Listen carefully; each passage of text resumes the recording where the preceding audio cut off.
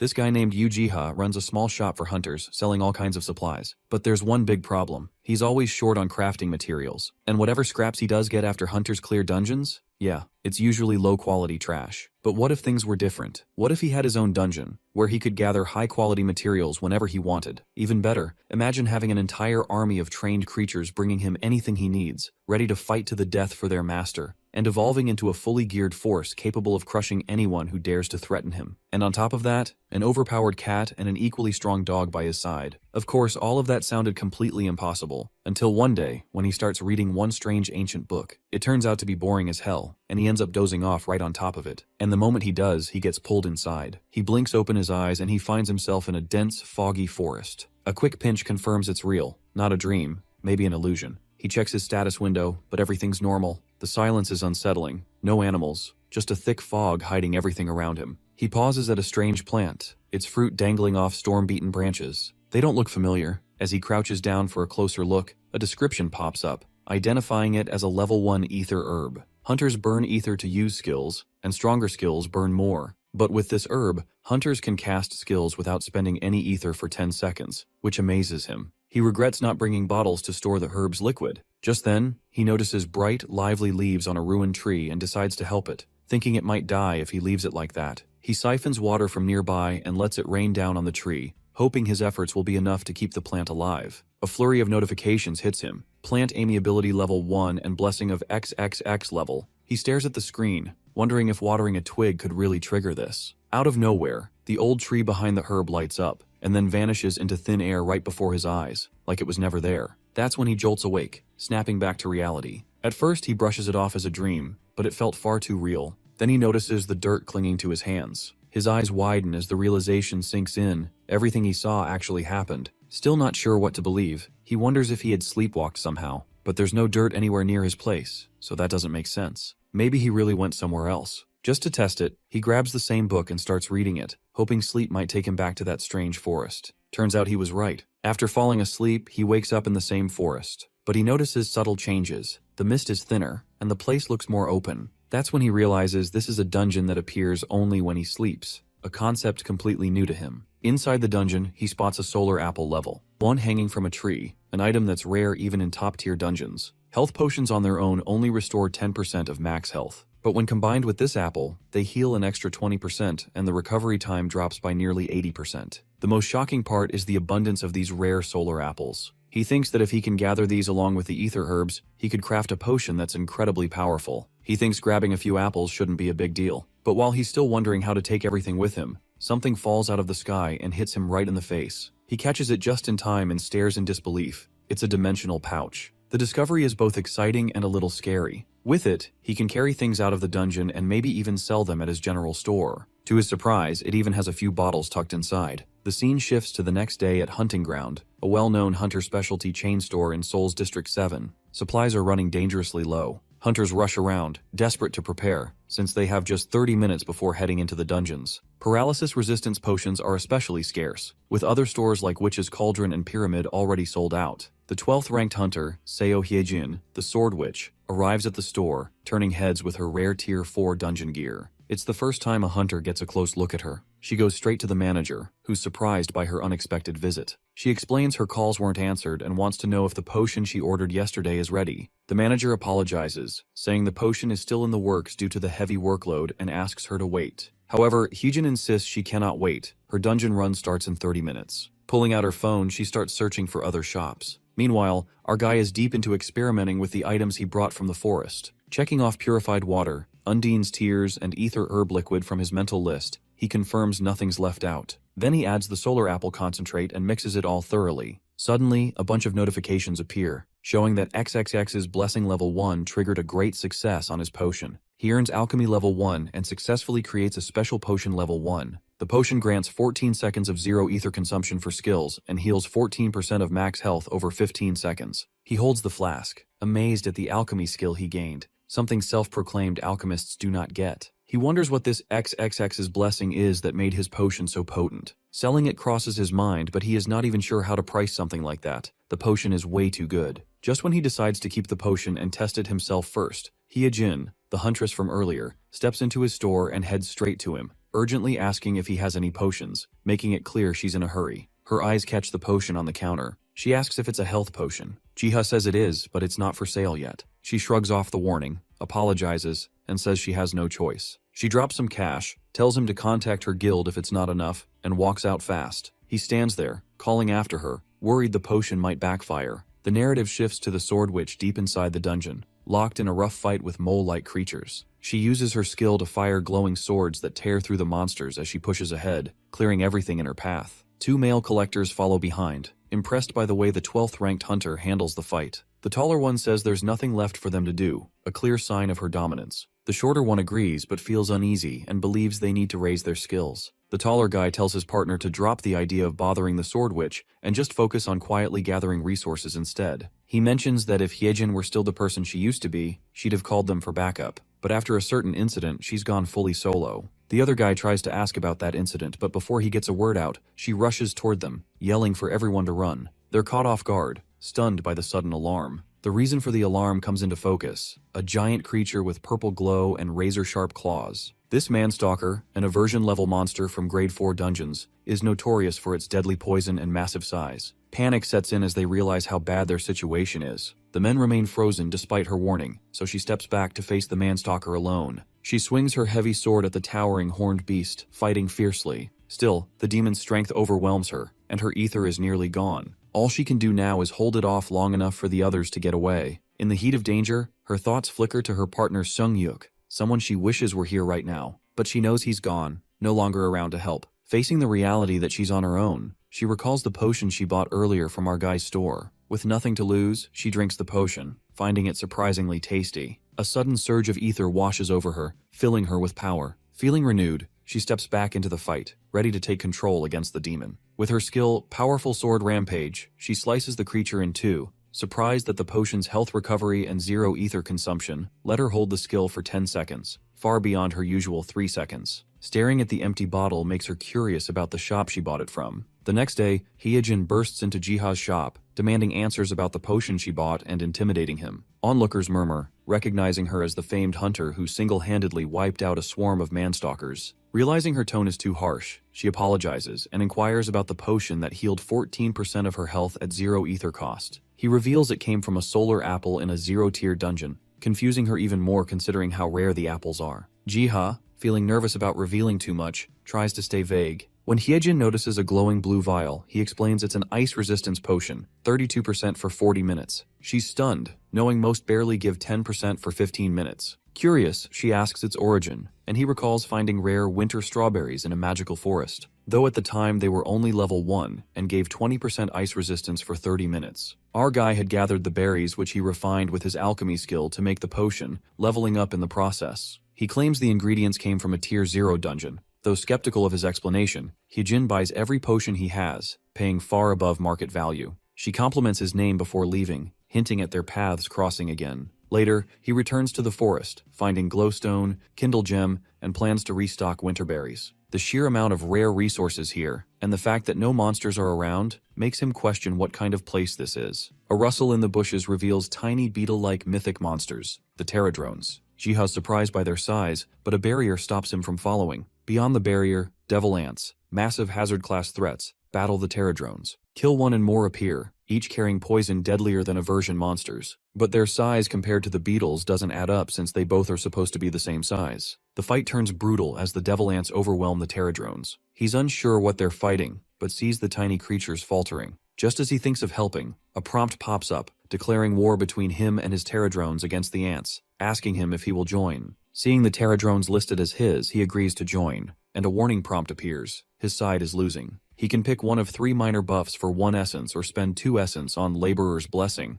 Choosing the latter, Jiha restores the pterodrone's strength, and they quickly sweep the devil ants aside. After the battle, Jiha thanks the tiny creatures for protecting the forest. They gather and offer him a pile of essence stones. The barrier falls and the mist surrounding the area lifts. Although Jiha planned a brief visit, he now chooses to explore the forest further. The story shifts to Hunter's Net, the hub for dungeon hunters buzzing about Seo Hyejin, the Sword Witch. She's ranked 12th, but chat rooms are questioning her latest victory. In a private chat, a red-haired woman discusses the Sword Witch with a user online. In the conversation, it's revealed Hyejin has been hunting solo ever since her partner, Sung-yuk, vanished 3 years ago. Yet the user dismisses it, saying she should move on. The redhead bristles at the cold, ignorant tone. Knowing how Hyejin has searched dungeons for years, she can't stomach such careless words. Then suddenly Chulhyun, her guildmate, a leading alchemist from the Eternal Flame Guild, interrupts her fuming and reminds her to take care of herself. She asks him to update on the information she asked him to gather on Ujiha. He reports that the store owner is just a low-ranked hunter, notable only for selling the rare solar apple. She presses for details and learns that the solar apple significantly cuts usage of ether, yet Jiha sells its potions for far less than their worth. The investigator suspects that the man is either unaware of its value or too humble. She decides to step out for fresh air and visit Ujiha herself. He offers her a car, but she refuses, until he reminds her she's Cha Huayan, Guildmaster of Eternal Flame. The story shifts to Jiha, who ventures deeper into the forest after seeing the fog and barrier lift, only to find the air growing colder. Though the surroundings look much the same, the area ahead is cloaked in a dangerous-looking purple energy. Trusting his instincts, Jiha decides not to press on further. Getting up, he finds the Terradrones waiting, offering blue mist-chasing flower seeds that clear fog. Spotting a new face among them, he suspects it's their leader, and realizes they came from the misty zone he dared not to enter. A prompt asks Jiha to rescue the Terradrone's queen, so he agrees, knowing they protect the forest. He crafts potions and rations to ensure his little allies are ready for battle. Then he considers an area buff to give them an edge against the devil ants, just as before. He rallies the Terradrones towards the devil ant hive, where a huge horde of ants emerges. As the insect armies clash, the Terradrones fight better than before, until Jiha notices one beetle being overpowered.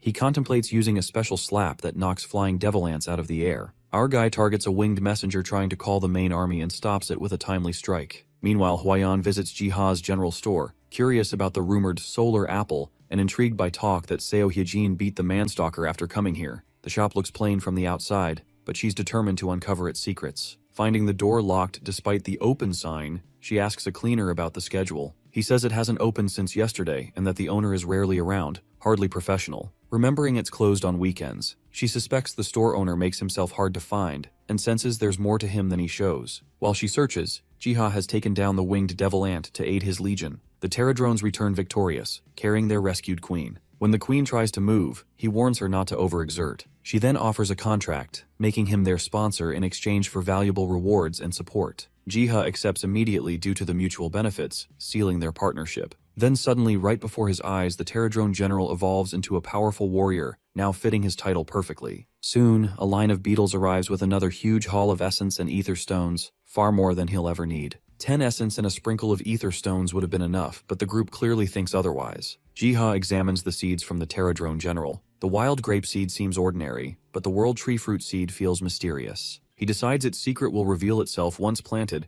and trusts the forest to handle the rest. He then considers building a cabin nearby. The next day, hunters led by Hyung-nim enter a dungeon, certain the devil ant queen is inside. Instead, they find it already cleared, the nest completely empty with no ants and no trace of the queen. Hyung-nim can't comprehend how it could be done so fast since the dungeon just opened, which leads them to suspect someone else cleared the dungeon, but the leader rejects the idea, reminding them that cleared dungeons don't reopen. They push deeper and find clear signs of an attack. Refusing to believe all the ants vanished, he orders a thorough search. Then a massive palm print is spotted, hinting at a destruction-level monster. Hyung-nim bolts, ordering a retreat and warning that any monster capable of wiping out devil ants is far beyond their abilities. One wrong move could mean instant death, so they must leave it to the Hunter Association. The scene changes to an office where Kim Hyung-suk, the successor of the powerful Goryeo group, is briefed that the devil ant nest was cleared before the hunters arrived. The size of the handprint is unlike anything known, making him suspect a mythic-grade creature, or something even worse. The thought leaves him uneasy, haunted by memories of a past catastrophe. The next day, Jiha waits outside a building in Seoul's Area 5, where his clumsy sister, Hwang Sun-young, rushes out to meet him. He warns her not to run, but she trips anyway. Helping her up, he checks if she's okay, only for her to reassure him, not about herself, but about the book she's carrying. Sun-young, South Korea's only origami hunter and a bookworm, receives breakfast from Jiha, courtesy of their other sister Jumi, while handing him a book she recently bought. She mentions the store manager seemed upset because customers kept returning it. As he flips through it, the book begins to glow, and a prompt appears. He acquires the Infinite Spellbook, an item that lets him write spells using a thunderbird's feather and a special ink called Various. Jiha asks his sister if the book is just decor. She says the book is empty and couldn't be written in, so the store sold it as decor. Jiha tries writing in it himself and realizes he can't either. explaining the message he received. He realizes his sister didn't get the message if she still considers it a decor. Sun Young worries he might not like the book, but her brother assures her he does, and promises to use it wisely, which brightens her mood. Later, alone, Jiha keeps testing the spellbook but still can't write in it, recalling the message about needing a thunderbird's feather and special ink. He learns that the birds are massive, rare avian creatures having a 25-meter wingspan and are from remote, harsh lands. The idea to hunt them seems daunting, so he decides it'll just be decoration for now. Just when he's not expecting anything, a sudden glow wraps around his hand that was resting on the book, granting him 2 abilities, Nice Handwriting Level 1 and Ancient Magic Level 1. He's briefly stunned, noticing no immediate change, but suspects they might carry some significance. He tries out his new trait, amused that his once messy handwriting now looks flawless, though it still won't let him write on the infinite spellbook. A sudden disturbance outside catches his attention. A gate has appeared, revealing a rank 0 dungeon in a grassland valley with one goal: retrieve a thunderbird's feather within an hour where only laborers can enter. Jiha suspects his handwriting trait triggered the gate, but, despite its ominous aura, trusts a rank 0 dungeon will be manageable. Stepping through, he's greeted by lush waterfalls and serene beauty, until a vast shadow passes overhead. Looking up, he sees the thunderbird, gigantic and radiant, its wings stretching across the sky. Startled by the bird's building-sized scale, Jiha wonders how he could ever hunt it, until soft feathers drift down from above. Realizing he only needs to collect them, he marvels at the task's unexpected ease. Next comes finding ink, and right on cue, the pterodrone he'd sent ahead returns with a bottle of green herb extract. With everything ready, he turns to his next goal, unlocking the infinite spellbook. Using the thunderbird feather and special ink, he writes for the first time. Golden runes erupt, swirling through the air before engraving themselves into a nearby tree. He realizes he's just witnessed the creation of a rune word. The scene shifts to Jiha recalling an old legend. A great tree taught an ancient tribe 4 powerful spells: creation, harmony, change, and destruction. To control them, the ancients devised rune words, magical inscriptions that made the spells stable. In his shop, he finds a book explaining that the world tree granted humans magic, which could only be harnessed safely using rune words. He's never encountered them, and wonders if someone uses them today. The rune words emerge on the tree after the spellbook's conditions are satisfied, yet he remains puzzled as to why they didn't appear in the book itself. He recognizes the engraved tree as the one he planted when he first entered the Dream Forest, suspecting it could be a sapling of the legendary world tree. Fearing the markings might vanish, he copies the rune words in his book. As he studies the carving, he's startled to comprehend them, despite seeing them for the first time. It reads, "Destruction, thy flame will set everything on fire." Once he is done copying the markings on the tree into his book, the writing transforms into a tangible scroll of change destruction, which enhances the power of rune magic. He tears out the page, planning to make 99 more. When he looks back, the torn page has already restored itself, which means it's an infinite spellbook. With enough ink, he can create endless scrolls, though their exact effects remain unknown. As he's not a magician, he can't test them himself, but he could learn more by giving it to a mage. A while later, Jiha returns to his store and is met by a new visitor, a red-haired woman, clearly furious after several failed attempts to track him down. She vents her frustration, and he apologizes. After a quick look, she deems him ordinary, just as her guild member, Cholhyun, had said. Her intense gaze makes him uneasy, thinking she might be angry, but she's actually deciding that her real interest lies not in Jiha himself, but in the extraordinary items he sells. After a brief pause, she hands him her card, introducing herself as Cha Hwayeon, leader of the Eternal Flame Guild. She inquires about the rumored special items in his store, and Jiha immediately guesses she means the solar apple or winter strawberry potions, which have been popular lately. To make up for her trouble, Jiha offers some items for free. She's surprised, since rare potions aren't this easy to get while he is giving her for free, though when he checks his inventory, he realizes he's out of stock, a first for him, caused by recent distractions with the pterodrones and the infinite spellbook. Jiha, embarrassed, apologizes and promises to have the items ready by the next day. Hwayeon, though disappointed and unsure whether he's kind or simply naive, accepts his apology and agrees to wait. The redhead turns to leave, disappointed since she hoped to try his potions that very day. Then it hits him that she's a flame magician, so he quickly offers a flame scroll he made as a sample, not wanting her to go empty-handed. She takes the scroll politely, opens it and finds a fire spell. After testing it, she praises the incantation as she turns to leave. He notices her glowing staff, curious if the magic caused it. Afterwards, Hwayeon leads her guild in the spider dungeon, swiftly defeating a sentinel spider. She orders them to advance while staying alert. As she wields her staff, she feels her power surge, the embedded runestone glowing fiercely. A sudden warning from her team alerts her to a toxin splash aimed at her. She evades it without harm, and spots numerous glowing eyes lurking in the shadows. far more foes than their report had suggested. Recognizing the danger, her teammate apologizes for the oversight and suggests retreating to regroup.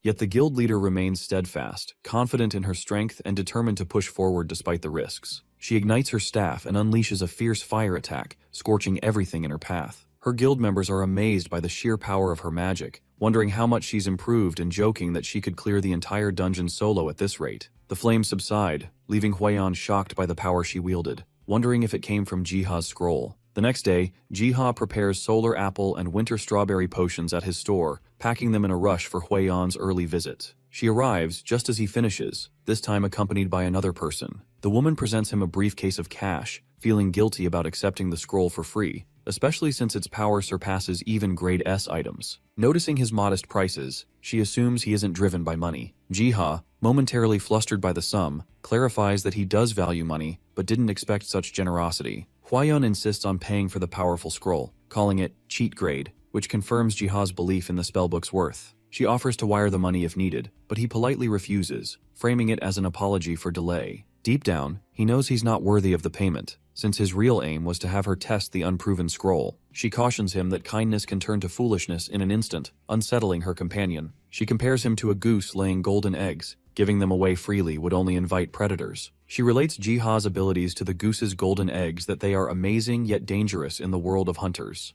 Huiyan returns to her main point, inviting him to join the Eternal Flame Guild. The sudden offer surprises him, and she quickly apologizes for her earlier bluntness, assuring him her guild is trustworthy. The guild leader admits to bringing the cash herself to show her guild's commitment to rewarding him. Though Jiha knows their reputation, he still appreciates their efforts. Emphasizing the guild's support, she introduces Chul-hyun, their chief alchemist, and promises Jiha plenty of research collaborations. They assure him a tailored salary and benefits, with a high-ranking role from the start. Though grateful, he declines the offer, which she misinterprets and tells her companion to draft a contract. She's taken aback as his refusal sinks in, questioning why he'd turned down such favorable terms. He explains the offer feels overwhelming and believes others are better suited, but his modesty frustrates her even more. He admits he started as a low-ranked hunter with no special powers. His ability to craft rare items comes from luck, circumstance, and a great friend. He doubts his skills will last and prefers to stay tied to his store. Her guild member urges respect for his decision. Her guild member senses Jiha won't be easily swayed and urges her to respect his decision. Our guy reassures them he'll be careful and follow their guidance and charge her more for the potion she reserved. Though uncomfortable with the rejection, she cautions him not to regret it in a crisis. He assures the guild he's safe, thanks to his magical humming bell,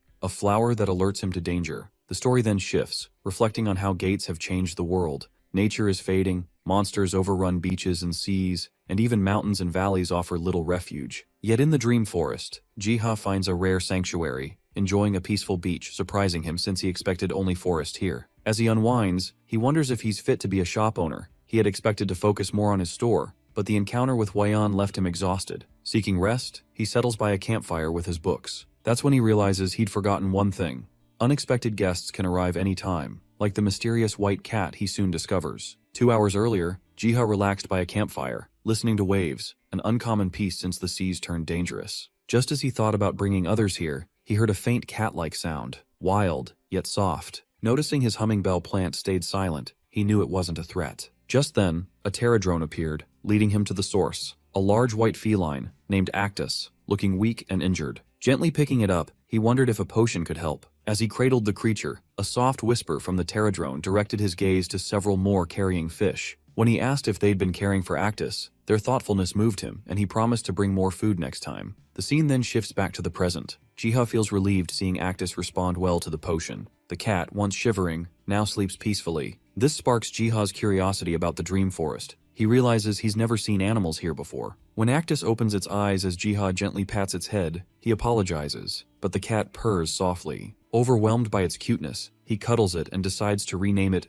Bayom, inspired by its tiger-like look. Jiha brings Bayom to his store, where customers instantly fall for the magical creature and begin inquiring about its origin. He explains he found it in a dungeon and brought it along since it had nowhere else to go. When a customer tries to pet Bayom, the cat scratches her. Jiha quickly apologizes and explains the cat is shy. He notices it only shows affection to him, making it wary of others. He begins to question if keeping it in the store is a good idea, but leaving it alone at home isn't better. At that moment, Hyejin stops by with coffee, mentioning she has business nearby. She's startled by Bayom, and even more when Jiha calls the cat a tiger. He thinks maybe the sword witch has fears too. She offers him coffee, but the cat approaches her, making her nervous. Apologizing, he tells the cat to get down. The cat seems to seek Hyejin's touch, so she cautiously pets it. The softness and gentle nature ease her nerves. She comments on how Jiha's free distribution of powerful buff scrolls has sparked attention on HunterNet. Even the leader of the Eternal Flame Guild recently came for a scroll valued at hundreds of millions. She wonders whether he is unambitious or simply naive, but suspects his generosity reflects a life led without greed.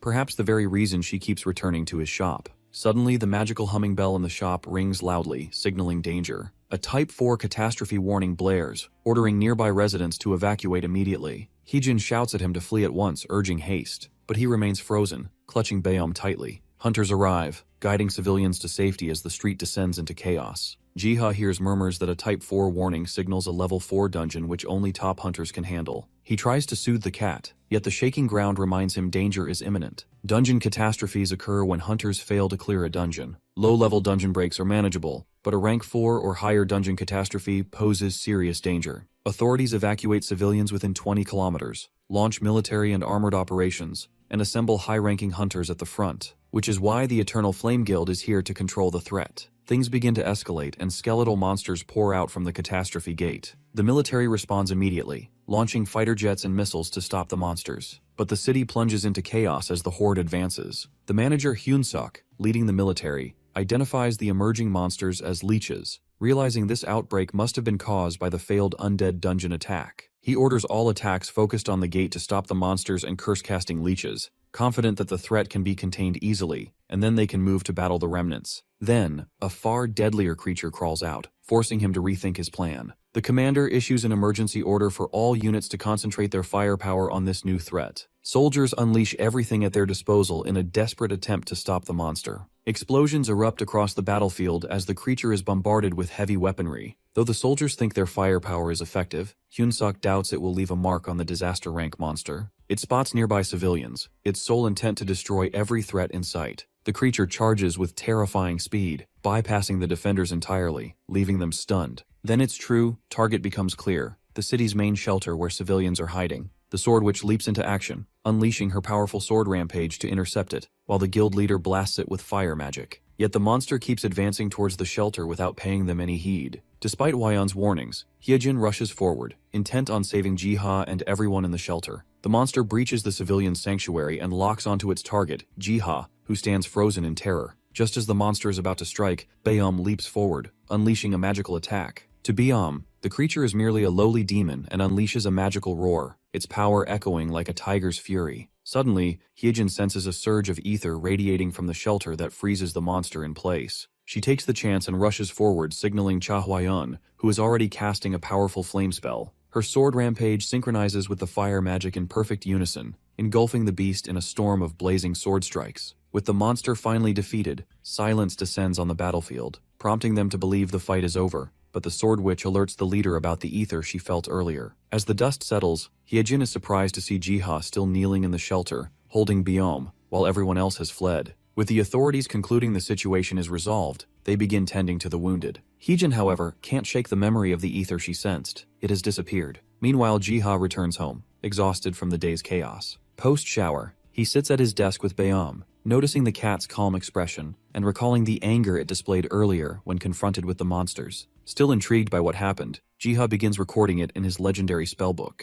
As he writes, the information appears directly on the Mir Wiki, a world database that was previously thought to be uneditable by anyone. The first person to notice this change is Hyun-suk, who is immediately shocked. A high-level debriefing follows, with officials and hunters reviewing the disaster. They confirm that the ether wave triggered massive energy fluctuations, yet their hunters weren't responsible for the final strike. Luckily, the unforeseen ether explosion neutralized the threat before it could cause more destruction. One of them suggests that it might have been a phenomenon rather than a human that caused it. Their attention then shifts to the Mir Wiki, which updated for the first time ever during the incident. The group realizes someone extraordinarily strong scared the monster, and the information appeared instantly on the forum. Hyejin emphasizes that the person responsible for forcing the monster away was present in the shelter and may possess extraordinary abilities. Hwayeon adds that multiple witnesses heard a cat's cry during the ether explosion, and that Jiha, accompanied by a snow leopard-like cat, was inside the shelter. As a result, Hwayeon leads the group to Jiha's store, insisting on seeing the cat.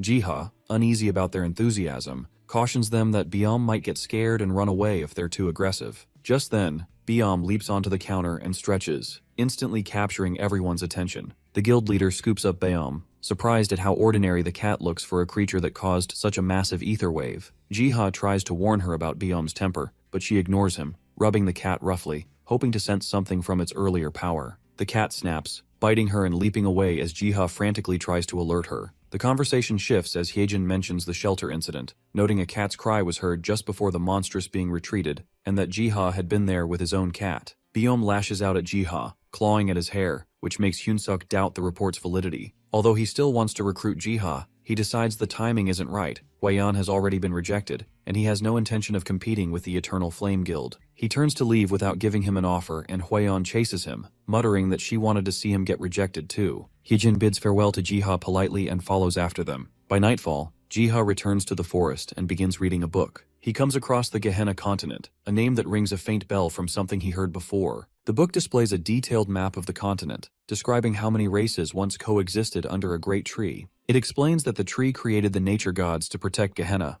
Jiha freezes at an illustration of a nature god, a white feline with black spots, labeled Nature's Raging Fang. Though Biom seems ordinary, the memory of the ether explosion convinces him his cat might be far more than it appears, possibly a nature god. The realization hits him. The tree from his dreams might be the legendary world tree. Everything clicks. The feeling that the tree was giving him a purpose, the laborer class he acquired, helping the Pterodrones, and saving Biom, all are tied to the world tree's blessing. At that moment, his spellbook glows and flips open. A new status window appears, revealing his class as XXX's worker, with the trait XXX's blessing, listing skills in plant and animal taming as well as alchemy. The book flares brighter, forcing him to shield his eyes. Jiha flips through channels and stops at a news conference discussing the constant threat of undead creatures led by an ancient lich. 10 years after the government abandoned their hunt, corruption runs rampant, food is scarce, and people are starving. Officials debate bombing the area, knowing they must use every resource to succeed.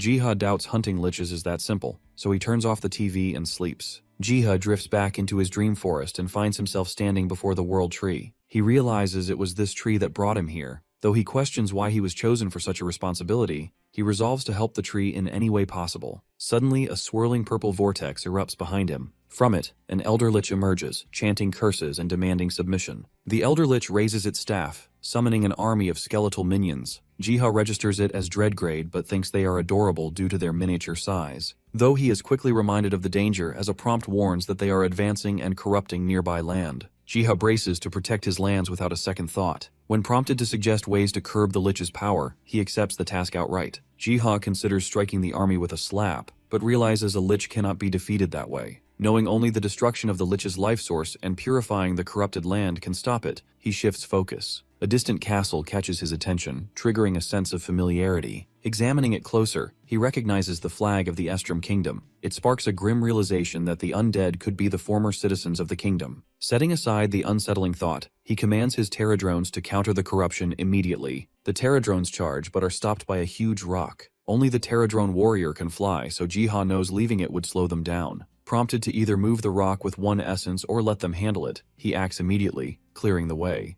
Afterwards, he directs them to find the enemy's source. The Elder Lich responds, ordering undead minions to protect its tribute box and unleashing a spell that devastates the advancing Pterodrones. The tide turns against the Pterodrones, but the warrior charges its leader with a forceful headbutt, while Jiha casts Worker's Blessing, boosting the entire army. Amid the clash of Pterodrones and undead, the Elder Lich is driven to the ground and torn apart limb by limb. Yet he only laughs, declaring that destroying his body is pointless. His true weakness lies elsewhere. Suddenly its eyes flare, it senses the enemies closing in on its life source. However, their strength is not enough, so Jiha is prompted to evolve his Pterodrone warrior for 5 essence. He hesitates due to high cost, but ultimately accepts. The creature evolves into a fearsome knight, and it storms towards the castle's heart, urgently ramming the cursed box with its horns. As the life source shatters, the lich howls in agony before its body and army dissolve into blue mist. Jiha, savoring the victory, is soon greeted by his Pterodrones, who bring spoils from the battlefield and present him with a treasure chest. To his surprise, the chest expands in size, and inside lies the Estrom Kingdom's royal seal, a rare artifact that boosts mentality by 5 and grants the Conqueror's charisma trait. This item confirms this truly was the Estrom Kingdom. Though he'd like to return it, the true owner is long gone, so he chooses to keep it safe. With the Lich's source destroyed, he turns to cleansing, purifying the land to erase lingering corruption. Undead remains are hauled to the forest by his tiny helpers and instantly crumble to dust, confirming his suspicion that the forest would decompose it. His Terradrone Knight returns with ink, urging him to write a scroll. Jiha refuses. Without a rune word, it's pointless. But then, as if answering the need, rune words form in midair. He inscribes a spell to restore the land to its original state. While he's puzzling over how to cast it, Bayom leaps onto his back, distracting him. While Jiha plays with his cat, the Terradrone Knight rips out the freshly written page from his spellbook. In its place, a harmony scroll materializes, capable of cleansing and restoring the corrupted land. Terradrone snatches the scroll and vanishes, leaving Jiha looking around, wondering where it disappeared to. Not long after, the Liches rise again in the lands of Jirisan, hurling curses and claiming the land. Locals dismiss it as nonsense, even though they know these disaster-level monsters are a serious threat. Their conversation dies mid-sentence as they spot a glint in the sky. As their curse swells, the Liches claim divine right over the land and send their minions charging. Their army surges, then stops cold when a Terradrone Knight emerges from the gate. The Elder Lich instantly recognizes the creature as the race of the cursed tree, the guardians of the forest, commanding his army to finish it. The Terradrone Knight gores a skeleton, only to be blasted by the Elder Lich's curse, but the Terradrone Knight shrugs it off like a mild itch. The Lich freezes in disbelief as the Knight calls its army forward to crush the undead. The scene cuts to the shop, where Jiha's sister bursts in, flicking on the TV for the news. Footage shows Jirisan, where traces of battle remain and the once purple lands are now cleansed. Officials suggest the Liches may have been wiped out. Jiha frowns, unsure what to make of it, until the anchor mentions a never-before-seen monster, possibly destruction level, and displays the Terradrone Knight. His confusion deepens, wondering what would a Terradrone be doing there. The Eternal Flame headquarters buzzes with debate over the news footage. Hyunsok is certain the creature isn't destruction grade, yet Heejin claims they are mythic grade. Hwayun just sits in confusion at the strange events. Meanwhile, Jiha heads back into the forest to confront the Terradrones. He rounds them up and asks if they tore the scroll and then appeared at the battle in Jiri. The knight darts off and returns with a pile of ether stones and essence as if to bribe him. He chuckles, refusing the bribe, and pats their tiny heads in thanks for cleansing Jiri-san. His gaze drifts back to the 10 ether stones and 10 essences, now worrying about how he's going to handle them. Biom reaches for a crystal playfully, yet in an instant, the cat has it in his grasp and swallows the crystals whole. The sight sparks a realization. This is what fuels the cat, and likely the reason the Terradrones had taken it. Then, using his 15 remaining essences, Jiha boosts his stats, strength to 9, endurance to 8, and tests his muscles for signs of growth. While the added power would benefit his work, he decides not to obsess over it. Life already feels complete with Biom at his side. Sometime later, a call from the Hunter Management Center invites Yu Jiha to a dungeon latecomer party, and the novelty of it makes him eager to go. Arriving at the Grand Fountain crowded with recovery specialists, he spots an acquaintance, Mr. Wang Ho, who confirms the rumors of this being the first dungeon of such scale. The mood shifts when Seo Hyejin steps into view, drawing murmurs from the crowd. Even in armor, her beauty stands out, and whispers spread about her latest feat, completing a quest alone while the other high-ranking hunters with her could only watch. Hyejin spots Jiha, makes her way over and asks if he is going to the dungeon as a latecomer. Jiha explains he was called in, likely because the raid still needs more hands. The casual exchange with the Sword Witch draws stares from the onlookers. Concerned about the risk, she offers to accompany him inside. Hyejin claims he'd move easier with her, but he's reluctant. The organizer offers to transfer the authority to her, but she coldly refuses and takes Jiha with her. They head deeper into the dungeon as she passes a remark about the rare plants found inside which most people don't even care about. When she asks if they should keep going, he pauses and opens his bag, revealing Biom inside, a sight that instantly brings a smile to her face. She reaches for his paw only for Biom to jerk back. Jiha, embarrassed, explains he hates having his paws touched. The cat wriggles out of the bag, noticing his larger size. Hyejin guesses Jiha's been feeding him well. Jiha admits it's expensive to feed him, remembering the 1,000,000,001 ether stone he swallowed. On the way, Hyejin casually asks if Jiha saw the news on Terradrone. Though hesitant to share more, she tells him about giant traces found in the Busan Devil Ant dungeon. He gets nervous hearing her compare their hand size to buildings. It finally registers to him that she might be talking about the same dungeon where he flattened an ant with his palm. When she adds that the raid was cancelled due to that mythical level giant, he smirks inside, knowing that giant was him. At least the miniature forest's connection to the real-world dungeons is confirmed now. Suddenly, Bayom starts acting strange hearing the monsters approaching. Hyejin tells him to fall back and draws her sword. Then a deja vu hits her hard as she links this place to where her partner Sung-hyuk vanished. Considering a hunter who was ranked first in Korea disappeared here, Jiha thinks this must be a level 5 zone. Surrounded by Venus human traps, Hyejin downs a potion and readies her stance. She instructs Jiha to run towards the entrance when the monsters attack. However, our hero, being the good guy he is, refuses to leave her to face a swarm of high-class monsters alone. Then Byum suddenly sprints in the direction of the monsters, making Jiha even more stressed. What Jiha witnesses next is jaw-dropping. The monsters in the vicinity begin to flee in terror as Byum advances. Then, with a brutal bite, the cat rips through the wild plant, leaving both hunters rooted in place. Returning with something clamped in his jaws, Byum drops it into Jiha's hands,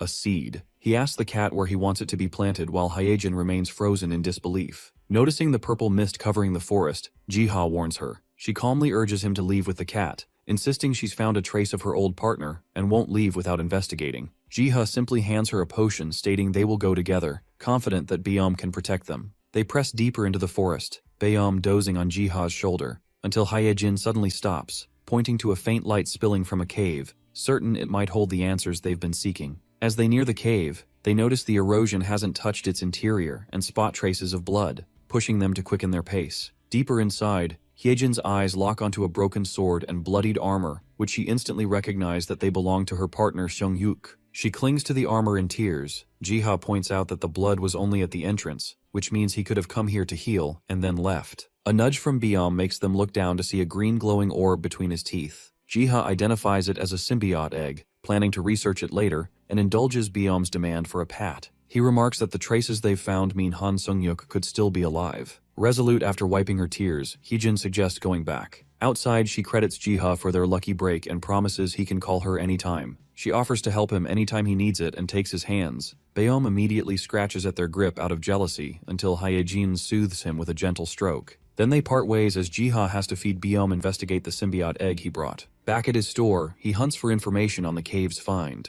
Byum's playful book tipping breaks his focus and momentarily scares him. Then he gives up, having found nothing useful. He decides the only way forward is to sleep and return to the dream forest. He wakes in the forest feeling refreshed, only to freeze as he notices the tree he planted has grown into a gigantic one. Its branches are laden with golden fruits labeled Fruit of the World Tree, confirming his suspicions that it is indeed the World Tree. On the ground, the Pterodrones chirp for his attention. He shows them the symbiote egg. The Pterodrone Knight's reaction is instant. He recognizes it and offers to hatch it, prompting Jiha to choose. Jiha's quick agreement sends the Pterodrones moving, their knight guiding them to take the egg into the queen's chamber. The queen accepts it with a gentle hug, then sets it carefully on a bed of essence stones gathered by her subjects. While waiting outside, Jiha idly plays with Byum until both freeze at the sight of Pterodrones forming a chain up the massive trunk towards the glowing canopy. Moments later, a giant butterfly glides out from the glow, and Jiha, stunned by its beauty, wonders if it's the hatched symbiote. Then more butterflies drift into view. A prompt confirms the awakening of symbiotes and the start of the tree's restoration, leaving Jiha and Byum awestruck. With the world tree fully restored, Jiha runs his hands down its trunk, feeling relieved. In response, the tree bestows a blessing, awakening his destiny as a world tree's worker. Jiha gazes in awe as the forest expands and the solar apple fruit levels up to 2, allowing him to craft twice the amount of potions. Though visions of getting rich tempt him, yet he refocuses on his fate, realizing the world tree may have chosen him to help restore the world. Byum signals his hunger with a meow and Jiha readies a fishing rod, promising trout. Excited, the cat leaps at the hook. They celebrate as a large fish lands on the line. Suddenly, a prompt appears identifying it as a red trout, granting level 1 extrasensory perception, which boosts senses and reflexes by 20% for 30 minutes. The realization that he never got this much description on an item before sparks his curiosity. He digs through his backpack, questioning if other items will reveal new details as well. He pulls out his dimensional pouch, which also has newly added description that it can carry items safely, even while entering other dimensions. He scoops up Byum and hurries to the store, inspired by a sudden idea. He sets his plan in motion, and sometime later hunters pack the street outside Jiha's store. Byum threads through the crowd and delivers a token to a woman. They all have gathered here to buy potions from Jiha's store, though each customer can only take 3 bottles and must get a number ticket from the cat. Posters around the store advertise a paralysis potion, boosting resistance by 35% for 30 minutes, and a special health potion, restoring 22% of max health in 13 seconds. Jiha's potions are especially popular in Seoul, which are so effective that they attract hunters from even outside of Seoul. After handing out the last ticket, Byum jumps onto the counter, earning Jiha's admiration. Customers fill baskets with potions, and Jiha, observing the bustling shop, resolves to use his world tree-given skill to serve people. He sees one customer off and calls for the next. Just then, his sister Nuna walks in, momentarily taken aback by the crowd. She excitedly shows him that his store is trending on the HunterNet forums right now, and teases about needing a ticket to visit. He reassures her that members of Happy Hunter's clan are always welcome. She examines the paralysis resistance potion, curious if its effects are accurate. Jiha verifies its effectiveness, and she claims that it outperforms other stores' potions. She eagerly asks for a bottle free of cost, but Jiha declines, offering a scroll instead. She marvels at its writing despite its messy look. Jiha explains it's a scroll of creation wish, granting 2 small wishes and also a charm to bring her good luck. Hesitant at first, she uses it to wish for a rare old book. Later, Sunyoung's guild battles small fish-like entities in a dungeon. Their tank, struggling to keep up, is mocked by his sword-wielding comrade. The swordsman hurls the creature with full force, which lands on Sunyoung, leaving her injured on the ground. He apologizes while they all check on her. She gets up, nursing her head. Suddenly, the scroll of creation glows and prompts that her mishap raises the chance of finding special items by 70% for 30 minutes, with only 1 use left. The earth vibrates unexpectedly, splitting underfoot, and the team plunges into the abyss, while the ancient book slips from her grasp. Their fall ends with the ground beneath them, and she questions the repeated misfortune. Realizing the fall isn't from a trap, the mage casts a magical light, revealing a hidden chamber brimming with treasures and legendary equipment. As they explore, the white-haired man spots the night troop's longsword, while another deduces the area is a secret hideout. Sunyoung discovers an ancient book of the Black Lion Knight from Gmark Empire, and she jumps in joy, thinking her wish for an ancient book came true. A groupmate warns of the unstable dungeon and urges them to gather what they need and leave. Just as they move, the swordsman falls as the ground beneath him breaks apart, but is saved by the tank. Right then, another earthquake hits them.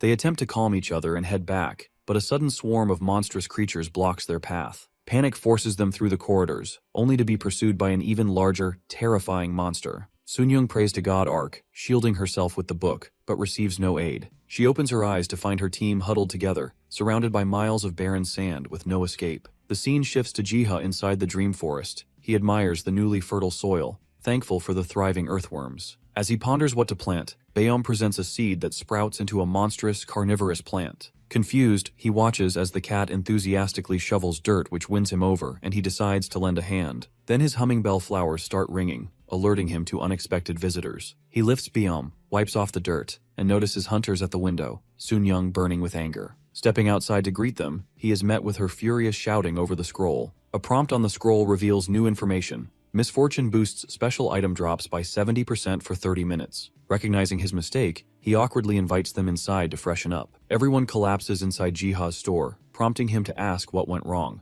They explain that earthworms suddenly overran the dungeon while they were exploring. He questions himself whether the chaos was caused by the scroll of creation he gave his sister. They explain they've uncovered the Night Troop's secret hideout. Jiha, astonished, asks if it belongs to the Black Lion Night Troop of the Gmark Empire. She confirms and shows him an ancient book, the Night Troop Commander's logbook, but admits most of it is unreadable due to the ancient language. Jiha glances at the logbook and surprises her by reading the ancient language, revealing that monsters have started crossing into the Estrom Kingdom. Impressed, she pulls out an old paper, and his eyes widen in shock as he realizes it's a damaged map of the Gehenna continent. Realizing how useful the map could be in the Dream Forest, he eagerly requests to borrow the logbook and map for a few days in exchange for a huge pile of potions. Seeing their excitement, he adds more for an extra month, charming them all. After sending the customer off, Jiha makes a mental list to improve business for his store and reads the Night Troop Commander's logbook. Seeing Baeom dozing off, he pats its back and settles on the desk and decides to check Nuna's map first, leaving potion making for later.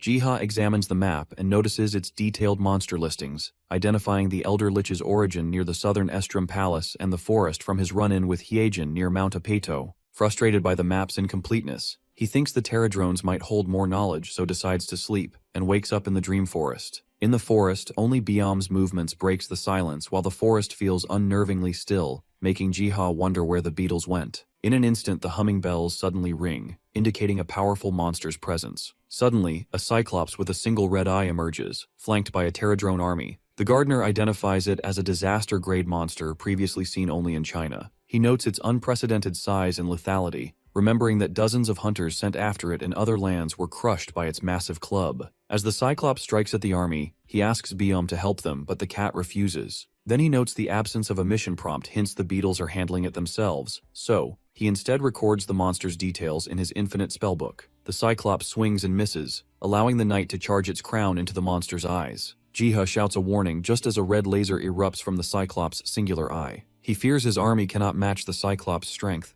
The army regroups under its leader's guidance, soon hauling a giant ether stone, which the knight shapes into shields. They form a defensive line. The red beam strikes again but reflects from the shields, chopping off the Cyclops' hand holding the weapon. Realizing the beetle's plan works, he excitedly notes their strategy in his legendary book. Knight, noticing the beast is distracted due to pain, uses his ether shard to bring down the Cyclops. They all cheer for the successful defeat of the Cyclops. Jiha rewards them with food and ether stones. Out of nowhere, notifications start flooding, and the essence tallies quickly, reaching 325 stones in his inventory. Turns out whatever he writes in his spellbook updates on the Mir wiki. Huayun, browsing the website, notices that newly updated information requires 10 essence to view Cyclops' core strategy. She wonders when this kind of system appeared, but uses her essence on it anyways. The post reveals the Cyclops attacks with its club and shoots a deadly beam from its eye. When she tries to view more, a prompt reappears, asking for 10 essence to see the final strategy. Frustrated, she slams her head on the desk, realizing she lacks the required essence. Enraged, she swears vengeance on the person behind the post, while an unsettling sensation disturbs Jiha's calm. Meanwhile, a massive crowd of hunters swarms outside the Hunters Association. The CEO steps out of the car, curious about the commotion, and is presented with the Mir wiki post about Cyclops. The man explains that it requires 10 essence just to view the info, and another 10 for the final strategy. They note how hunters are willing to pay dearly for the final Cyclops plan, as even 10 essence grants significant stat boosts. Hyunsuk realizes barely any hunter would have 20 essence saved up, which must be why everyone is gathered here. He wonders how the author got hold of this information, given that a level 6 Cyclops dungeon has never appeared in the country and is tough to clear unofficially. Then out of the blue, news of the Cyclops dungeon opening breaks out. Hyunsuk instructs his subordinate to notify the intelligence team and emergency operations center and to convene a meeting immediately. In the conference room, the team notes the Mir wiki server is off limits, hence they eliminate the possibility of foreign interference. Even all essence payments to this website are untraceable since they are automatically absorbed by the system that controls the hunter. Hyunsuk's assistant confirms that hunters who read the final strategy gain a real buff, proving the rumors true. He orders the emergency operations center to list all participants and monitor them live, prioritizing their safety. The hunters assemble outside the dungeon, unease spreading among some, though the guild leader is eager to begin. Hyejin outlines the strategy, instructing tanks to wait until the reflective shield is ready, planning for herself and Yungbek to enter immediately after the initial attack succeeds. She entrusts the final blow to Huayan, empowered with the Cyclops attack buff, which has increased her attack and critical power by 15%. The battle begins as a red beam bursts from the Cyclops, but Yungbek intercepts it with his shield, buying Hyejin the chance to use her sword technique. Huayan follows up with a burning rock empowered by her buff that crashes into the creature. Watching the news, Jiha sees the Cyclops dungeon wrapped up without calamity. Then the anchor states that Mir Wiki's dungeon strategies will be freely distributed abroad. That sparks a realization. His infinite spellbook uploads any recorded strategy to the wiki. He realizes that uploading the Terradrone's attack plan could secure him an endless supply of ether stones. The sudden chime of magical flowers warns Jiha of another monster. He grabs Biome and heads straight in. The Dream Forest deposits him on an isolated landmass surrounded by sea. The Terradrone Knight approaches, urgently seeking his aid for a wounded being called the World Eater. When Jiha asks where, the beetle points towards a hole nearby. A sudden burst of water sprays from the hole, drenching them both. Biome shakes his fur dry while Jiha wipes his face, and in that moment, he realizes the ground beneath them is moving. It's no island but a whale, and not just any whale, the World Eater. Feeling its weakening energy under his touch, it dawns on him why so much magical essence has been drawn to him lately. Without hesitation, he tosses a handful of essence crystals into its mouth, hoping to restore its strength. The whale's pupils suddenly dilate before it opens its massive jaws and a wave of energy explodes from it. When it fades, Jiha and Biome lie sprawled on the sand, dazed by the force. A prompt appears, confirming the World Eater has been restored to its original form thanks to his aid. He sits up to find the mighty World Eater now a small, charming creature splashing in the waves. Its cuteness overwhelms him, and he can't resist diving in to pull it into a hug while Biome simmers in jealousy. He watches in satisfaction as the whale swims off, though Biome is still grumpy. The creature suddenly starts to circle back towards the shore, making him tense, only for it to make a playful flip in the water. When he glances at the shore, he finds a bounty of fresh fish and shellfish on the sand, a gift of gratitude from the World Eater. Jiha gratefully accepts the bounty as Biome snatches a fish without for himself. He waves the little World Eater off, quietly wishing for a future reunion.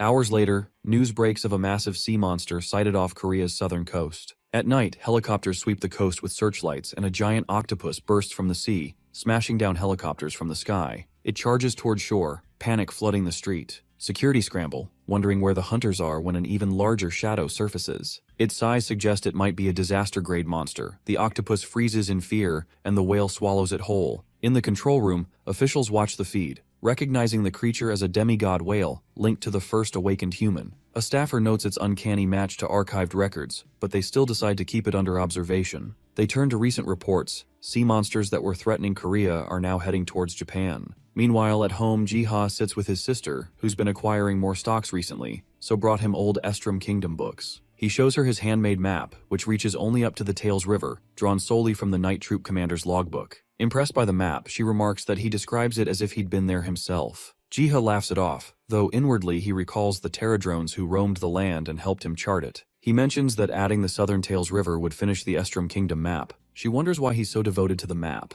Jiha says it could be useful in the future, but inwardly he's thinking of Han Sung-hyuk, likely still in Gehenna, and how the map and his world tree abilities might help find him. As Sun-young leaves to rest, Jiha tells her to stop by with her team tomorrow for the potions he prepared, especially the extra resistance ones for their rank 3 dungeon raid. Alone again, he feels thankful for her support and pleased at having uncovered a new rune word. Jiha turns his attention to the spellbook. Flipping it open, he finds a scroll of change, pursuit that can track and confirm the location of any living being. He tears the scroll, picturing Hyejin in his mind. The vision unfolds before him in sharp detail, even revealing the energy she carries. Its precision leaves him genuinely impressed by its value. Biam leaps into his arms, and Jiha, thinking the noise startled him, soothes the cat and suggests they head to the garden for dinner. Back in the forest, he finds the water strikingly clear, likely the World Eater's doing, and notices the solar apple has risen to level 3, boosting its effectiveness. Soon after, Terradrones arrive, delivering him a harvest greater than ever before from the World Tree. The knight grabs Jiha's shirt, points skyward, and soars toward the World Tree. Thinking he's meant to follow, Jiha climbs with difficulty. He makes it to the top, where the sight of the mountain Apeto reveals the Gehenna continent has been outside the garden all along. Biam's hungry rumble pushes Jiha to descend, but the moment he tries a vine coils around his leg, then his body, yanking him into the air. He screams in fear as he realizes it's a monstrous plant and calls desperately for Biam and the Terradrone Knight. Just when things look grim, the plant unexpectedly lowers him to the ground. His thanks turn into surprise as it wraps around him affectionately. He chuckles, realizing the fearsome plant is just a cuddly, clingy type,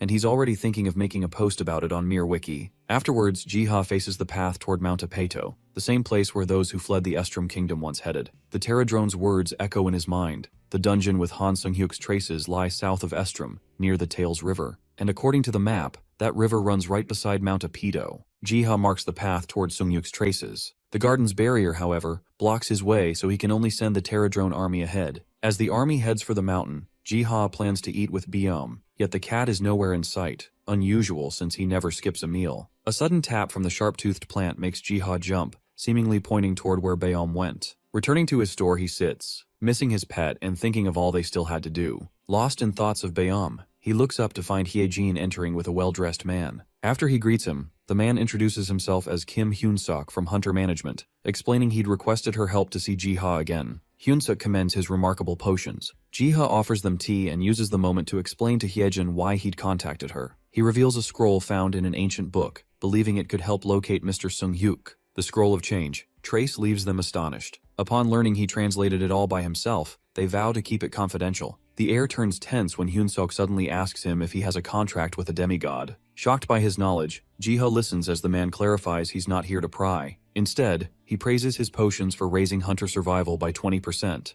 calling him invaluable, and offers his business card as well as the Hunter Management's full support in return. Jiha, taken aback by the praise, wonders if he truly deserves it, but his guests insist he's the organization's future. Hyejin cuts in, explaining that the man only wanted to meet him personally and apologizes. Jiha thanks them, promises a meal in return, then presents the manager with potions and walks him out. Remarking on Kim Hyun-suk's dedication and charm, they step inside. Jiha starts sketching in his book, prompting Hyejin to ask about it. He reveals a near-complete map, which she immediately connects to a mountain and river near the Estrom Kingdom. Jiha tells her to match the terrain to the map and activate the scroll while thinking of Mr. Sung-hyuk, which will reveal his position if close. He wishes he'd tested it, but he ran out of ink. He promises to help her until the search succeeds. She thanks him warmly, eyes brimming, but he insists it's only natural to help a friend. He tells her it's nothing and friends are supposed to help each other. Drawing closer, she tells him to reach out if he ever needs help. Then she notices Biom's absence. This time Jiha breaks out in tears, confessing the cat has run away. There, he spots a wolf, Even through weakness and endless trials, it has never strayed from its duty. Biome declares himself Arctus, the fang of the god,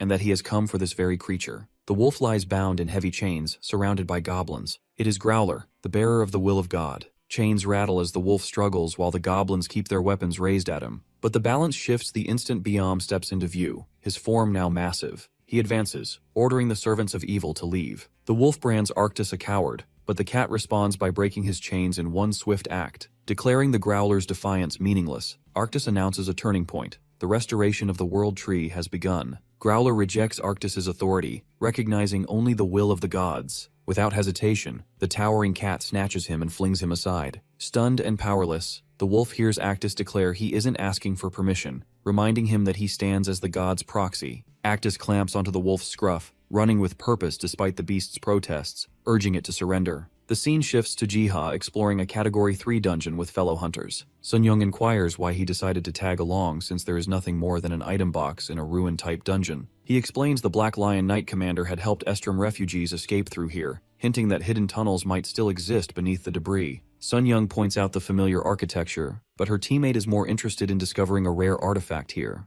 Jiha's eyes fall on Gyungbaek's sword, and he explains it's a rare knight's longsword, enhancing strength and endurance by 5, agility by 3, and igniting the knight's pledge skill to raise attack by 7% for 5 minutes. The group gasps in shock, questioning how he knows such specific details. Realizing only he can see the item descriptions, he invents a story about recently gaining an appraisal skill. Sunyoung immediately sees the connection, understanding why his potion effects are so precise. Spurred on, another teammate asks him to appraise his armor, and Jiha identifies it as light chest armor, which boosts defense by 10% and critical defense by 5%. The group teases Jiha, congratulating him on his new skill and joking about the fortune it could bring. Sunyoung, furious at their greed, smacks them with her book and warns Jiha to watch out for opportunists everywhere. Jiha ponders Sunyoung's warning while navigating the ancient stone corridors, thinking of seeking advice from Mr. Hyunsuk on managing his abilities. Ahead, they spot a fortress wall torn apart, evidence of a recent monster attack. The party pauses at the banks of the Tails River, awed by its breadth and clear waters.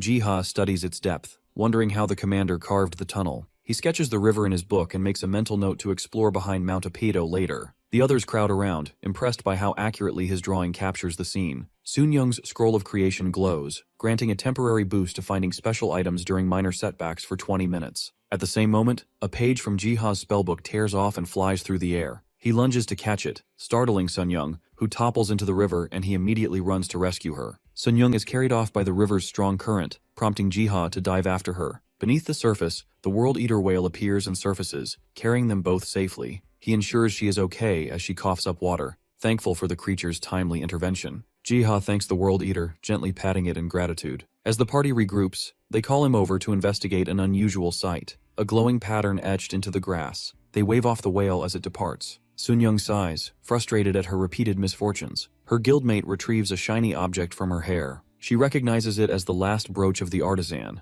an artifact boosting handcrafting by 10%. Inspired, she tears a page from her book, conjuring a paper dragon that delights everyone. Before leaving the dungeon, the group shares thanks for their day's work. Jiha feels pleased to have found a magic circle which he even copied in his book. He opens his book and the description reveals it as a god-granted dimensional portal, usable only to destinations where the same circle exists. Jiha contemplates the magical circle, determined to uncover how the Terradrones travel freely between Earth and Gehenna. Returning home, the absence of Bayam unsettles him, but he reassures himself it is temporary and focuses on work to distract from the void. Later, Jiha moves through the empty forest, calling for his companions. Biome appears from behind, carrying a small pup in his claws, and the gardener immediately feels relieved and notices how much his cat has grown. Then he sees the small creature and scoops it up, and a prompt reveals the pup's name as Growler, messenger of the gods, and asks if he will help treat its injuries. Without hesitation, he accepts, and the world tree's radiant power flows into Growler. The wolf regains strength and tries to glare at him, but Jiha, charmed by his cuteness, hugs him. He names him Doggo and welcomes him home, while Growler internally critiques his choice. Some days later, the gardener notices the Terradrone's numbers have grown significantly since Doggo's arrival. He deduces it is due to the wolf's unique demigod traits, which enhance animal affinity and leadership. Consequently, the herd has increased by 1.1x in size, and their movement speed has improved by 1.2x. Jiha realizes that as Doggo grows stronger, the entire group will benefit. With its persistent hunter skill that detects any movement within 2 kilometers, he thinks they can safely cross the Grand Plain toward Mount Apito. He rewards him with a red trout ball, but Bayom greedily steals it, and the two clash in a chaotic fight. Their master intervenes, lifting Bayom and Doggo while scolding them for fighting. Then humming bells start ringing, signaling a visitor to his store. Bringing his pets inside, he wonders if he is feeding them too much. As the door opens, Doggo growls at the visitors. Manager Hyunsuk accompanied by the alchemist Chul Hyun. The discussion shifts to Jiha's artifact appraisal skill, which he confirms, delighting in earning a firm handshake from the alchemist. Curious, Jiha inquires why they came. Choi explains it's not a recruitment attempt and commends Jiha's exceptional potions and scrolls, subtly revealing his jealousy as an alchemist. Mr. Hyunsuk proposes a sit-down, emphasizing that both parties have plenty to discuss. They question Jiha on the scope of his new skill. He explains it allows him to accurately determine an artifact's name, description, stats, and skill ratios. He uncovered this ability while crafting potions and confirmed it by testing on various artifacts. The manager observes that it resembles an appraiser class, but he is uncertain of its practical applications. Hyunsuk explains that he brought Choi to help him refine his appraisal skill. Noticing Jiha's willingness to assist hunters, he warns that appraisers are rare worldwide, and if news spreads, crowds of hunters could disrupt his life. He assures Jiha that preparations to manage the influx of hunters are ready. Hwayeon stumbles across a popular post online about artifact appraisers, sparking her curiosity about whether a new hunter with such a skill has emerged. Looking into it, she discovers her own guild, the Eternal Flame, is offering the appraisal service with a strict limit of 60 reservations per day. She's stunned to see all reservations were taken while she was still reading the post. People line up outside the Eternal Flame headquarters, all waiting for Jiha, masked as Master Cat, to appraise their artifacts. Explaining each item's properties, he enjoys the task despite the mask's discomfort, and appreciates having Min Hyunsuk's support. He briefly considers greeting Hwayeon, but hesitates as he previously declined her offer. Meanwhile, Hwayeon erupts in fury before Chulhyun, leaving him anxious as he tries to calm her. Her anger stems from fully booked reservations, but he fears it will worsen once she learns Jiha is the appraiser. She complains that slots are taken for the next 3 months and criticizes him for not informing her earlier. He clarifies that the appraisal service is managed by the manager, and the location was only assigned yesterday since he had free access to the basement. Frustrated that her prized artifacts will take 2 years to be appraised, Cha Hwayeon urges Chulhyun to do something. He just decides to leave, insisting he cannot intervene and urging her to be patient and avoid causing disruption. Still furious, she becomes determined to uncover the newcomer's identity and bend him to her service as an appraiser. At the same time, Master Cat feels an unusual itch in his ears, sensing that someone is talking about him. Later, Choi and Jiha brew their potions side by side and compare their effectiveness. The special potion nullifies ether consumption for 11 seconds and heals 11% of max health over 15 seconds, whereas the very special potion increases the duration to 16 seconds and restores 16% of health, offering a stronger effect. Though the preparation steps were identical, Choi finds Jiha's potions more potent. Jiha blames the ingredients, hiding his advanced alchemy skill as the reason. Confident in their work, they complete the batch for sale tomorrow. Choi, impressed by the potions, suggests they shouldn't be confined to one store. He proposes expanding operations and recruiting more alchemists, bowing to him, calling him sensei and requesting guidance. Our modest alchemist reminds him he's learning too and shouldn't embarrass him. After the senior alchemist left, Jiha dozes off in exhaustion. He wakes in the forest to some of the pterodrones collecting fruits while the wolf and others stack essence stones. Smiling, he greets them and apologizes for arriving late after a long day of potion lessons. Both pets leap into his arms but squirm at the closeness. The pterodrone knight signals urgently and Doggo leaps away to lead Jiha forward. Moments later, an alert warns of monsters in the Great Plains. Growler immediately spurs into action and uses his command skill and rallies the army, and together they drive the invaders from the Great Plains. As a result, the pterodrone army receives the demigod's blessings, triggering an evolution into a new species. The knight transforms into a scout, while Jiha's efforts purify the Great Plains, unlocking Mount Apito for exploration. He commends his companions, particularly Growler, who revels in the attention. The cat and wolf boast against each other, leading to a brief scuffle. Jiha gathers them both and sets their course toward Mount Apito. As he scans the area, he spots a distant building, realizing it may have served as a Black Lion Knight's shelter. Remembering the map places their shelter on Mount Apito's southern side, he suspects a tunnel could run through the mountain. Touching the protective barrier, he is informed that the World Tree's restoration has finished. Physical interference in Gehenna is barred, yet he can now converse with its bound entities, and his destiny as the deity's representative begins to manifest. Unable to physically interfere in Gehenna, the gardener questions if he can still command the pterodrones. Suddenly he gains a skill, God's vision, letting him see the area from a divine perspective. While testing the skill, it grants him a godlike view, propelling him high into the sky. Surveying the land, he sees armored survivors forming a defensive stance against a goblin horde. Quickly connecting the dots, Jiha identifies the group as Estrom Kingdom survivors. As the group drives off the monsters, his gaze lands on the captain, and then on the man addressing the captain as Eddie. Recognition strikes. He realizes it is Han Sung-hyuk. The captain assesses the dire situation as orcs continue to attack from the Great Plains. Sung-hyuk discards a slain monster, thinking they may need to rely on monsters for food. But the captain steadies everyone with a promise that they will not go hungry. Han insists that Parojak from their village is conspiring with Baron Grom and stealing their supplies. He urges the prince to let him locate the hidden food, promising to resolve it in 3 days, but the offer is rejected. Jiha immediately recognizes the blonde knight as Edenskal, the prince of Estrom Kingdom. A system interface appears, assigning him a new quest: rebuild the village of survivors. It further reveals that they were forced away from their homeland by the undead and now face starvation and monster attacks on Mount Apido. The interface issues him his first objective to deliver the Estrom Kingdom's scepter to Prince Edenskal, restoring his rightful claim. It also directs him to track down and eliminate those exploiting the villagers, Baron Grom and Parojak, who manipulate the survivors for their gain. Though unsettled by the unusually detailed quest, he quickly shifts his attention to the importance of locating Han Sung-hyuk, feeling eager to share the news with Hyejin. He shakes off his excitement, realizing that first he must find a way to bring Sung-hyuk back. Unable to interfere physically, he searches for alternatives, and then it hits him. He can rely on his animal companions. Gathering Biom, Doggo, and the assembled Terradrones, he asks if they know anything about the magic circle. The beetles gather around 2 magic circles to demonstrate him as the scout places essence stones on both. The circles glow green and yellow. Jiha deduces the green is the entrance, the yellow the exit. Acting on this, they fly into the green circle and emerge from the yellow as a demonstration. Confident in his understanding of the circles, he realizes the survivors likely used this very magic circle to escape instead of secret tunnels. He deduces the exit must be near Mount Apedo, and locating it could allow him to bring Sung-hyuk back. Jiha studies the circle's sigil, which mirrors a Terradrone, and questions his helpers about their travel methods,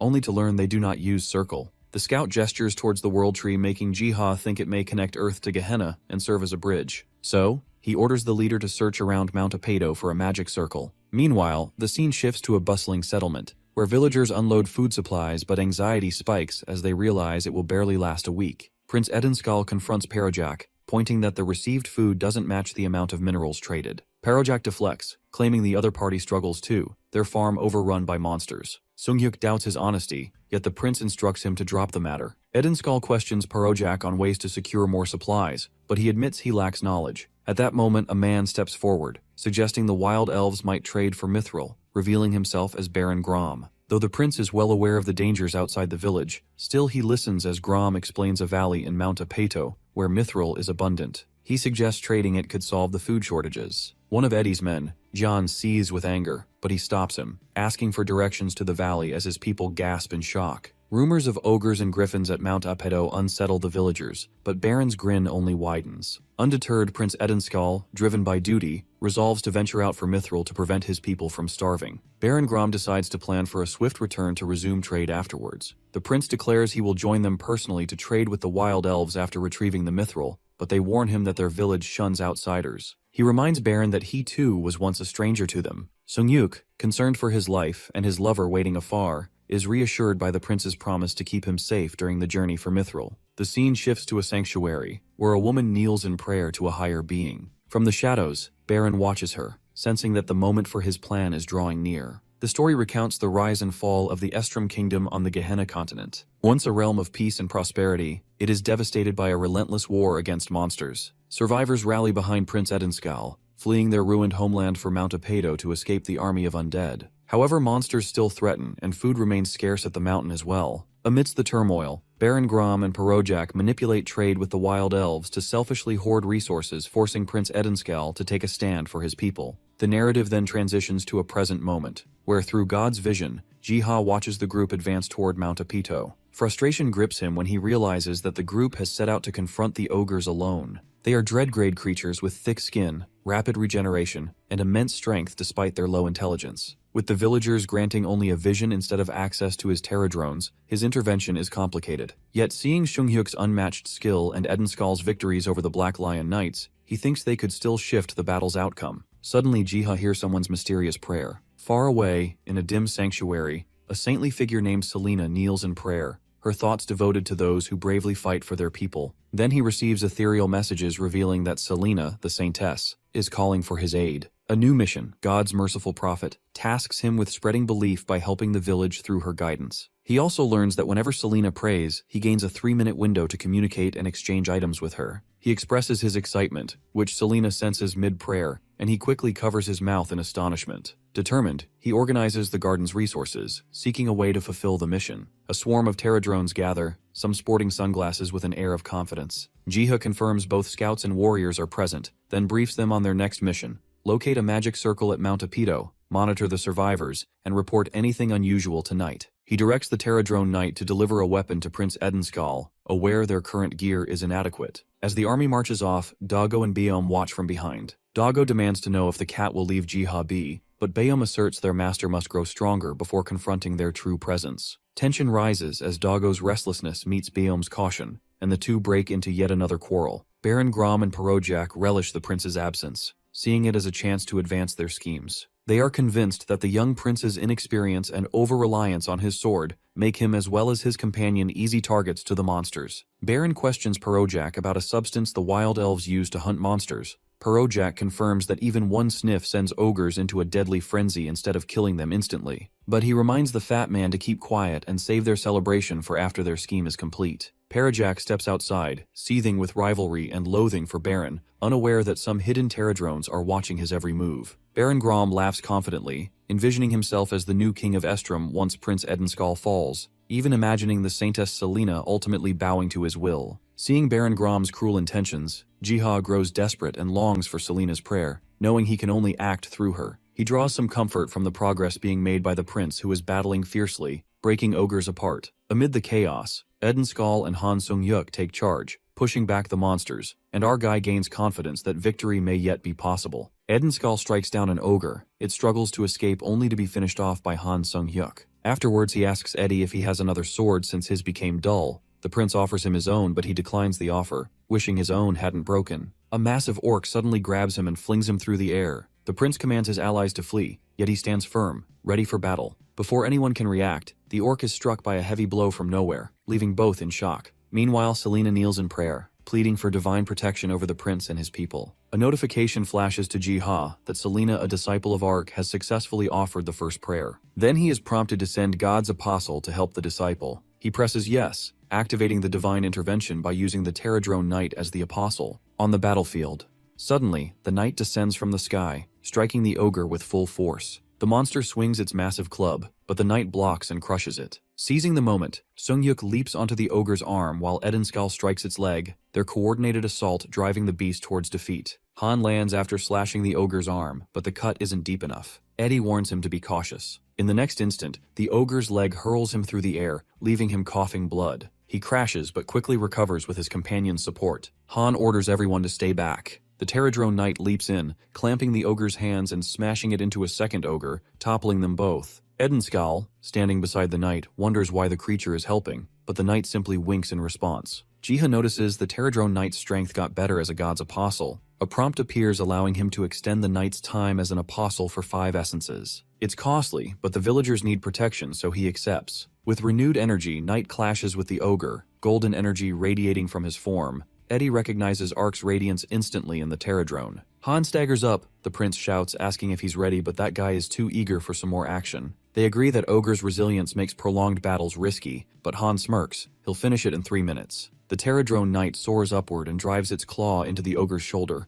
ripping open a fresh wound. Han seizes the moment, casting a haste spell to sharpen his speed. In a blur, he descends and cleaves the ogre's head clean off. Its body collapses to the ground. Jiha watches in disbelief. One strike from the mightiest hunter was enough to end it. While inspecting his sword, Han finds it shattered, wondering if he had forced too much ether into the blade. The Pterodrone's golden radiance flares as it brings down another ogre, the brightness making Han squint. He fails to notice the beast's corpse toppling toward him until it's too late. He bolts in panic, leaping to safety, but lands right under the falling bulk. Pinned, he grumbles at his rotten fortune. Eddie approaches Han, praising his impressive display, but he murmurs that a sturdier sword would have made it even better. They both turn to thank the towering Pterodrone Knight, admitting their victory was only possible because of it. Knight takes flight, shrinking back into Jiha's palm, earning his commendation. Far away, the saintess continues her prayer. When a caretaker brings food, she declines, asking that it be given to starving children instead, making the woman worry for her sake. As she bows her head again, an unknown voice echoes in her mind, asking if she can hear. Startled, Selena looks up, her heart leaping. Her prayer has been answered.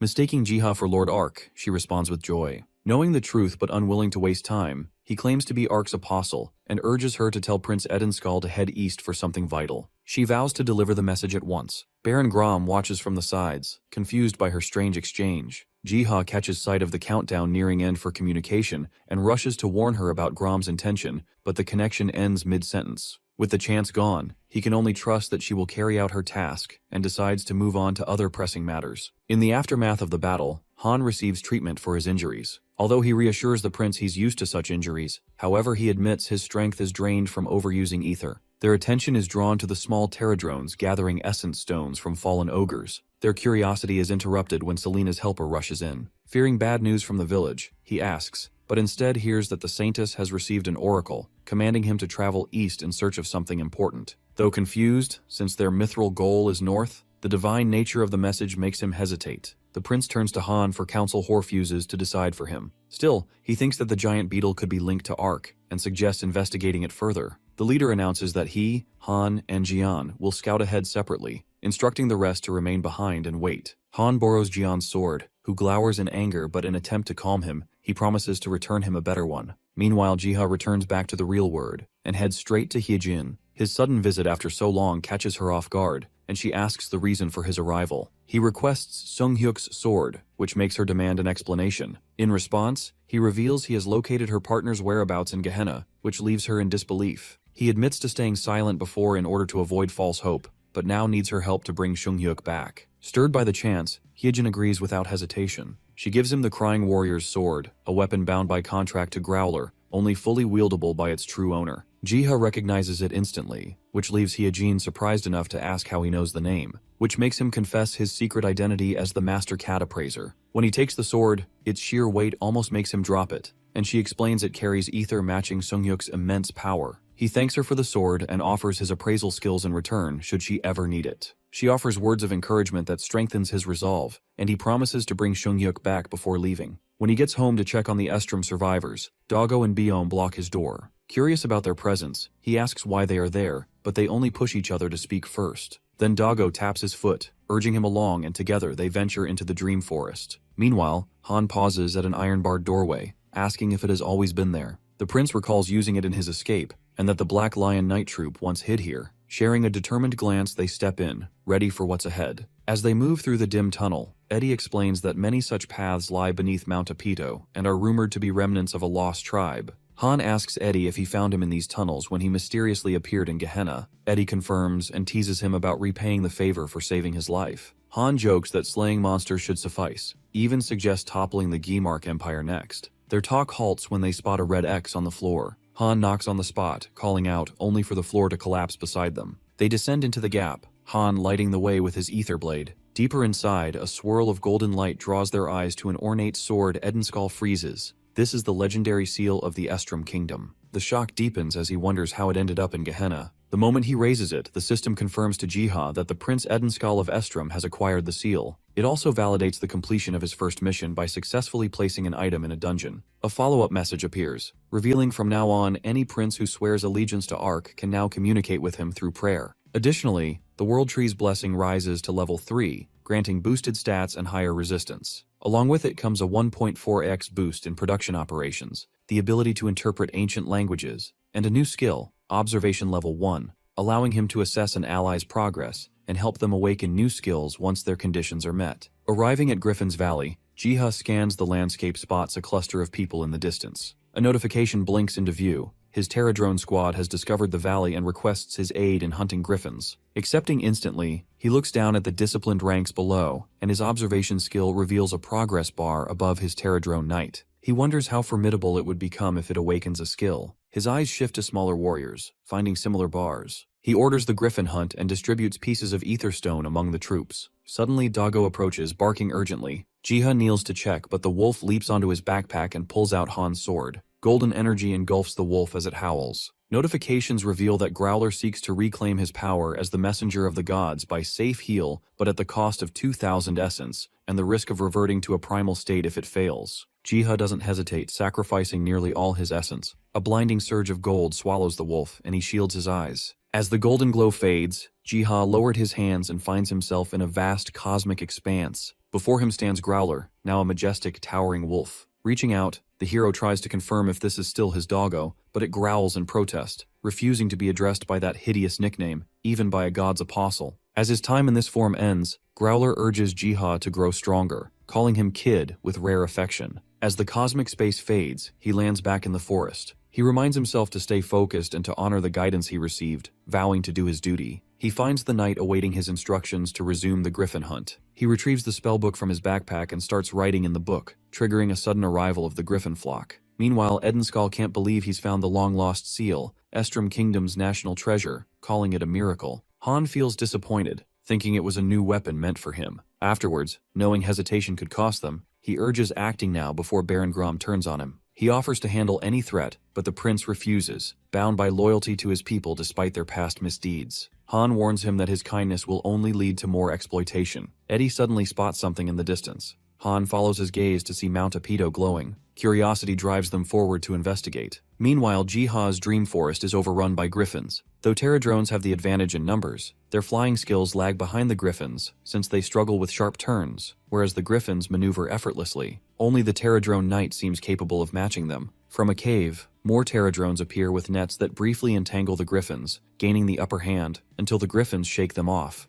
A notification flashes. The Pterodrone knight's potential maxes out, awakening a shockwave skill. It releases a violent burst of energy, toppling griffins from the sky. The thunderous crash of the griffin's fall echoes through the Apito Valley, reaching Eddie and Han. They spot the same giant beetle that helped them before. It draws a house in the dirt and points towards the village. Realizing the urgency, Eddie thanks the beetle and leaves the area to its care. Watching from afar, Jiha feels sad. This indirect aid is all he can offer for now, but trusts them to keep the survivors safe. They stride towards the village to meet Jian, but stop cold at the sight of a dead man. Edenskal quickly identifies the man as one of Baron Grom's soldiers. Han jokes it's Jian and vows revenge, earning Eddie's annoyed rebuke. The prince is convinced that Baron Grom has likely taken the saint as hostage. Han teases again about Eddie's fiancée being abducted, only to earn a sharp warning that his joke borders on blasphemy. Turning serious, Han asks where Jian could be. Edenskal guesses he's hiding near the village, unlike Han, taunting him to be reckless. Meanwhile, at the village gate, a long line of captured prisoners is herded inside. From the village emerges Selena surrounded by guards. Parajak reports the prince wasn't among the captives. Grom is confident that he'll come to them soon of his own accord. Jian is shoved to the ground as the fat man accuses the prince for abandoning his people. Jian, seeing his true nature, snarls that he regrets not killing him earlier. He orders Jian hanged and the others imprisoned. Selena defiantly screams that they will face Ark's judgment. She lunges at him but stumbles, landing at his feet. Grom crouches, gripping her chin,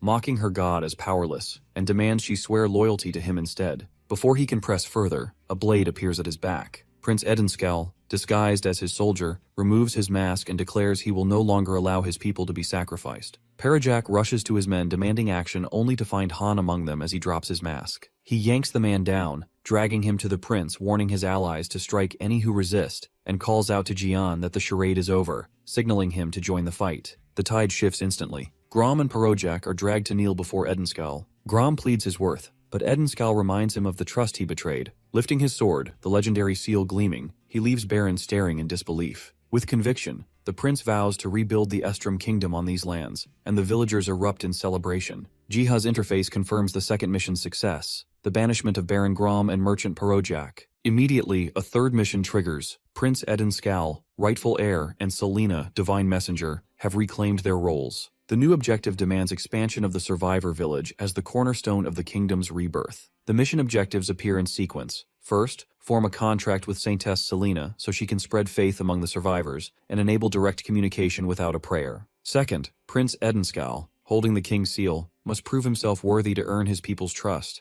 Jiha's role is to cleanse Mount Apeto by eliminating at least half its monsters and also uncover a hidden location. He has promised that completing these trials will unlock a mysterious sanctuary in his forest. Jiha sees that village expansion is the core objective and suspects the foggy area holds the sanctuary. He determines that guidance must be given to the survivors through a divine oracle. He decides the Saintess's contract comes first, but before acting, notices the Griffin raid has ended. Redirecting his attention to the Terradrones, he oversees their victory gathering, orders the disposal of Griffin corpses, and then to move the Essence Stones to the garden. Then, the beetles bring him large golden eggs. He realizes they are hatchable Griffin eggs, leaving him both intrigued by the prospect and burdened by his expanding responsibilities. A notification alerts Jiha that the Terradrones have uncovered the rare mineral mithril and a new addition to their ranks, the Terradrone worker, specialized in gathering, mining, and crafting. The tiny worker proudly hands him a freshly mined mineral and receives a reward. He is then offered to choose either a medium or higher rarity artifact, or he could double the number of workers, or get 5,000 essence. He is more curious about the knife, so he chooses the artifact. He watches a rare mithril knife materialize, its resistances and indestructible nature making it perfect for frontline fighters. Seeing its potential against spellcasting enemies best suited for origami hunters like Sun Young, he decides to gift it to her. Terradrone Knight returns, proudly displaying its wings newly plated with mithril amusing Jiha. With these developments settled, Jiha's attention shifts toward the pressing matter of the survivor village. The scene transitions to the villagers gathering around the campfire, celebrating their success. Han, Jian, and Eddie reflect on the plan that helped them seize the exploiters, but Han voices frustration at being left out of the loop. Then the discussion shifts to the prisoners as they decide the fate of Baron Grom and Parojak. The prince admits his decision to exile them tomorrow sparks Han's warning that they may return for revenge, and suggests executing them instead. Eddie dismisses it with a reminder of their past goodwill. Concerns shift to food shortages, pushing Edenskal to plan a northern trade route and talks with the wild elves. Selena rushes towards them,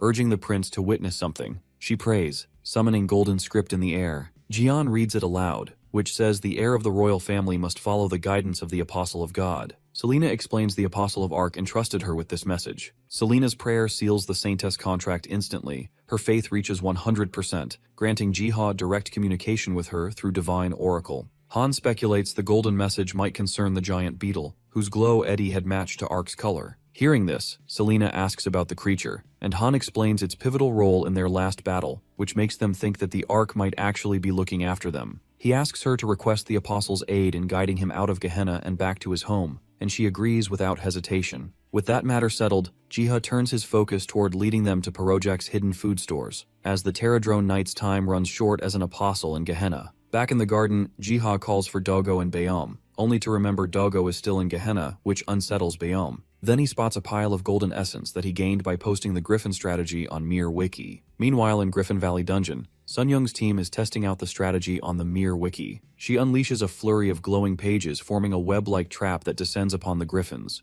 Their movements abruptly halted mid-flight and sending them crashing down. Hyojin charges in, slicing through the grounded Griffins with her sword rampage. The group marvels at how simple the Mir Wiki walkthrough made the fight. Huayun then unleashes a sudden firestorm, startling her allies. They remind her of their presence on the field, but she teases them for standing there. The ground suddenly shakes. A boulder crashes from a cliff, revealing a hidden cave in its wake. Inside the cave, they speculate it could be a hidden dungeon. Hyojin urges a quick inspection and retreat, though Huayun pushes for advancing with combined firepower, but the Sword Witch stands firm on caution. As they proceed, Gyungbek accidentally triggers a trap, falling injured. The healer tends to him, warning others for more traps. Sun Young notices a magic circle beneath him, and when she pushes him to examine it, they find that it is the same circle they found before. Meanwhile in Gehenna, Baron Grom and Parojak are paraded through the village square. Jian questions the prince's choice of exile over execution, but Edenskal is resolute. When Grom threatens him, Edenskal's sword flashes to his neck with a deadly warning to kill him if he ever disturbs his people. The two exiles are then set free and they flee, swearing revenge. Afterwards, Han questions the prince's leniency, but Jian silences him with a warning.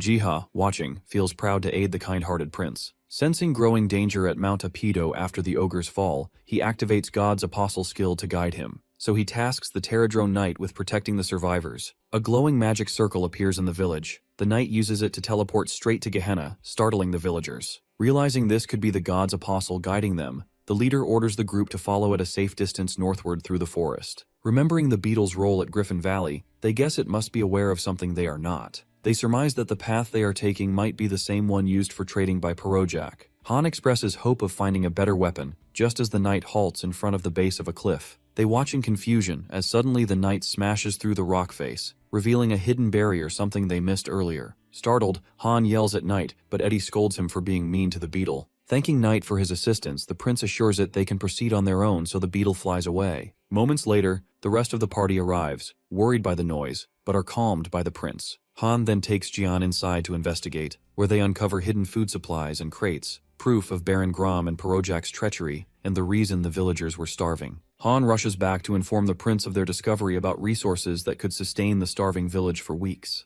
The prince feels relieved, their most urgent problem solved, while Jian urges them to leave quickly before monsters close in. Han, disappointed at not finding any weapons, begins thinking about searching for a way home. Edenskull offers his help. Before they can plan further, a massive wolf suddenly emerges, towering over the villagers. Panic spreads, carts are abandoned, and the crowd scatters. Han instantly realizes the area's lack of monsters was due to this predator's presence. Edenskull and Han draw their swords. The prince tries to form a strategy, but Han reminds him that a leader's duty is to protect his people, urging him to evacuate while he holds the beast off. As the villagers flee under their leader's command, Han steps forward to face the wolf. A sudden notification appears. The Howling One's trial begins. Confused, Han has no time to ponder. The wolf lunges, forcing him into battle. The trial between Han and Growler turns brutal as the beast's crushing blows drive him back. Realizing this isn't an ordinary test, Han activates the Ether Blade and his sword crackles with energy. He charges, but the wolf evades and counters with a paw strike that hurls him through the forest. Staggering up, Han realizes the monster's strength is at least disaster grade. At the same time, goblin-like creatures swarm the supply cart, forcing villagers and knights to fight their way back to the safety of the village. Though Edenskull is helping the others, he feels compelled to help Han in the deadly trial against the wolf. Even Jiha panics as he sees his god's apostle skill still on a 22-hour cooldown and realizes he cannot intervene for the remaining 4 minutes of his trial. He wonders what this crucial quest is, since the fog conceals everything from him.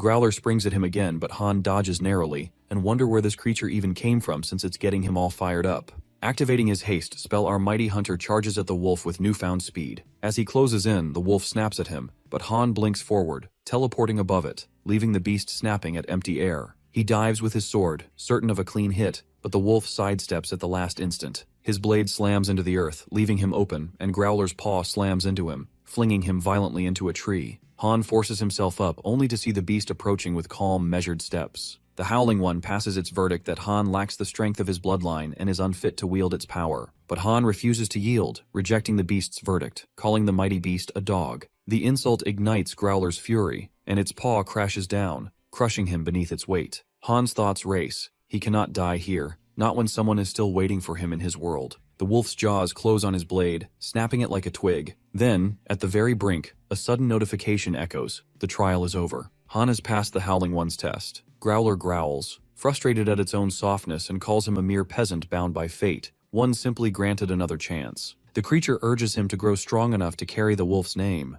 As a reward for passing the trial, the wolf conjures a sword with its power. As it descends, Han's eyes widen. This is his own sword, the very one he once earned as a dungeon reward. This makes him question the Saintess's words, whether a divine being truly exists. But the cries of villagers tear through his thoughts, and he resolves to hurry back to Eddie and the others. With the trial complete, Growler's colossal form fades, shrinking into a small, cuddly wolf as it returns to Jiha. He can't contain himself. He scoops the pup into his arms, marveling at its cuteness, and smothers the once dreaded beast with playful affection. The prince and his knight race for the village gate as the goblin horde chases them. A massive goblin lord bursts through the horde. Edenskull charges, carving down enemies desperately to slow the tide, but the goblin lord reaches the gate. The beast tries to smash the gate, while the villagers strain to hold it closed from inside. The horde closes in and their master channels dark energy in its weapon, preparing a powerful attack. At that decisive moment, Han appears astride Growler. With a single swing of his legendary blade, the goblin lord is beheaded, and the horde scatters. Edenskull, stunned by the wolf at his side, demands an explanation. Han dismounts and reveals the beast tested him, but recognized his fate and returned the sword he first earned in another world. To prove it, he releases Growler from its summoned state, the wolf dissolving in radiant light as he names it not a beast, but his guardian. He thinks that this sword the wolf brought him from his world could be the key to find his way back. Edenskull mutters about Han's uneasy bond with Faith, but the moment is cut short as the Saintess rushes from the gate in concern. The prince reassures her all is safe, and she grips his hand in gratitude. Han throws a teasing jab her way. She fires back, and together they return to the village under a lighter mood. Jiha, still watching them while cradling Doggo, silently vows to bring Han home one day.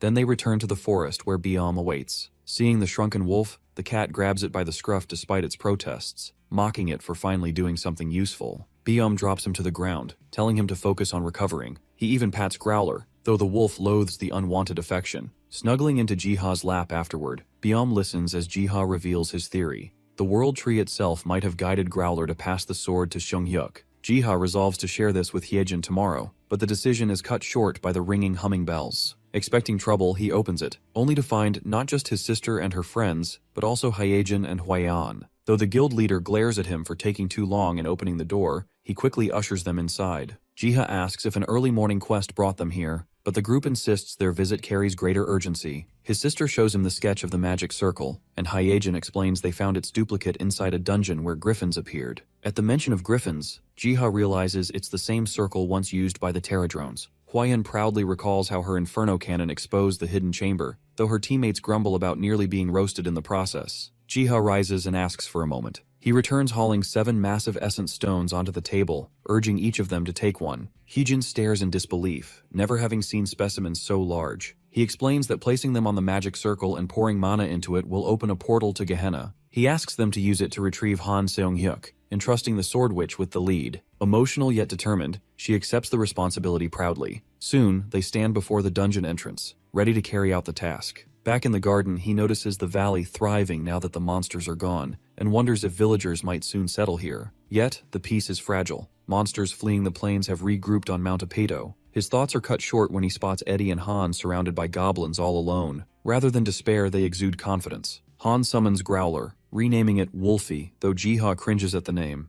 Mounting the beast, Han charges ahead, cutting down goblins with a single sweep. His skill a reminder of why he is a top-ranked hunter. Prince Edenskal matches his stride, his swordsmanship rivaling Han's own. Their combined assault scatters the horde until Han calls out to Eddie, who is locked in heavy combat. The prince commands him to push forward while he stays behind to cover the advance. The monsters regroup for another assault. Eddie, though outnumbered, holds his ground until movement above catches his eye. A giant Pterodrone swoops down, seizing his cape and carrying him away from enemies. Jiha decides not to waste God's apostle skill at this moment when everything seems under control. Han and Wolfie give chase, following the beetle's flight until Mount Apito comes into view. Eddie glances down, reassured that Han is keeping pace. He barely manages a word of thanks to the beetle before it dives, hastening their descent. They hit the ground before Han, Eddie stumbling to stay upright. Han remarks that the villagers aren't used to flying, but the Pterodrone ignores him and lifts off again. Han releases Wolfie with a brief word of praise, then turns to Eddie, asking why he brought him to the Wild Elves when his strength lies in battle, not diplomacy. Eddie replies that he'll handle the talks himself, but wants Han present in case the elves, renowned for their wisdom, know a way to send him back home. Han teases him about being desperate to get rid of him, but the banter dies instantly as an arrow suddenly whistles past them. From the branches above, an elf orders them to stop.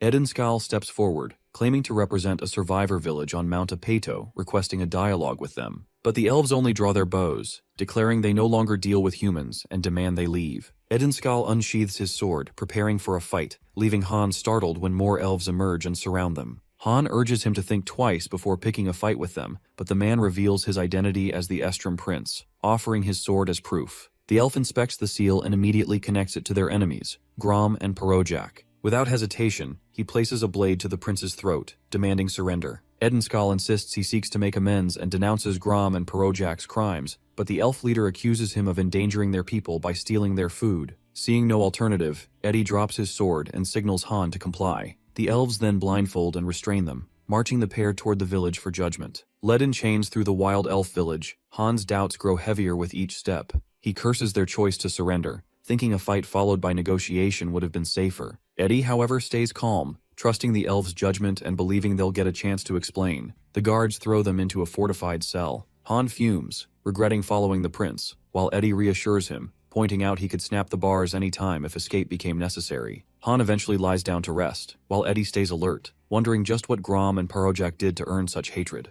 As night falls, curious young elves gather outside the cell, whispering at the rare sight of humans. But before long, older elves chase them away with harsh words. Moments later, the archer escorts the elder elf to their cell. The elder takes one glance and immediately recognizes the prince. He commands the guards to release the captives, remarking that Edenskal could have easily broken free if he truly wished. Edenskal, startled by the recognition, asks how the elder knows him, only to hear that he had once seen the prince from afar in his youth, back before Estrom lost connection with the elves. When asked why they had come, Eddie requests clarification about Grom and Parojak's actions. Croydel, the archer, snaps at him, convinced the prince is playing dumb. But he calmly explains that he came to take responsibility, even without knowing what crimes were committed by them. The elder presses them further, and Eddie recounts how the Mount Apedo survivors nearly starved because Grom and Parojak had hidden food, which they uncovered only after exiling them. The elder recalls the mountain was overrun with monsters, but Han counters they already cleared most of them with the help of the giant beetle, though a few still remain. Even so, the elves remain doubtful. Grom and Parojak had claimed their people weren't from Mount Apedo at all, but from north of the Tails River, where they supposedly took the food from them.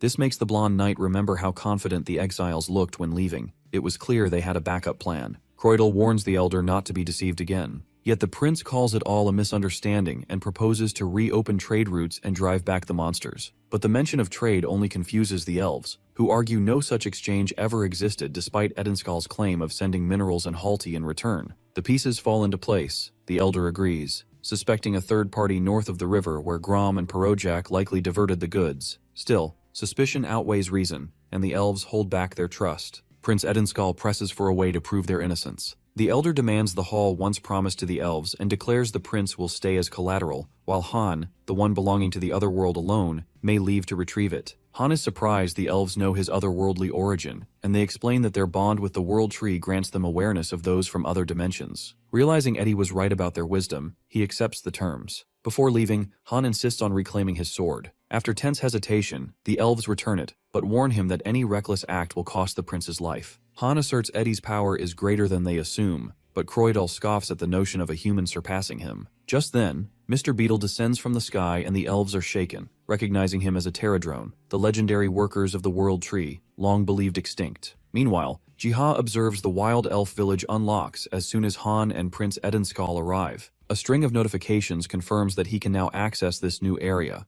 The countdowns on abilities are reset, but the fourth mission titled Secrets of the Wild Elf remains locked until the Survivor Village quests are complete, which means he must first deal with the monsters at Mount Apedo. Back at the Wild Elf Village, Han greets the Pterodrones. Acting under Jiha's command, the Pterodrone Knight delivers a massive mithril crystal to the Elf Elder. The elves freeze in shock not just by the crystal, but seeing the loyalty of the legendary Pterodrones to these outsiders. The Pterodrone Knight gestures toward a patch of green herbs, signaling its intent to take them. Herbs vital to its master's mission of sending Han back home. Freed on the Elder's orders, Han and Eddie step out, but Croydel's hostility toward Eddie nearly sparks a clash. Han intervenes to calm things, only to be brushed aside. At that moment, the Elder returns Han's sword. Seizing the moment, Edenskal politely inquires if his companion, drawn into this world 3 years ago, has any chance of returning. The Elder answers that the World Tree may still open a path, guiding him back the way he first arrived. Edenskal recalls the scene of Han's arrival, unconscious by the river, near the ruins of the royal palace.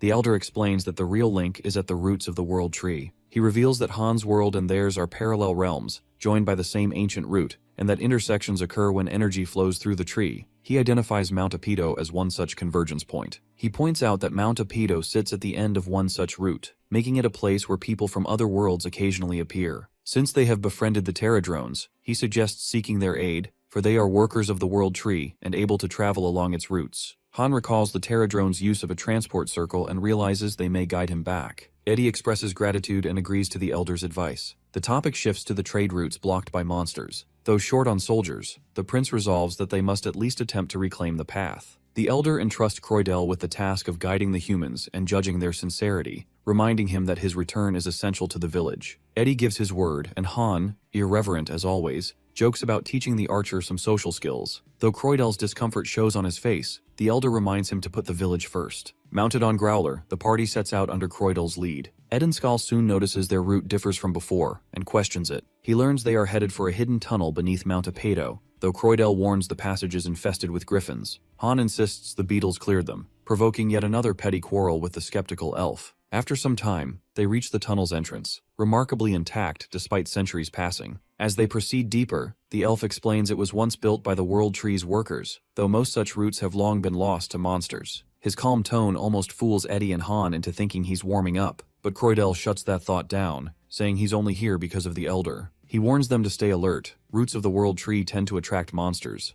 Eddie asks if the World Tree even exists, calling it a myth. The elf scoffs, saying humans are too insignificant to even question such a being. Suddenly, Han's sword begins to shine. Startled, the elf demands to see it, and upon closer study, declares it a divine instrument forged by the god who watches over the world tree. When Han asks why it glows only now, the elf answers it is reacting to some disturbance hidden within the cave that will require the sword's power. Meanwhile, the hunters at the Griffin Cave struggle against a horde of revenant warriors. Huayun's firestorm wipes out most, but one remains standing. Hyejin follows up with a fluid waterspout, yet they keep coming. The endless resistance makes the group realize they face disaster-level undead beings far stronger than expected. Determined to end the battle, Huayun warns her allies to stand clear and summons a wave of molten fire, reducing the undead to ash. The display leaves her companions in awe, swelling her pride. But just as the flames die down, Hyejin spots a looming shadow behind her leader. She shouts a warning for her leader but is too late. Huayun turns to face a towering armored figure, the Revenant King, a disaster-class threat.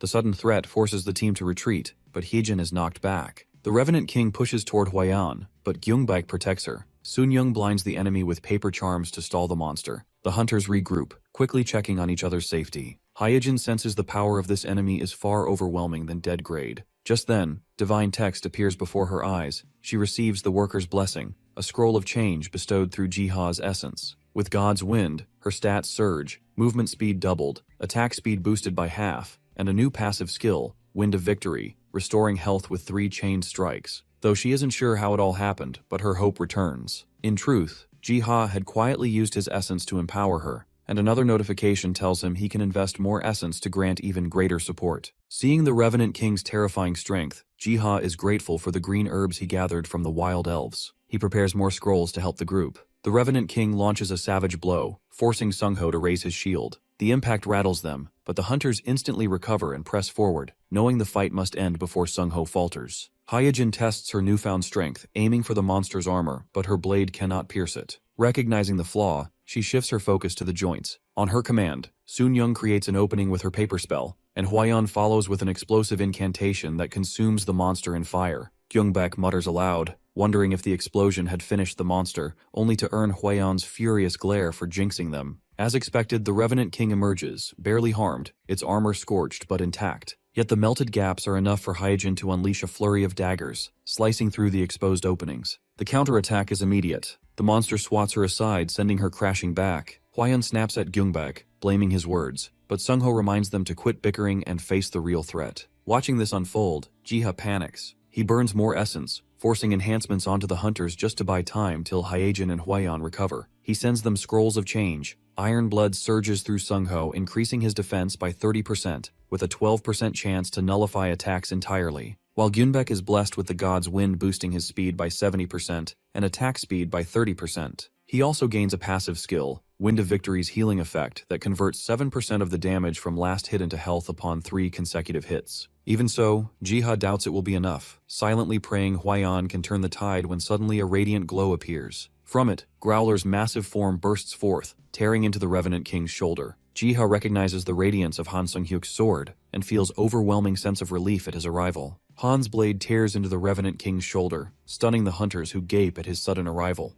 Huayun recognizes him instantly. He releases Wolfie from the summon, but soon realizes his sword strike wasn't enough to finish the enemy. The Revenant King rises once again. Han braces himself, distracted only when he spots the healer's golden light over Hyejin's unconscious body. Concern gnaws at him for his spouse. Huayun comes up behind him, surprised by his sudden return. He presses her for answers, though she has some questions of her own. She insists that they must deal with the monster first. Meanwhile, the Revenant King sends a signal summoning a wave of skeletal reinforcements. Sungho checks Hyejin, but even constant healing won't wake her. So, he coordinates with Gyunbek to stall the horde while Han and Huayun handle the Revenant until she recovers. Huayun blasts the monster with her blazing inferno cannon, while Han slashes in frustration, realizing that even their combined power isn't enough to bring down the beast. Its armor shrugs off every blow, forcing him to decide there's only one option left: shatter it to pieces. Channeling Weapon Breaker into his sword, he collides with the Revenant King in a cataclysmic explosion that shakes the cavern. The backlash sends Han crashing to the ground, blood running from his nose. He looks up only to find the Revenant King still standing, completely unfazed. He refuses to believe that this is a disaster-grade threat. To him, it feels like destruction-grade. The king lunges at him. Huayun fires a massive explosion to intercept, but the Revenant breaks through and slams Han to the ground before he can dodge. As the dust clears, his eyes widen. Prince Edenskal is atop the monster, with his blade lodged in it. A voice suddenly resonates in Eddie's mind, the apostle telling him the weakness lies in its core. Snapping out of his shock, he immediately warns the others. Meanwhile, Jiha feels relieved that his observation skill revealed the monster's weak point, which he quickly relayed to Eddie. Yet reaching the core means tearing apart its armor first. Realizing he only has one blessing left, Jiha prays for the right miracle and scribbles into his spellbook. The scroll that forms is perfectly suited for the battle. Han receives the worker's blessing, a scroll of change that grants him ultimate focus. His strikes become unavoidable for 5 seconds and pierce all defenses. Eddie seizes the chance, driving his blade into the core. The Revenant King shrieks in agony, the shockwave throwing him aside. Han praises Eddie's effort before summoning Growler, whose fangs sink into the monster. It distracts the Revenant long enough for Han to shatter the core completely. The Revenant lets out a deafening roar before disintegrating into dust. As the skeletal minions vanish with it, relief surges through the hunters as they celebrate. Eddie helps Han to his feet, teasing him to greet the others since he clearly seems to know them. The hunters, meanwhile, crowd around Hyejin. Slowly, her eyes flutter open, tears brimming as she hears Sungyuk's voice. She rushes to hug him as Han whispers reassurances. Jiha quietly watches the heartfelt reunion.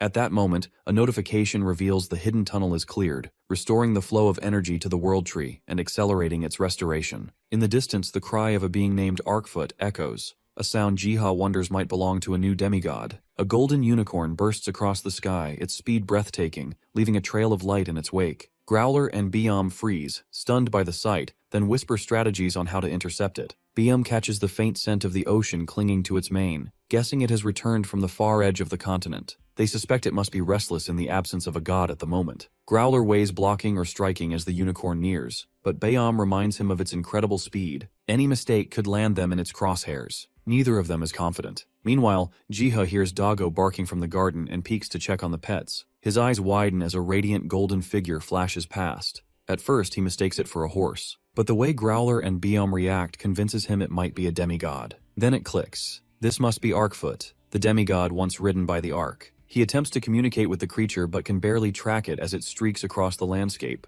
It pauses only briefly before charging toward Jiha, who shields himself with his hands. Then, unexpectedly, the creature settles quietly by the Ark. He gently pets the unicorn, marveling at its soft fur and wondering if the mystical world tree helped calm it. Biam and Growler watch from afar, relieved at their plan's success. Growler muses what name their master might pick for it. Jiha, true to his terrible naming habits, calls it Pani, simply because it rhymes with pony. Spellbound by the unicorn's grace as it darts off, Jiha considers how a demigod's true form can be even more captivating. Pani soon returns, carrying a rare red herb with its root intact. Jiha recognizes it's a priceless material for red ink, and with the root, he can cultivate it for further use. He rewards Pani, encouraging the unicorn to eat freely from the garden after its long travels. The unicorn instantly gathers all the carrots into its hooves, glaring suspiciously at the would-be thieves. Their attempt to approach ends in a ridiculous scuffle. After a moment of peace, Jiha rises to prepare red ink, its name hinting at an aggressive hue. He decides to create it anyways in order to find out its potential. He bottles the liquid, pondering how to explain the unicorn's presence. While dogs and cats are common in Seoul, a pony would surely raise questions. The next day, Jiha sits in his shop, reflecting on the lack of space, and realizing it's unsuitable for Pani, who enjoys running freely, something difficult to do in Seoul. Suddenly, a mysterious gate forms inside the store, opening onto a grassland. The portal's duration is marked as infinite, which hints at a direct connection to the World Tree. At that moment, the shop door swings open.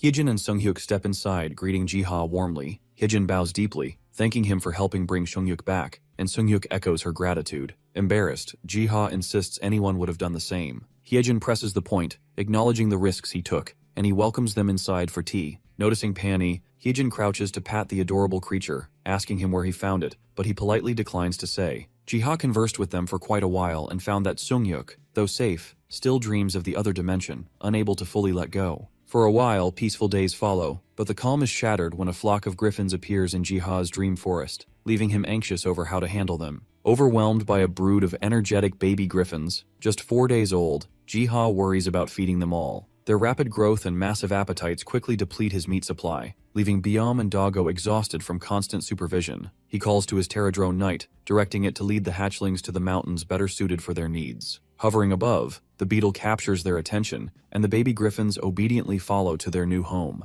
Jiha receives a message from the World Tree, acknowledging that his legion is guiding purified monsters to the Sanctuary, a place modeled after Gehenna. He is tasked to restore its ecosystem. The World Tree's blessing upgrades, raising his animal amiability to level 3, and grants him a new skill, Sanctuary Development. Alongside this, Jiha gains the ability to observe allies' potential, including whether they possess awakening skills, ultimate abilities that consume all ether and leave users exhausted. Typically only the top hunters have them. Testing the power, he discovers while he lacks an awakening skill himself, Pterodrones hold an awakening skill, ability absorption, allowing them to randomly absorb monster abilities. If a skill is incompatible with their form, they must learn metamorphosis from a being called Logos to use it. He also realizes he can guide other hunters toward awakening their skills by offering subtle hints to those close to him. Testing out his sanctuary development skill, he's prompted by the system to use essences to determine what resources the sanctuary requires, which he can then provide from his garden. As soon as he spends 500 essence to unlock access to the sanctuary, the fog shrouding the area lifts. He touches the lake water, testing his ability to modify the environment, inadvertently causing a minor earthquake that damages the sanctuary. He spends 100 essence to restore the damage, and realizes each of his actions with the skill will directly impact the sanctuary. He activates the skill to assess the area's needs, and the system flags poor soil quality requiring worms to revitalize it. Just then, the Pterodrones arrive, carrying worms to help. He observes the fog recedes further, unlocking a new area, and a massive mantis shrimp comes into view. Jiha recalls Korean news reports describing them as dread-grade monsters, capable of annihilating everything nearby with a single shockwave, requiring 6 to 7 hunters to defeat just one. The Pterodrones prepare for battle, equipping themselves with the world tree's rind as sturdy shields for defense. They advance, but the shrimp's shockwaves force them to retreat and focus on healing. Then he remembers the elixirs he made from world tree fruit and provides them to the Pterodrones. A golden glow envelops them, restoring strength and providing a combat boost. Re-energized, the beetles advance with shields raised. The shrimp's shockwaves clash against their defenses, but they recover quickly thanks to the elixir. The knight cuts a shrimp in half. Jiha deduces that the shockwaves originate from the claws, and they can win if his army overwhelms them in number. After the intense battle, the Pterodrones celebrate their victory. Suddenly, the knight's body glows as it inherits the mantis shrimp's powerful shockwave skill. Back in his shop, Jiha receives a call inviting him to the beach. Moments later, Sung-ho and the group arrive in a car, surprising him with their quick timing. Though he didn't expect so many people to join them, even his pets tag along. The group chats animatedly. Someone remarks on how adorable the pony is, while his sister checks whether Jiha has eaten. Sung-ho jokes that trips are more fun with company, and Jiha agrees, though he didn't expect Hwayeon and Chulyun to join, which he finds rather odd. His sister, curious like always, asks where he found it since they are highly rare in Seoul, but he brushes it off saying he found it in a random dungeon. The van hums along, filled with laughter and chatter, carrying the group toward their summer adventure. Arriving at the beach, Jiha takes in the breathtaking view bathed in golden light. The van parks by the shore, and the group unloads, calling him to settle into the hotel. Jiha savors the warmth of friendship, glad he agreed to come, hoping the joy lasts forever. Later, while finding a quiet moment on the terrace, he is interrupted by Hwayeon. He expresses surprise at her joining this trip, which makes her wonder if she's crashing the party, but he reassures her everyone's thrilled she came. When he asks about the others, she explains her envious guildmates are racing over as they speak. Out of nowhere, emergency broadcast screams a warning for a dread-grade mantis shrimp at the shore and urges immediate evacuation. Frustrated at the prospect of the monster spoiling their vacation, she decides to confront the threat herself. A surge of fiery energy races toward Jiha, imprinting a glowing golden rune on his hand. A sudden explosion hurls rocks in his direction, as Hwayeon leaps to save him. They check on each other as their friends gather, quickly deducing the blast came from the mantis shrimp, likely moving from the beach towards their land. Everyone is ordered to hold the line until reinforcements arrive. Hwayeon, making calls to locate her guildmates, instructs them to meet at the shore to face the dread-grade monster. Seeing Jiha approach, she tells him to go somewhere safe, knowing he will be in danger if he stays. Knowing he can't fight directly, Jiha remembers the special potion stored in his cabin that could aid the team, so he rushes to fetch it. A powerful shockwave from the mantis shrimp scatters the hunters across the battlefield. Sung-ho quickly calls Min-seok for protective buffs, stepping forward to draw the creature's attention and provoke it into attacking. This gives the rest of the team a chance to strike at its vulnerable joints. Gyungbek moves in cautiously, but the mantis shrimp lashes out with its claws, striking him hard enough to make him cough blood. Soon-young retaliates with a barrage of paper missiles and blinding spells, followed by a powerful spell meant to temporarily freeze the monster in place. The projectiles hit, yet the shrimp's skill keeps it from taking critical damage, underscoring its dangerous dead-grade ranking. Soon-young fears her mana will deplete if she continues at this pace, but then a burst of fire beams at the monster. She turns to see the Eternal Flame Guild, led by Hwayeon, is finally here to reinforce the battle. The guild leader urges everyone to focus on eliminating the monster first, promising they can resume their vacation once the threat is gone. With the guild joining, coordinated attacks hammer the creature's claws. They begin to slow the monster's assault, giving them a renewed sense of optimism. Sungho attempts a bold charge but is interrupted as a meteor spell rains down massive boulders, throwing the team into disarray. The hunters scramble to avoid the falling rocks, though some are caught by the impact. The sudden devastation earns its name, disaster, a silent onslaught that crushes hope. From the debris, the king of mantis shrimp, Stone Mantis, emerges, towering and menacing. The system warns that the stone mantis targets all humans in its path, and massive rock barrages that came earlier is the creature's gravity spell. Sungho calls for defensive buffs, raising his shield but is slammed into a wall by a direct hit, bloodied and battered. His wife screams as panic spreads through the team, afraid of dying here. Hwayeon motivates everyone and uses her fire magic to melt some of the incoming rocks, which buys precious seconds. She can only maintain the spell twice more without her scroll. Her distraction proves costly as a massive rock flies at her too fast for her spell to stop. Suddenly, the Pterodrone Knight crashes in, intercepting the rock and saving her. She stares, stunned, as Jiha appears atop the giant beetle. Jiha ensures Hwayeon is unhurt. She confirms she is safe but warns that Sungho's injuries are severe. He gives her a recovery elixir, instructing immediate use and follow-up treatment at the hospital. He prepares to face the stone mantis shrimp alone, determined to prevent a disaster that could overwhelm the world. He takes comfort in the presence of his loyal companion, the Pterodrone Knight, and a supply of potions. Such individuals who rise to face the overwhelming dangers are called true heroes. Flashback 10 minutes. Jiha had dashed to his store to collect potions and spell-boosting elixirs to assist the hunters safely. A sudden gust had signaled him to look up, and he spotted Knight hovering, signaling that the situation is far more severe than he anticipated. Back in the present, Knight intercepts debris flying from the battlefield while the hunters tend to Sungho. A system notification warns, Stone Mantis Shrimp is enraged, and sees it forming a massive rock sphere. Flying atop the Pterodrone for the first time, Jiha feels the weight of the air and admires the hunters who are accustomed to fighting in such chaos. He pours the elixir he brought into Knight's mouth, enhancing its strength. The monster casts its deadly spell, Fused Silica, hurling the huge rock sphere toward them. Knight channels its awakening skill, Shockwave, which is now enhanced by the elixir into a devastating Void Wave. The attack annihilates the rock sphere, sending shards flying back and striking the Mantis King. The shrimp immediately counters with Gravity Spell, Dimension Refraction, shaking the earth violently. As Minseok tends to Sungho with the potion, Hwayeon marvels at the creature's strength but recognizes that it's nearing defeat. Exhausted from its awakening skill, Knight can no longer continue, leaving Hwayeon in charge. Jiha organizes the hunters. Some defend against falling rocks while others focus on the Stone Mantis King. He stresses urgency, warning that any moment, the monster could unleash another spell, feeding a recovery potion to Knight. Jiha formulates a strategy, recognizing the 14 smaller mantis shrimps are shaken after witnessing their leader struck. Exploiting their confusion could turn the tide of the battle. So Hwayeon rains down fire while Sunyoung defends against flying debris with her paper barriers. Relief begins to settle when suddenly, a far more terrifying menace emerges, a ruin-grade kraken. What should have been the end of the ordeal is now the beginning of a far greater crisis. Panic grips the shore. This is a threat beyond what they had prepared for. Amid the chaos, Jiha detects a faint vibration beneath the water. Then he sees it. The ocean drains, towards a single point, as if being sucked by an unseen force. A colossal maw emerges from the surface. Jiha realizes it could be the World Eater, attempting to devour the kraken. But he immediately realizes the kraken's suckers could prevent it from being swallowed, and his mind races to find a way to aid the World Eater before things go haywire. The Pterodrone Knight, fully recovered, takes charge. Its awakening skill generates a powerful shockwave, pushing the kraken and stone mantis shrimp directly into the gaping jaws of the World Eater. With the threat neutralized, the city breathes a collective sigh of relief. Remaining monsters are eliminated with ease, and the injured are sent to hospitals. Survivors cheer, celebrating their unlikely survival. Later, Hwayeon spots Jiha sweeping debris. She gently teases him, saying he doesn't need to intervene in every situation, and curiously asks about the giant beetle he rode.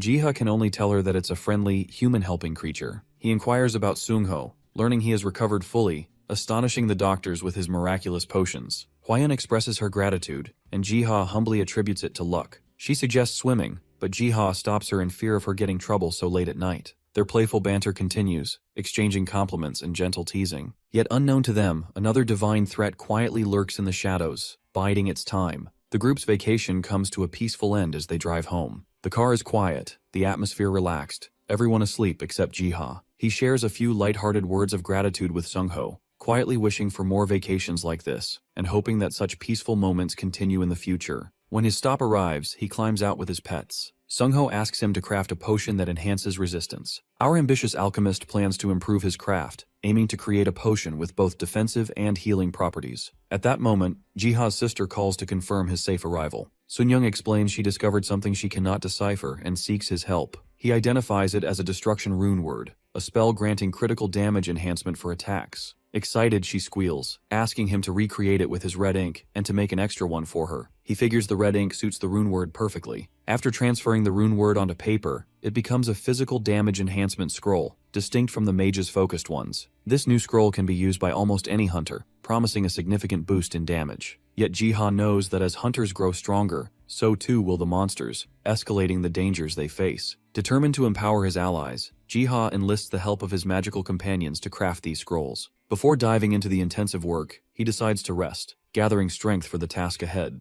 A few days later in the Dream Forest, the air feels unusually fresh. As he surveys the landscape, he spots two familiar figures in the distance, Sung-hyuk and Hye-jin, along with South Korea's top hunters. He wonders why they're together as they approach Taoti's supposed seal, only to hear Hye-jin point out that True lies further east, beneath a valley cave. Jiha thinks back to the stories of Taoti, blamed for the destruction in Sichuan, China. Despite the legend, its true form, size, and abilities remain unknown, heightening the difficulty of the upcoming battle. The team hurries toward the cave entrance, hoping to investigate the seal before Taoti awakens. Jiha notices the bridge leading to the area is broken and quickly sends Knight to repair it. The hunters are astonished to see the bridge restored and briefly wonder if someone else is in the forest, though they quickly push the thought aside and proceed. As they advance, the group remembers that Taoti is one of the four perils in Chinese mythology, a four-legged beast that consumes anything it sets eyes on. Their task is to find its seal, but the absence of visual references makes them unsure where to start. Jiha observes them from above, noticing they walk in a circle oblivious to a mythical aura at the center. The aura forms the shape of a mirror, suggesting it could be linked to Taoti's seal. Seeing that the group hasn't caught on, he decides to reach across the invisible barrier and poke the mirror with his finger. But as soon as he tries, Sung-hyuk immediately notices the enormous, otherworldly finger reaching through. Reacting instantly, he channels ether into his sword and intercepts with ether slash. The group scrambles, struggling to comprehend what just occurred. Han insists he saw a giant finger, while others suspect a monster, having seen nothing.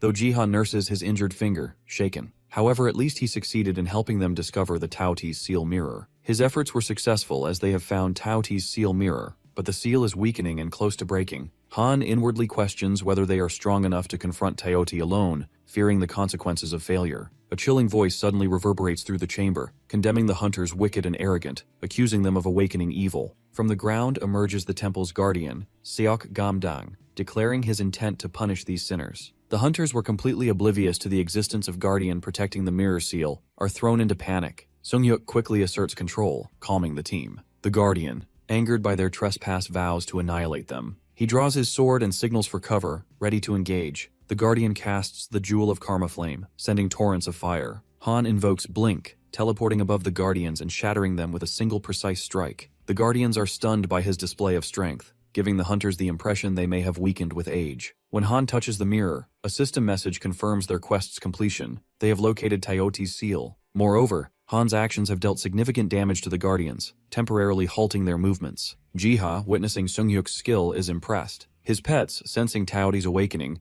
dash off to confront the remaining Guardians. While Jiha prepares scrolls using green herbs from the wild elf village, he hesitates, realizing that retrieving the herbs himself, or using the pterodrones, might alarm the villagers. A solution occurs to him. He could employ Selena, guiding her as an apostle to gather the herbs. Jiha finishes preparing several scrolls, a task made possible only through Selena's help. At his request, she had approached the wild elves to obtain green herbs from their village. Since directly demanding herbs would upset the elves, Jiha advised her to trade instead, offering food and salt, luxuries the elves lacked. She admired his cleverness, especially when he provided her with salt for the exchange. Setting out with Edenskal, she managed to deal with the Radiant Knights on the way, while also securing a plentiful stock of herbs. Thanks to her efforts, Jiha no longer needed to worry about supplies for a while. Just then, a commotion in the garden drew his attention. He found the pterodrones huddled together, surrounded by scattered essence stones. The sight reminded him of Korea's miniature dungeons that began appearing in the Dream Forest. Hunters had been clearing them, yet the rewards proved disappointing. Low and mid-tier dungeons yielded little value,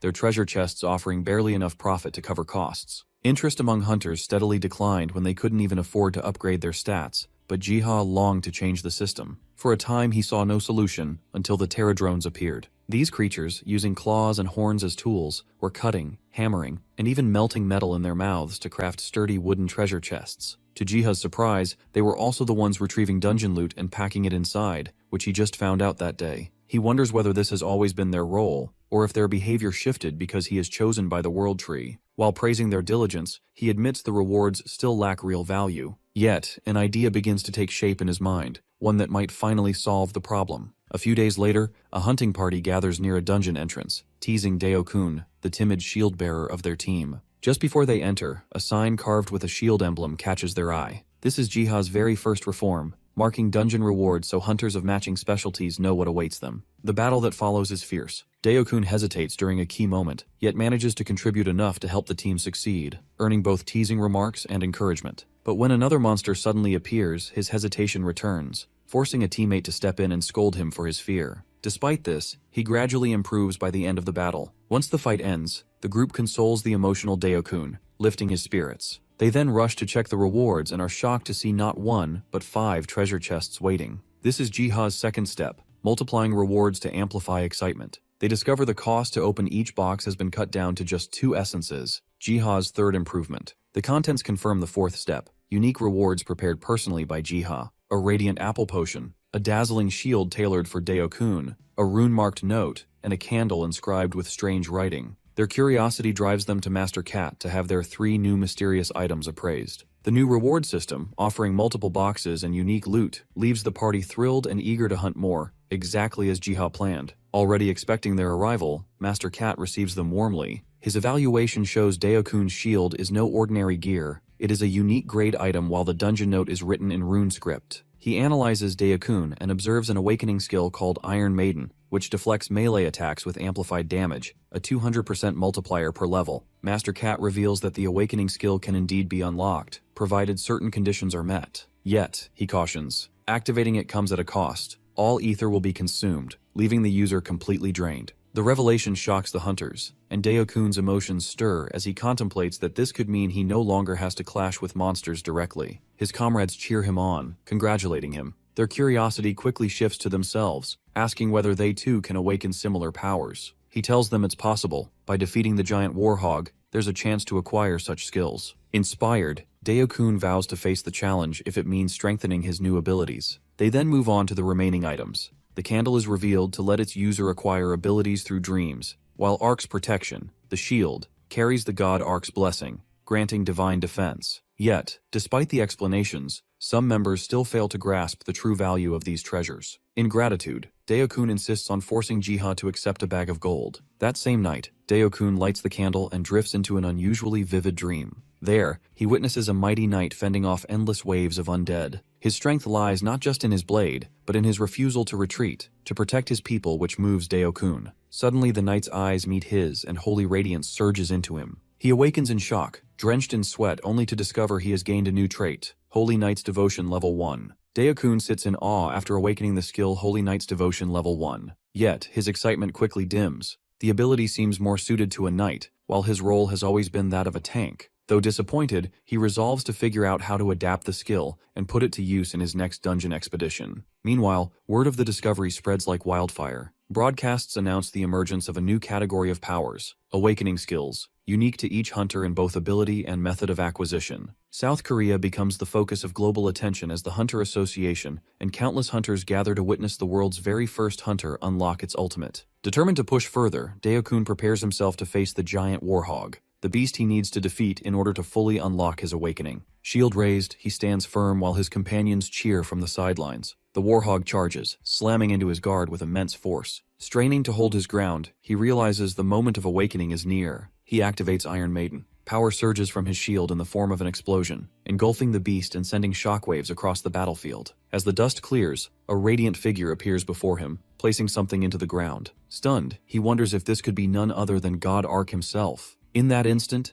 everything about his past, his larger build, his reluctance to strike down monsters, his instinct to protect rather than destroy, suddenly makes sense. These traits are not weaknesses but signs of his destiny. Hearing Ark's call, he understands his true role, to protect his people without faltering and walk the path of the god. His teams, stunned, tries to make sense if what they just witnessed was the awakening of his skill. Concerned, they ask if he is hurt. He reassures them with a calm smile, saying he has discovered something even greater than an awakening skill. He has found his purpose. Days later, news of his awakening floods the Korean hunter community. Posts about his new skills spread across forums and social platforms. Yu Jiha spends his days focused on hunter development, working on a structure that proves unusually difficult to complete. The task stems from his recent discovery, a book penned by God Arc that reveals hidden knowledge of dungeon design. It describes ways to grant hunters buffs, protection, and other enhancements during raids. With its help, Jiha experiments with prototypes, and the one he now carries is ready for testing. He heads into a dungeon to set it in place.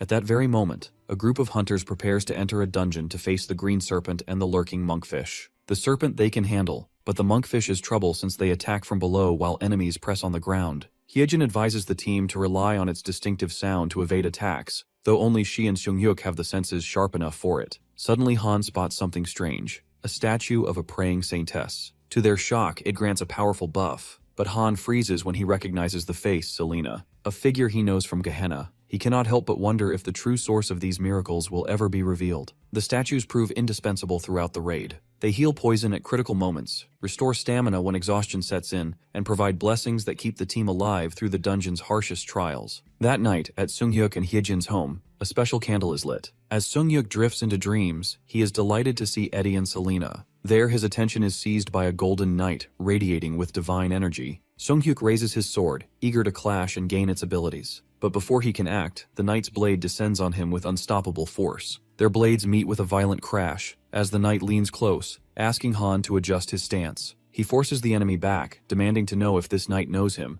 but the figure gives no answer. The sheer force in his opponent's hands makes his own arms quiver. Channeling power into his sword, Han steadies himself for a counter. Then the knight speaks again, stating humans are too fragile to withstand the trials to come. Han demands clarity, but it just repeats the grim judgment. Then it dawns on him that the words might be about the Taioti. The armored figure declares that something far worse is in store for them, a calamity that will erase humankind. Seunghyuk refuses to accept such prophecy, and instead demands to know his opponent's identity. In answer, the figure announces himself as the commander of the Gungnir Legion, the eternal sword in service to Lord Arc. Golden blades shimmer into existence, circling him in orbit as the knight proclaims himself the swordmaster of the Legion. Han insists again, asking why this knight speaks as if he knows him. The swordmaster admits he has observed him closely due to his unique potential. Seunghyuk activates his skill, form etherization, pressing further on why the knight has chosen to appear only now. The knight reveals, because the apostle of Arc has risen. When Han tries to demand more, the swordmaster shuts him down. Meanwhile, Selena receives an inscription, wondering if it is connected to the same mysterious entity as before. Then the challenge begins. The swordmaster tells Han to fight with everything or die before enlightenment. At his command, the daggers rain down on him. Han steels himself to seize both the skill and the knowledge of the knight. He channels everything into his sword. With a single sweeping strike, he destroys the incoming daggers. Yet in a heartbeat, the knight reappears behind him,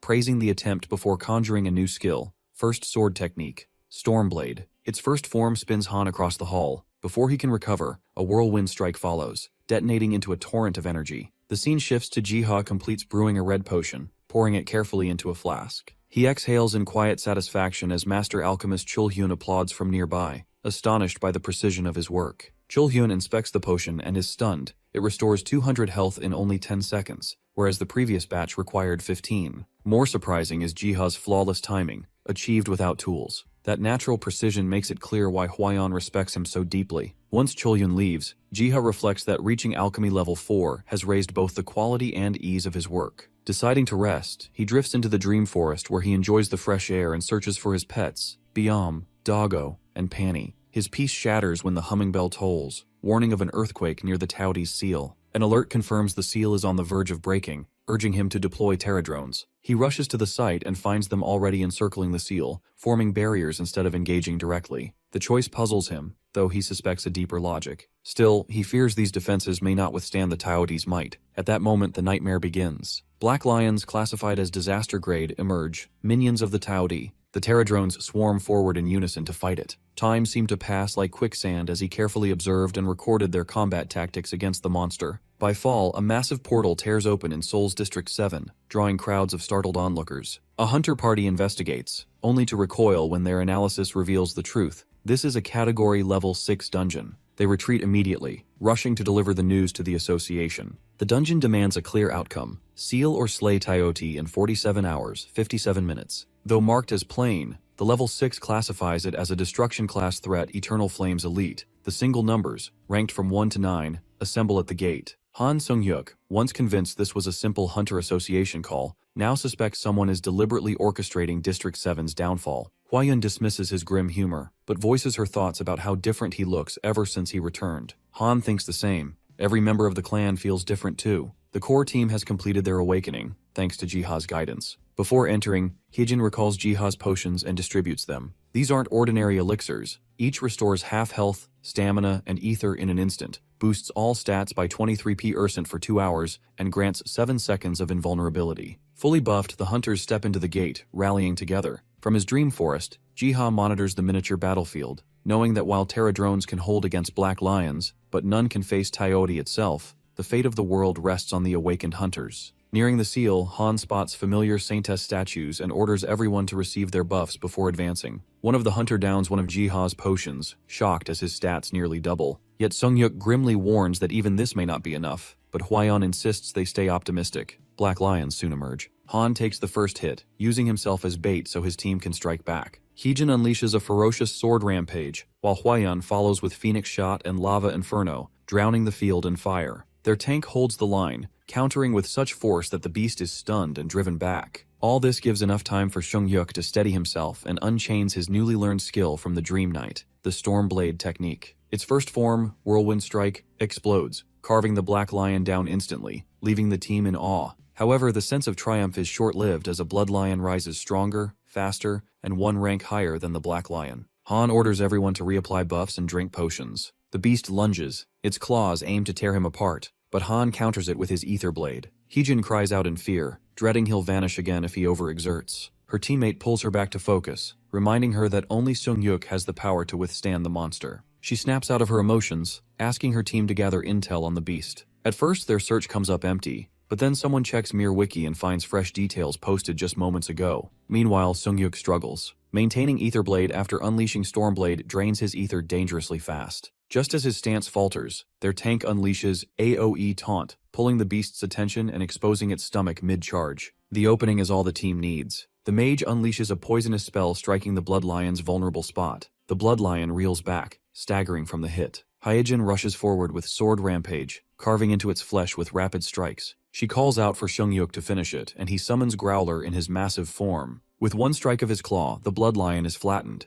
Growler towers over the hunters, its single strike against the Blood Lion, leaving them shaken. Hwa-yeon and Hyejin prepare to strike, but the beast roars to stop them, declaring itself no enemy. Sung-hyuk raises his hand, recognizing the beast. When questioned, he explains this is no monster, but a nature god bound to him by contract. When asked why it came, Growler warns Taioti's awakening has summoned its Dharma protector. Unlike ordinary monsters, a protector is a guardian whose strength cannot be measured. To counter this, Growler shares his divine ether with Sung-hyuk. The beast offers his paw to touch, bestowing his power upon him, leaving him shaken. The wolf vanishes, entrusting him with the strength to eliminate the guardian before it reaches Taioti. He asks for his guidance for Taioti, but the wolf says that he will take care of it. With that, Growler vanishes, entrusting him with the fight. The team speculates on the protector's might, convinced only Sung-hyuk can face it. Yet Sung-hyuk knows the fight ahead demands the effort of each of them. Meanwhile, the Taioti servants deliver word of the hunter's advance, urging their master to rise while they deal with those insects. Taoti is busy feasting when 3 familiar figures arrive, Biam, Growler, and Pani. The demigods taunt him, but he remains unshaken, boasting that even united, they cannot hinder him. Taioti believes he can end them instantly for another decade of peace.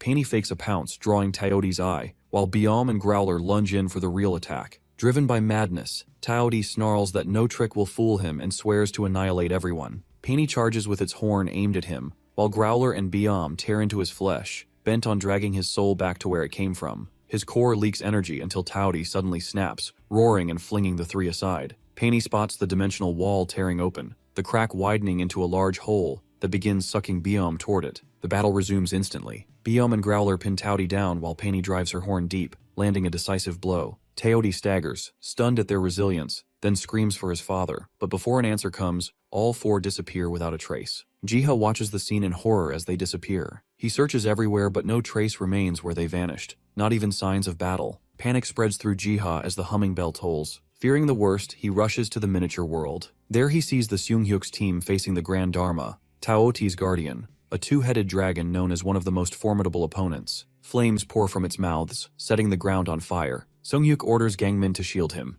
The tank gulps an enhancing potion and braces, holding back the torrent. Straining under the pressure, he begs Han to act quickly. Seung-yuk blinks forward, activating his newly learnt Stormblade's first form sword technique. A storm of energy tears through the air, but the beast retaliates with its fire blast that sends him crashing down. The Guardian, impressed by his attack, recognizes the sword style and demands to know his link to the knight whose style he wields. Han connects it to Legion Swordmaster but dismisses its interest, threatening to reduce the beast to ashes. The Guardian, enraged, fires an annihilation blast, but Han blinks away just in time. Han charges the monster, unleashing his Stormblade's whirlwind strike, but the attack barely grazes it. The beast stomps down, shaking the ground with a quake. Han leaps to escape the shockwave but is caught midair and slammed into a wall. Jiha tenses as he sees Han cough blood on impact. In that instant, Han's mind flashes back to the time he first learned Whirlwind Strike and begged the knight to teach him the third technique. The knight refused, warning that Han could barely handle the second. With each level, the ether cost climbed higher, and forcing it risked ether deficiency severe enough to kill him. Yet now, survival of the world outweighs his own life. The Guardian watches in horror as aura surges through him, summoning the feral beast Growler, who throws the monster into a frenzy of shock and fear. The knight's warning haunts him. He can survive one hit, if luck favors him. Deciding to gamble everything, he activates the second form of Stormblade as his loyal wolf keeps the enemy occupied. Blinking forward, he carves a spiral slash through the beast, leaving it torn apart. Only then does exhaustion crush him, and he slumps to the ground.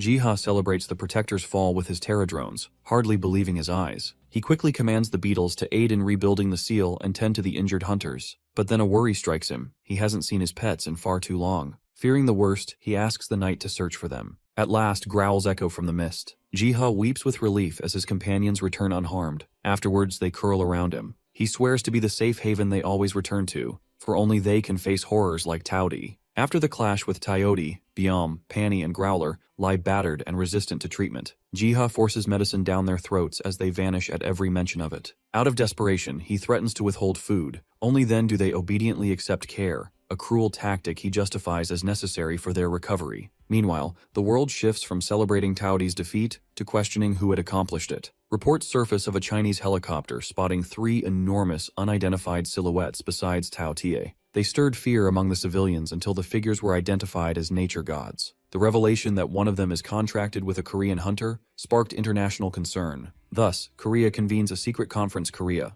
Hyunsuk explains that Taudi and the nature gods started their battle at Gehenna, and a massive energy surge displaced it into China. The seal lies near Sichuan in China, yet the dungeon opened in Korea, an anomaly many dismiss as coincidence. He shows visuals of the battlefield on the screen. President Kim Jae-sung of Korea asks whether the visible damage is evidence of the combat, and it is confirmed. Dramatic changes, including a mountain range destroyed by a single breath, attest to the scale of the clash. Taudi's power was immense enough that China sent a UAV intended for a nuclear strike, only for it to be shot down along with all other drones, leaving no footage. Officials question whether the monster is truly dead. There should be an ether stone or essence left behind, but whether destruction-grade creatures drop them is unknown. With the threat seemingly over, the president lifts the evacuation order and turns to Ashley, the U.S. Psyker Association liaison. She admits that even the U.S. has no data on Category 6 dungeons and requests that Korea share whatever intelligence they possess. One fact stands out. Every single numbered hunter reports seeing a massive wolf among the silhouettes, later verified as Seung-yuk's contracted nature god. This entity had ordered hunters to stop the Guardian while it faced Taoti itself. Ashley openly remarked that America believed no nation could defeat a destruction-class monster without military force. The president countered by calling Hyunsuk forward,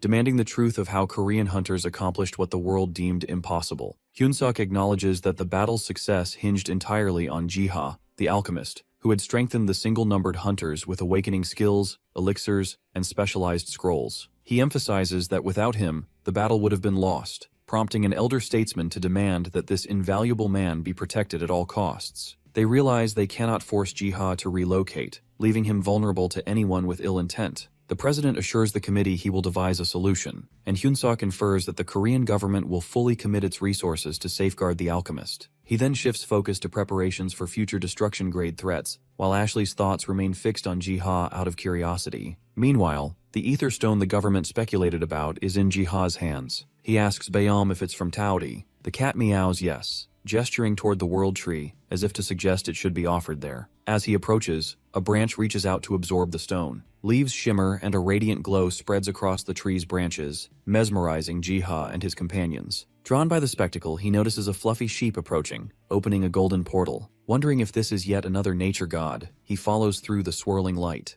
On the other side, he finds himself in a vast library with towering shelves and countless books. The sheep pauses by a book on the floor, seemingly reading it, and he names it Youngie, thinking it must be the librarian. The gardener follows Youngie around, discovering that the books require essence to read. He speculates that the book he previously found on dungeon structures likely originated from this library. Movement above catches his attention, and he sees pterodrones inside the grand library. At first, he wonders how his helpers got here, but noticing their green shells and smaller size, he realizes they belong to the world tree. He observes the pterodrones diligently writing in books. When he asks what they are recording, Youngie brings him a book to read. Its attention to detail impresses him. Upon inspecting further, he realizes the library is constantly updated by the pterodrones with the world's ongoing history. Curious about specific knowledge, he asks Youngie for books on the Gaymark Empire. The sheep produces 2 hefty tomes, which he decides to borrow, intent on experimenting with something new. Ever since the world tree absorbed Tyote's energy from the essence stone, both the tree and the surrounding garden expand significantly. As Jiha explores, he discovers a waterfall previously hidden by fog and notices bees buzzing around a massive hive. He observes a pterodrone pulling a lever inside the hive as a drop of honey falls and is quickly caught by another. He scolds them for stealing honey but realizes the bees do not react, as if there is an unspoken agreement between the creatures. A system notification reveals a new material, Emperor Honey, which permanently boosts maximum health by 10%, but is usable only once and is also the pterodrone's favorite food. Jiha pockets a small portion, thinking of using it as rare dungeon loot rather than selling it. Following Tyote's defeat, Jiha has devoted himself fully to developing the sanctuary. He enriches the soil with worms and creates a lake, attracting new species and revitalizing the terrain. Maintaining the sanctuary consumes significant essences, but the active dungeon ensures a steady flow of resources. Then came the Great Salt Crisis. He assumed only wild elves had a problem, but apparently Estrom's citizens clearly think life without salt is just bland. Communicating with Prince Edenskal as an apostle, Jiha learns they collect salt from rocks, or by solidifying animal blood. Estrom's lack of proper salt mines forced it to yield to the Gaymark Empire, as salt was a crucial strategic resource. Determined to fix the salt shortage, he digs through the World Tree Library and finds a vague reference to a salt mine. He enlists the pterodrone's help to decode it. After a moment, it takes off, leading him to a large herd of cattle. He is astonished to see the cattle. They were supposed to have fled after the Great War. He decides to lead them to the Estrom Kingdom. Looking to his pets for assistance, he sees Doggo and Biom fighting over the task. He assigns Doggo to lead while enjoying popcorn like a spectator. He cheers the wolf on as it sets off, accompanied by the other pets. Jiha watches with excitement, confident they will reach the kingdom safely. He also discovers an abandoned granary full of wheat, which he harvests with pterodrones in just 2 hours instead of the estimated 7. Afterwards, Jiha sends a message to Selena, informing her that the pterodrones are delivering wheat, a herd of cattle, and some salt. These rare resources will benefit not only the people of Estrom but also Jiha himself. The villagers, receiving the salt, wheat, and cattle, believe these blessings come from Ark, and gratefully place a feast on the altar. Jiha exchanges their offerings for 2 golden potions capable of healing severe wounds. For a time, he records praise for Selena and the villagers' sincerity in the infinite spellbook. Meanwhile, Deokun strengthens his spiritual beliefs, offering prayers to the divine Ark. However, the scripture he discovered is rich in tradition and myth, but lacks practical guidance, and he feels the need for a mentor. Realizing no one on Earth can guide him, his thoughts drift to the records of Ark's followers in Gehenna, though he knows they were lost during the Gaymark Empire's persecution. Seeking guidance through meditation, he receives a subtle signal to forge his own spiritual path. The scene shifts to him intercepting a charging beast with his Iron Maiden skill on a dungeon raid with his team. Clearing dungeons has become noticeably easier since he began his spiritual journey. Suddenly, a pterodrone flies above and passes through an invisible barrier. Curious, the hunters follow it and arrive at a stone gateway. They realize they have stumbled upon a civilization when they see people nearby. They notice pterodrones plowing fields and approach for a closer look. A sudden shout erupts, and armed villagers rush forward to defend themselves, mistaking the group for intruders. The villagers quickly form a defensive line behind a large pterodrone, sending messengers to alert Prince Edenskal and Saintess Selena. The hunters try to explain they mean no harm, while Deokun speculates that the villagers, possibly survivors from a fallen kingdom, may not share the same perspective. As Selena appears, Deokun's group immediately recognizes her from the statues in the dungeons. Prince Edenskal arrives shortly after. and the group is struck by his presence, realizing Selena might be his princess. The prince greets the hunters, asking if they are connected to Han. Dae-kun recognizes Han Sung-hyuk as the hunter in question. The prince confirms this, explaining Han stayed with them for a few years before returning home. He recalls their names from Han's report, Selena and Edenskal, and nervously addresses them. The prince is intrigued that Dae-kun knows their names, but Selena suggests a possible mutual connection and inquires if they are the hunters from another world. Realizing Han likely shared the villagers' information, Edenskal hopes he didn't reveal too much. Dae-kun kneels, turning to Selena for guidance, convinced she might be the Arch-Saintess, and shares his struggle to strengthen his faith. He admits that while many religions exist in his world, he seeks the kind of guidance Selena provides. She senses his sincerity, welcomes him and gives him a necklace to mark his initiation. With Dae-kun's faith established, the villagers, reassured by the prince and Saintess, converse openly with the newcomers. Stories are exchanged about Han Sung-hyuk's arrival and the village's remarkable recovery. As the dungeon nears closure, the hunters prepare to depart. Dae-kun resolves to report the events to Sung-hyuk, and their report quickly becomes a topic of interest after their return. Back in the modern world, Dae-kun visits Jiha's shop, bringing the pendant and sacred text given by Selena and recounting the events. Jiha explains that such gifts from high-ranking religious figures signify appointment as an apostle, a role to spread faith among the people. Inspired, Dae-kun readies himself to embrace the responsibilities entrusted to him by the Saintess. A while later, Jiha steps into the dream forest and is startled to see the Pterodrome Queen lying exhausted on the grass. He approaches to check if she is alright.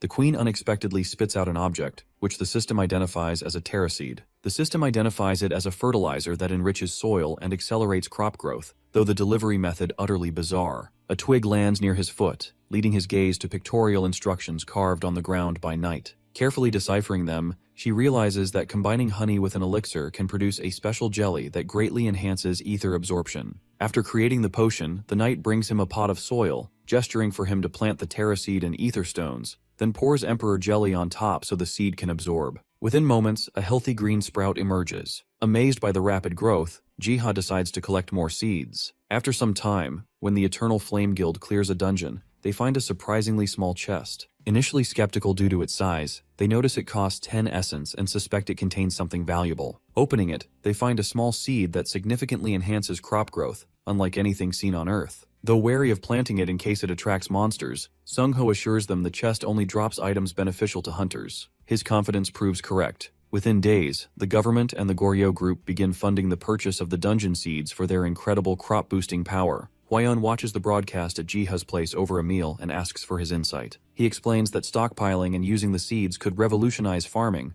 though inwardly he smirks. He placed in the dungeon for this very reason. Hwaeun mentions her guild's recent trip to Japan where the Japanese Ministry of Defense tried to buy her guild's loyalty with flashy incentives. Jiha, clueless about life outside Korea, asks how things are in Japan. She explains that survival is their top priority since earthquakes, monsters, and volcanoes leave little room for comfort. Curious, he asks about her response to their offer. She leans over to wipe a smear of sauce from his cheek, teasing that she clearly made her choice since she's here with him. Jiha tries to ease the awkwardness by calling his pets over. Biom, Panny, and Doggo rush in like a stampede, chomping away, while he perks up at a strange noise outside. Hwaeun notices his sudden pause, but since she hears nothing, he chooses not to alarm her, and instead plans to investigate later. While the three pets gossip among themselves about the noise, he offers Hwaeun more food, and she politely agrees, only for the smell of burning to fill the air. After the comedic mishap, he heads to the forest to investigate the noise, suspecting a new nature god. At the World Tree, he spots a bright red parrot perched on a branch. Suddenly, Biom dashes past him,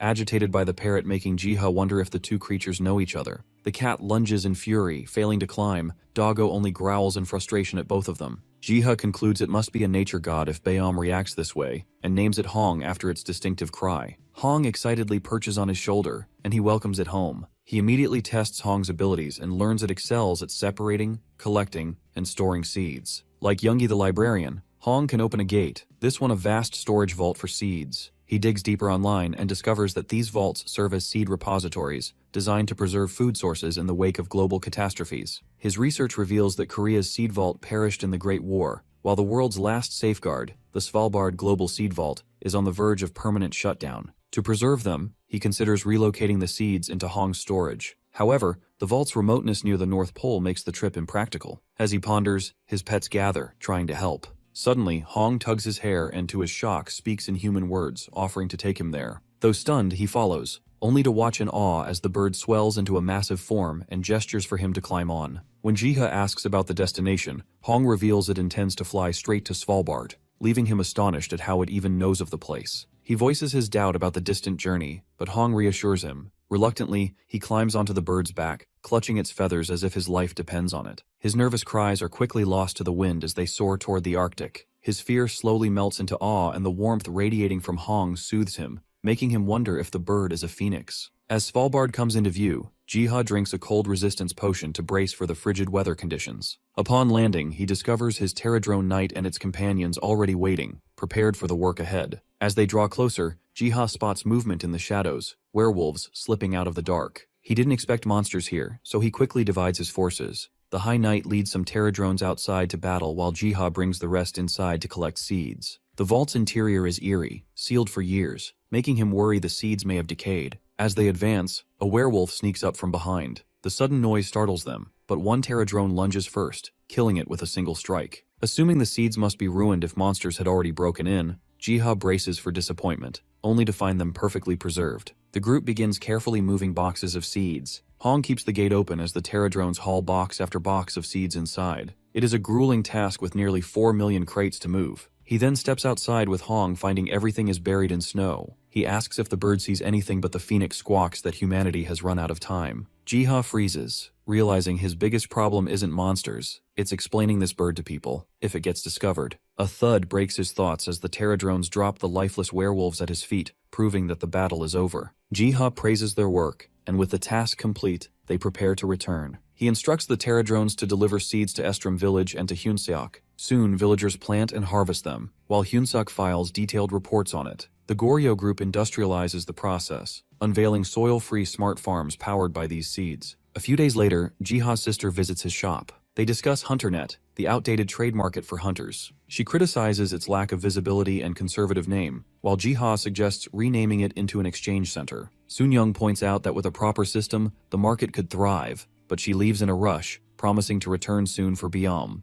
Left alone, Jiha turns to a book titled System by Arc, borrowed from Youngi's library, hoping to find a solution for the exchange center. The text explains the hunter system in depth: stars, traits, skills, dungeon structures, and even the HunterNet. The ancient language would have made it impossible to understand. His system design trait now lets him read it with ease. Gathering insight from the book, he devises a plan to upgrade the market into an auction platform. Through MirWiki, using Essence as currency and Terradrones for delivery, he plans to launch with potions and scrolls, before moving on to rarer artifacts once he collects them. When he discusses it with the Terradrone Knight, it agrees but warns they'll burn out balancing both artifacts and chests. Jiha wonders about a solution, and the Knight gestures toward a worker tirelessly smelting a weapon. Its dedication fills him with awe. Then Knight draw a bottle of honey in the ground, implying they will work even more persistently if they get honey. They strike a deal. The Terradrones keep all the honey in return for collecting artifacts. The arrangement pays off. Every visit to the garden rewards Jiha with new finds, some remarkably rare. Among them is the Shotel of the Crescent Moon,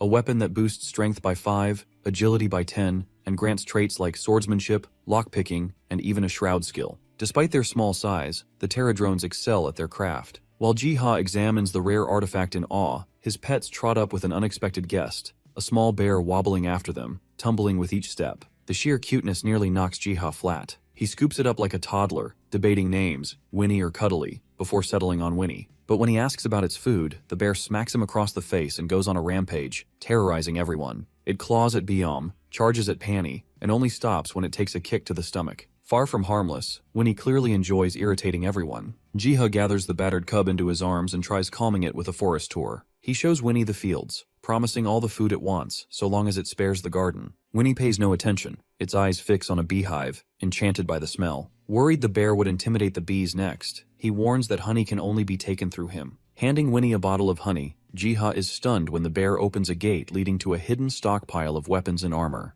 Though he assumed Winnie was a combat type, the discovery proves otherwise. The gear is extraordinary, each piece loaded with bonus stats perfect for his auction. Among them, Jiha's eyes catch the Demon Breaker, a heroic rarity sword that boosts strength, agility, and intelligence while offering traits like swordsmanship, sprint, curse resistance, eternal bound, and the skills Etherblade and haste. He asks Winnie if he can take it, noting that only Han Sung-hyuk wields an Etherblade at present. meaning this weapon would cause a frenzy on the market. Winnie requests 10 essences in rent, surprisingly modest. He suspects it's because Winnie assumes he won't keep it for himself. Conveniently, 10 essences is exactly what he intended to charge as a broker. The next day, Jiha lists the ether blade on Mir Wiki, and chaos erupts. Bids climb higher and higher until one final number silences the rest, 10,000 essences. At home, Seung-hyuk and Hyejin scroll through the storm of posts. Hyejin mutters that the price is madness, but he insists it's worth every essence. An ether blade doesn't even require skill to wield, which is exactly why he had already bought it. He plans to take his new sword to the appraiser, only for Hyejin to casually reveal that Jiha himself is the appraiser. Completely thrilled, they rush to meet him. Some days later, Han tests the sword in a dungeon, slicing a stone golem in half with one effortless strike. Hyunsuk watches in disbelief, realizing this must be the Demon Breaker. Seung-hyuk tells him that the sword has far exceeded his expectations. Its haste skill allows him to move smoothly. Hyunsuk is stunned. He never saw that info in the auction listing. Seung-hyuk casually mentions he had it appraised by Jiha, shocking the man further since the appraiser was supposedly on a break. Han shrugs it off as luck, though in truth he had bribed him with gifts in the middle of the night, silently vowing to repay him with something even better. After some time, Jiha experiments by planting a world tree sapling on Earth, curious to see if it can take root, then returns to the forest.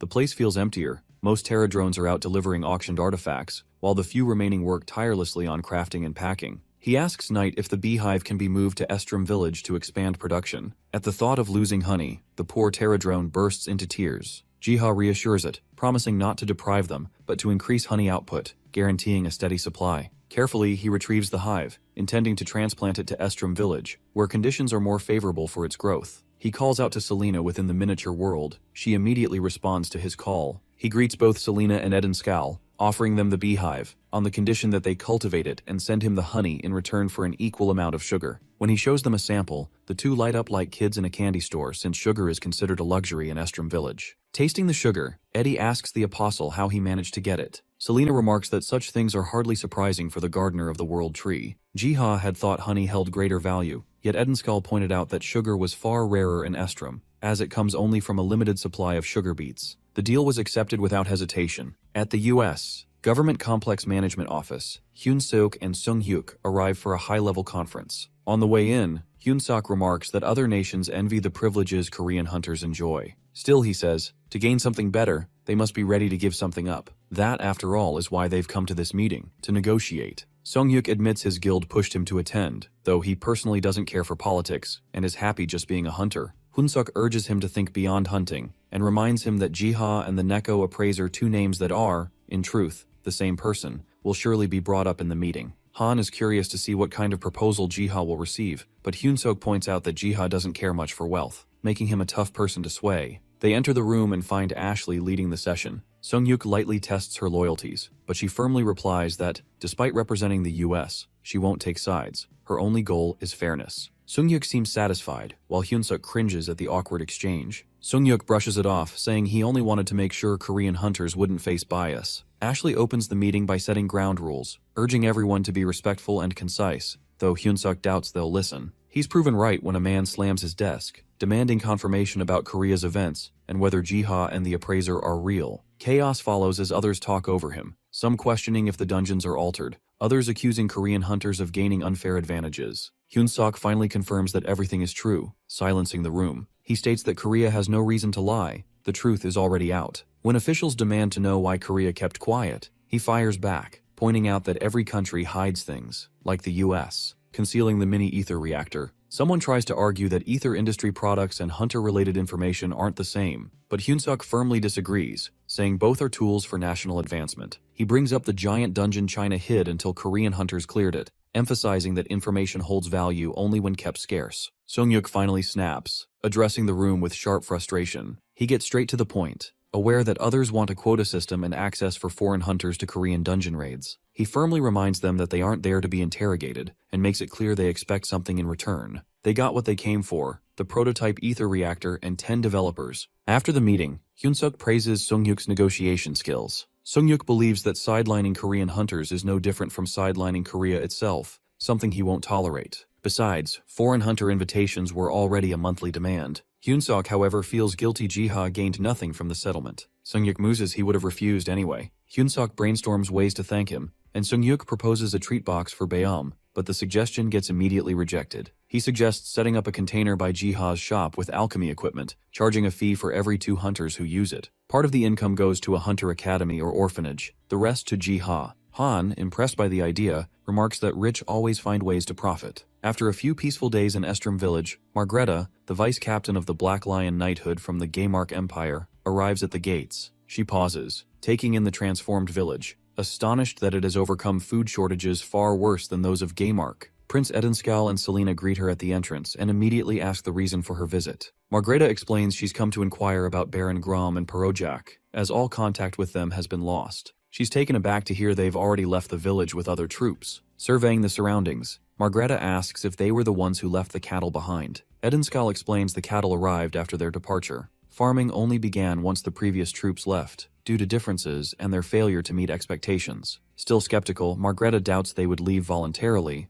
but Edenskal conceals the truth of their exile. Seeking a distraction, he whistles, and the Terradrone Knight descends from above. Margreta is left stunned by the towering creature. Edenskal casually asks for her opinion on Arc-sent soldiers capable of defeating ogres alone, and points to the smaller beetles tending the fields. She scoffs, reminding him that he once claimed no belief in any religion, and questions if he had lied. He apologizes for the misunderstanding, explaining that the village has recently made a contract with Arc and hopes she won't act rashly. She takes it as a threat, accusing him of planning a feud, but Edenskal calmly asks if they intend to give him a reason. He proposes a clean split, both empires leaving each other alone. When asked if they no longer require Gaymark's support, Edenskal declares they are under Arc's protection, making cooperation with non-believers difficult. Margreta then turns to Selena, assuming even the princess stands against Gaymark. Selena calmly replies that they're not against anyone, so long as they accept Arc. Margreta refuses to believe in unseen powers. Selena points that the beetles are a sign, but the vice captain dismisses them as merely well-trained monsters,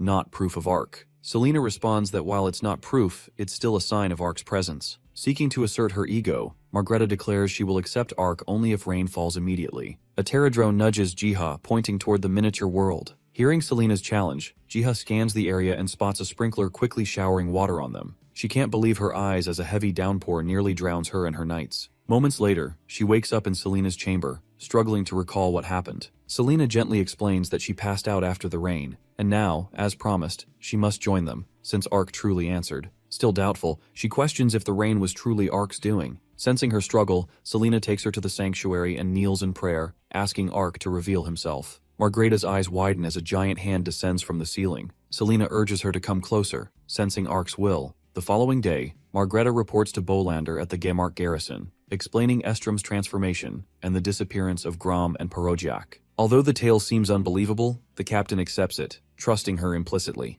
Bolander doubts Arc's existence when Margreta says she saw no other soldiers. She begins to recount what happened, but he cuts her off, reminding her that the garrison's survival matters more than any unseen deity. He orders her to keep quiet to prevent panic. Yet behind closed doors, Margreta silently prays for the divine's forgiveness, her faith now unshakable. Back in the modern world in the U.S., Management Bureau, the president of the Hunter Association approves a Korean proposed agreement that includes Jiha. He instructs his staff to notify Psyker Hunter Association and to investigate the peculiarities of Korean hunters, especially Jiha. The next day, the president of the U.S. Hunter Association receives confirmation about all activities of Korean hunters, the auction house, the awakening system, and the Nico appraisal. Each revelation only strengthens his desire to acquire Jiha for his own purposes. The secretary, sensing his intentions, warns that targeting Jiha could provoke the Korea Hunter Association. The president, however, weighs the risks against the potential gains, reasoning that the benefits Jiha would receive by coming to the United States outweigh the danger of him siding against South Korea. He explains that while systems like the auction house and awakening system are impressive, they pale in comparison to the value of unique items such as scrolls, elixirs, and potions, resources that only rare individuals like Jiha can provide. He emphasizes that acquiring his allegiance is a top priority. Chaos returns to Korea as the World Eater senses new monsters lurking in the shadows across a land. To protect the living creatures it deems sacred, it filters out the undead. Determined to save as many lives as possible, it opens its massive jaws and swallows the land whole, relocating it to safety. Jiha sits in the forest with his pets reading a book, when a mysterious humming fills the air, catching his attention. Biam nudges him, signaling for him to follow. He sets off with his pets towards the coastline bathed in the warm hues of sunset and spots the World Eater with its mouth wide open. Curious about the creature's actions, he receives a notification explaining that the World Eater is an ocean guardian overseeing all terrestrial life. At this moment, it is relocating an island to protect its inhabitants from a corrupted environment. Realizing the scale of the task, he finally understands why the great creature is called World Eater. It has the power and responsibility to shift whole environments when needed. Ashamed for having done nothing but fish and swim, he asks the guardian if it's alright. It spouts water in response, and Jiha interprets it as consent. Jiha feels momentarily weighed down by the responsibility of caring for an entire ecosystem left behind by the World Eater. As the great creature departs, he waves and promises to nurture the land well. The story shifts to Gmark Village, where Margreta is under scrutiny for her religious beliefs. Hours earlier, Bartok, commander of the Gmark Knights, had visited her during training. He had instructed her to visit his office later, resting a firm hand on her shoulder. A dark, devilish grin had spread across his face as he hinted at a discussion about the Ark. Now in Bartok's office, he confronts Margreta about her involvement with Ark. She tries to deflect, but he points to a pendant with Ark's emblem and warns her not to lie, asserting that he has observed her actions all along. She freezes, horror and disgust flooding her as she realizes Bartok has been watching her without respite. He asserts that no one else knows of her connection to Ark, pretending his silence is a kindness. She immediately realizes he intends to exploit her secrets and force her into obedience. Dismissing her, he makes it clear she will obey whenever summoned, leaving her unnerved. A few days later, Margreta walks home, weighed down by the pressure of Bartok's constant watch. She notices the lights on as she nears her house and hesitates,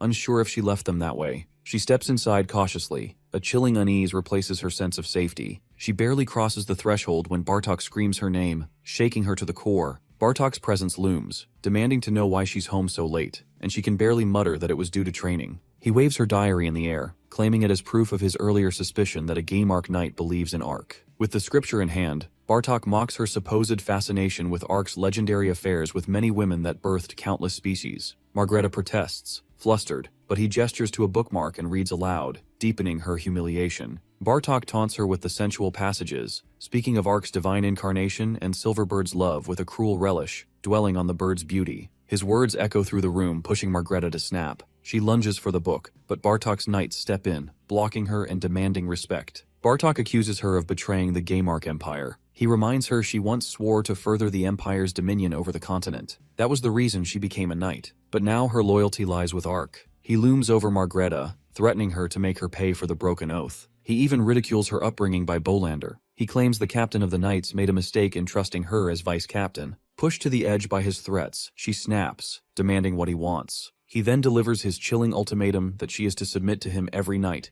to endure punishment for her faith in Ark. The next day, she recounts the confrontation to her father, Bolander, who refuses to let her become Bartok's prey. She tries to protest, but he cuts her off. Though the diary Bartok found enrages him, his concern for her outweighs his anger, and he urges her to leave the village. Emotions cloud his thoughts as he reflects on raising her. He knew she might one day cause trouble, but never expected it so soon. He offers her a narrow path to freedom, declaring her an escapee. Bolander reassures her that Bartok still needs him, so he will not harm him. When Margreta asks what would happen if she simply accepts the situation, he questions if she truly wants to accept him as her husband. He warns that marrying the fat, corrupt man would reduce her to worse than a peasant, something he won't stand. He hands her a bag and a weapon, instructing her to prepare. His guards have orders to look the other way when she leaps over the wall. He urges her to rely on her skills to evade the Solar Knight, and asks her to leave at once, instructing her to find the place where she witnessed Ark's miracle. She silently vows to return one day and confront Bartok, ending his tyranny. That night, she dresses alluringly for the visit Bartok demanded, but her mind is fixed solely on escape.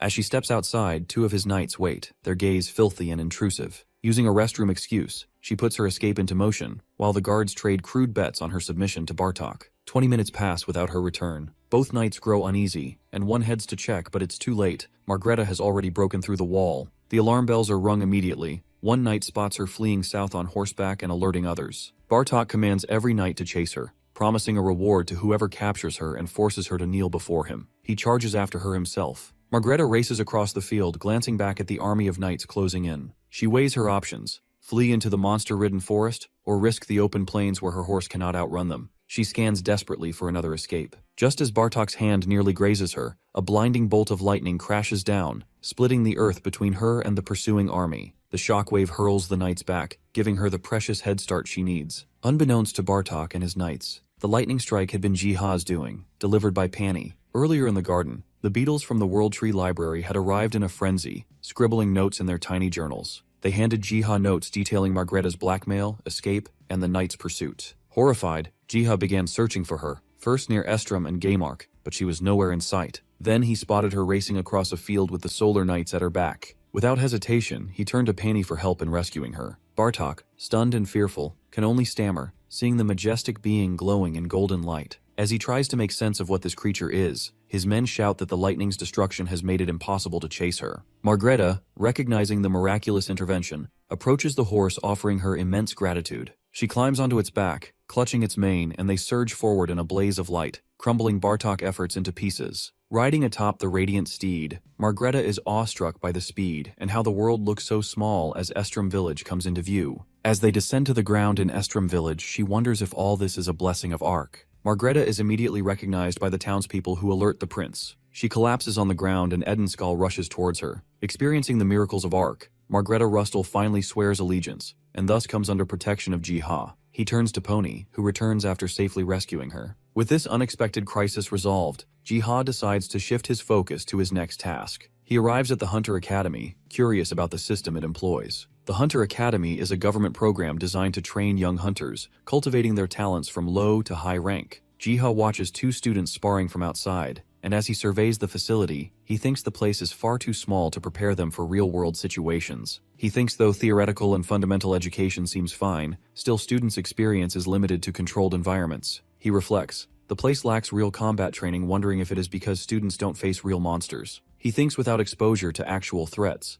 the Academy's graduates may struggle when confronted with real danger. Determined to find a solution, he decides to consult the system book for ways to bridge the gap. Gyunbek, who had personally invited him to visit the Academy and also volunteers here in his free time, arrives to greet him and asks for his impressions. Jiha praises the facilities and thanks him for the invitation, prompting Gyunbek to offer a guided tour of the Academy. After Jiha left for the Hunter Academy, all his animal companions gather in the garden and discuss how overwhelmed their master has been with work lately. When he is not around, their activities are simple. They eat grass, play in the lake, and afterwards curl up for a nap. While the nature gods sleep, the Terradrones get to work. They clean the lake, tend to the trees, gather resources, and take care of the forest. Though some of them descend into their underground kingdom, where they craft weapons and artifacts for the hunters. They also maintain the dungeons, placing wooden signals for different categories of dungeons and pack dungeon chests. After the productive day, the Terradrones gather to enjoy a well-earned treat, honey from a distant place, brought back by Jiha. With the Terradrones content, Jiha turns his attention to the system book to find a way to train the Hunter Academy students for real combat. As he scans the pages, he finds unexpected topics like how to plant seeds or train lions.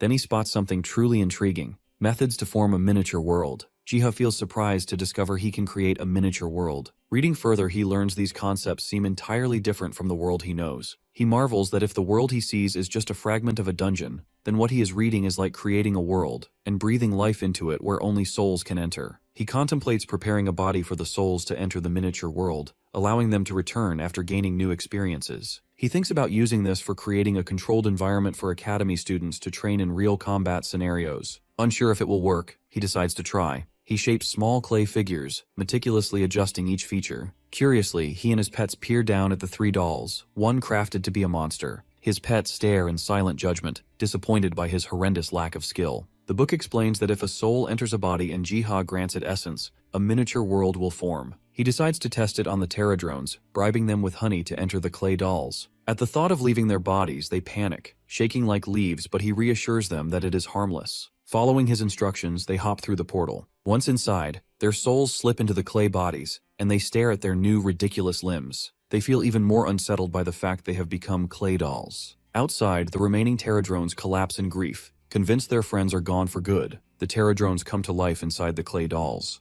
Jiha tests whether skills and traits can be gained in the miniature world, setting a condition that whoever defeats the monsters while in doll form will receive double the honey. However, he notices that even if his helpers cannot use their original skills as dolls, it's still good for practice. He thinks the Academy students could still benefit from this, but opening this miniature world in the Academy would be costly. Once their trial finishes, the beetles return back to their bodies and gather around Jiha, who praises everyone and checks for injuries. Then he learns that the miniature world will restore the damages automatically after the completion of quest. Afterwards, he acquires the skill of world creation, and one of the Terradrones gains a new skill, Resolute Strike. Inspecting the Terradrone, he notices that one of its claws has transformed into a sharp, sword-like shape. He feels satisfied that new hunters can now train for dungeons realistically, and ranked hunters can practice against monsters without risking their lives. A notification then informs him that he has grasped part of the World Tree's purpose. His class changes from worker to sympathizer of the World Tree, and his World Tree blessings, plant amiability and sanctuary development, level up as well. The next day, he studies his improved stats and newly gained traits, observation and possession, and discovers he can inhabit any object, from trees and plants to rocks and animals. Possession even makes him invulnerable, allowing him to explore the miniature world directly. One day, he hopes to try it as a bird. His world creation trait proves equally powerful, allowing him to shape entire environments and craft both the world and the objects within it. The only drawback is the high essence cost. After thinking it over, he realizes he could set up a few miniature worlds and charge a fee for access. For the Hunter Academy, however, he decides to keep it free, though he wishes he could offer it for free to everyone else as well. Motivated by this vision, Jiha begins sketching out his ideas, determined to bring them to life. The scene shifts to the Hunter Academy, where a new instructor, Jin Suhei, is welcome to give a lecture on what it means to be a hunter. She introduces herself as both a manager and an enchantress-class hunter serving the Sword Witch, Seo Hyejin. Her title alone stuns the students, most of whom have never seen an enchantress in person. Just as she prepares to take questions, a staff member bursts in with urgent news. A gate has opened inside the academy. Panic spreads through the room. Jin Suhei steps forward, instructing the teachers to keep the students under control while she investigates the gate. At the site, Gyunbak arrives to examine the anomaly. The instant his hand makes contact, his body collapses, appearing lifeless. Within moments, he awakens elsewhere, inside the dungeon, his form transformed into a larger, muscular build with a weapon he does not recognize. Clarity comes when a system notification greets him to the tutorial dungeon, explaining that gear is automatically assigned according to class and abilities. He is restricted to basic skills, yet the system assures that any injuries here will not carry over to his real body. Stage 1 begins with the objective of defeating the creepers lurking in the forest. The system's reassurance that his real body remains unharmed steadies his resolve, and a hovering screen reveals the monster's locations. He steps into the forest, suspicion rising. The timing of this dungeon's appearance feels deliberate, leading him to wonder who could orchestrate such a thing. Soon, he spots a group of monsters and chooses to press deeper, determined to uncover more. With a single decisive strike, he wipes them out, realizing that only basic skills function here. The restriction makes sense. It's a setup perfectly suited for students. Clearing the dungeon rewards him with a new ability, Power Strike, confirming his suspicion that this place is designed as a training ground for beginners with no skills. A notification offers entry into Stage 2, yet he refuses. The next moment, his eyes snap open in the infirmary, a doctor explaining that he collapsed upon entering the dungeon. Wasting no time, he rises to inform the other instructors, convinced this dungeon will play a pivotal role in the growth of Korean hunters. Gyunbak's intuition proves correct. The new training gate at the academy leaves a profound impact on hunters. It offers a rare chance to gain experience and even acquire new skills, all without real danger. The response is overwhelmingly positive, yet discontent soon follows. Many criticize the exclusivity, claiming it is unfair that only academy students can access the gate when countless new hunters outside need the same opportunity. Jiha, having anticipated such backlash, moves quickly to create dungeons that cater to both beginners and veterans. A few days later, a gate materializes right outside Jiha's store. The sudden eruption of chaos starkly contrasts the quiet scene from half an hour earlier when Hwayeon and Chulhyun were simply enjoying drinks together. Without hesitation, Hwayeon orders Chulhyun to rally the guild. When the members gather before the gate, she directs their attention to a hovering notification. It declares the dungeon as a training ground for experienced hunters, with equipment and stats calibrated to their abilities. She then instructs them to place mattresses near the entrance to soften their landing, as they will leave their bodies once they step inside. Inside the dungeon, the guild awakens in a vast, unfamiliar landscape, their bodies and equipment altered to match the system's rules. Each weapon feels carefully tailored, amplifying their strengths. Hwayeon marvels at the staff in her hands, its fire damage enhanced, its ether effect tripled. The difference strikes her immediately. While Gyunbak had only received basic beginner gear in the first dungeon, this one equips them with weapons of remarkable quality. Soon, system windows appear before each member, prompting confirmation of their points, class, and stats. Just as they prepare to proceed, another prompt demands a fee in essences. The required amount varies from person to person, with Hwayeon facing the highest cost as guildmaster. For a moment, discouragement weighs on her, yet a teammate reassures her that higher costs might signal greater rewards. Taking this to heart, she agrees, and the trial begins. A sudden cry of a black lion reverberates through the landscape. The team freezes, shocked that such a disaster-class monster could appear in a training dungeon. Fear presses down on Hwayeon, her instincts urging retreat, but she steadies herself. Their lives are not at risk here, only their pride and growth. With renewed determination, she channels flames into her staff, commanding her guild to stay calm, fight together, and finish the quest. The victory leaves a lasting mark. At a press conference, Hwayeon recounts her experience,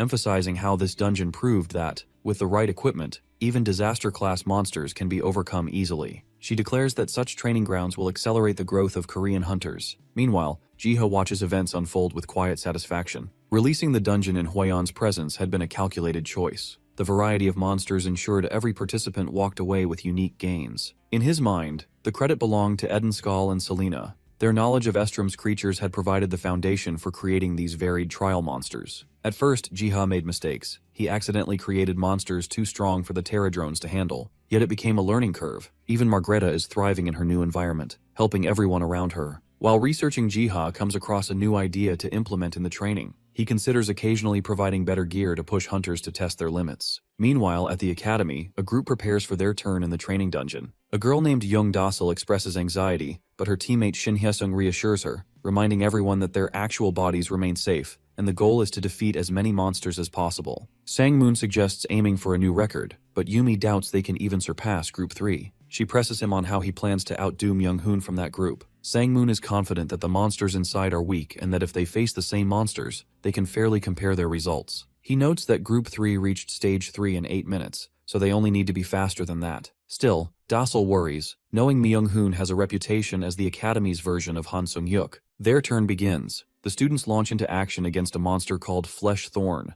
a twisted entity inhabiting the soul of a Terradrone. As they rush forward, the thorns on its back shoot out at blinding speed. Their shield blocks the attack just in time. Hisung counters with a 3-talon strike, sending 3 blades slashing at the monster. Hisung and Sangmoon keep the monster engaged while Yumi calls for Dasul to ready her bow. The arrow detonates on impact, tearing through its flesh, but the monster counters, wounding Sangmoon. He forces himself to stay strong, telling himself that each wound is a lesson. Once Fleshthorn falls, the team takes a short moment to recover and check on Sangmoon. Hisung urges them to focus, warning that the third stage awaits. The gates open to reveal a massive troll swirling with dark energy. The two boys rush forward, but the troll's huge fists slam into them, sending both flying. Yumi reacts quickly, summoning a barrage of fireballs that slam into the troll. When the smoke clears, the beast stands almost unscathed. Realizing her fire isn't enough, she prepares to switch to another spell. At that moment, a voice echoes in her head, asking if she really intends to use that skill here. Jiha blurts out his thoughts by accident, and the slip forces him to quickly find another way to guide the students. This leads him to write a tip into his spellbook. He advises her to use damage over time magic, also known as dot magic, to prevent the troll from regenerating its health. The advice sparks Yumi's memory. Her lessons had stressed that trolls were difficult opponents not for their raw power, but for their ability to heal. Remembering this, she calls on Haesung to hold the monster in place so she can cast a firewall. The moment her spell ignites, the troll is engulfed in flames. Its cries shake the dungeon, and when the fire finally fades, the creature lies dead. The system immediately confirms their quest has been completed. Their performance is rated outstanding, granting them essence as a special reward. To their delight, they've even set a new record. Their excitement grows when they learn that Group 3, the rival team, had not earned essence as a reward. Jin Suhei's curiosity prompts her to ask how they managed it, and Yumi explains that they acted on a useful tip from the dungeon system. Clearing the stage motivates the students to request permission to leave the academy for a while. Jin Suhei grants their wish, though she chooses to accompany them. This decision leads them to Jiha's shop in District 7. When they arrive, the bustling crowd outside the store leaves most of the students wide-eyed, a clear reminder of why the place is called a sanctuary for hunters. Only Yumi keeps her composure. Seeing her classmates gawk like children, she mocks them to stop acting as if this is their first time outside. Hisung notices a Category 3 training dungeon nearby and marvels at how different it looks compared to the one at their academy. Diesel, however, is drawn to a towering armored figure among the crowd. The students soon recognize him as Kim Dae-kun, the hunter rumored to be an apostle of Arc, destined to advance into the Holy Knight class once it's available. Curious about the title, the students quickly learn that an apostle is someone who studies and spreads Arc's doctrines. Dae-kun hadn't been believed at first, but now hunters seek him out for guidance. Hisung reasons that with so much evidence already out there, there's no harm in at least studying Arc's teachings in preparation for his possible appearance. While Jin Suhei steps away to secure permission for their group to enter the store, the group's attention shifts to an enormous radiant tree, its scale unlike anything they've ever seen. As they edge closer, some playful jostling breaks out among the group, but their excitement quickly shifts when they are approached by Cha Hwayeon. She greets them warmly, congratulating the students on their dungeon performance and encouraging them to keep pushing forward. Her praise leaves Yumi nearly speechless. Speaking to her idol feels like a dream. Then Yu-Ji-ha steps forward, casually introducing himself as the store owner. The students light up, eager to greet him, with Hee-sung even blurting out his admiration as a fan. Ji-ha invites them inside just as Jin Soo-hye updates Hwaeun on the group's achievements. The moment they step in, the students are stunned.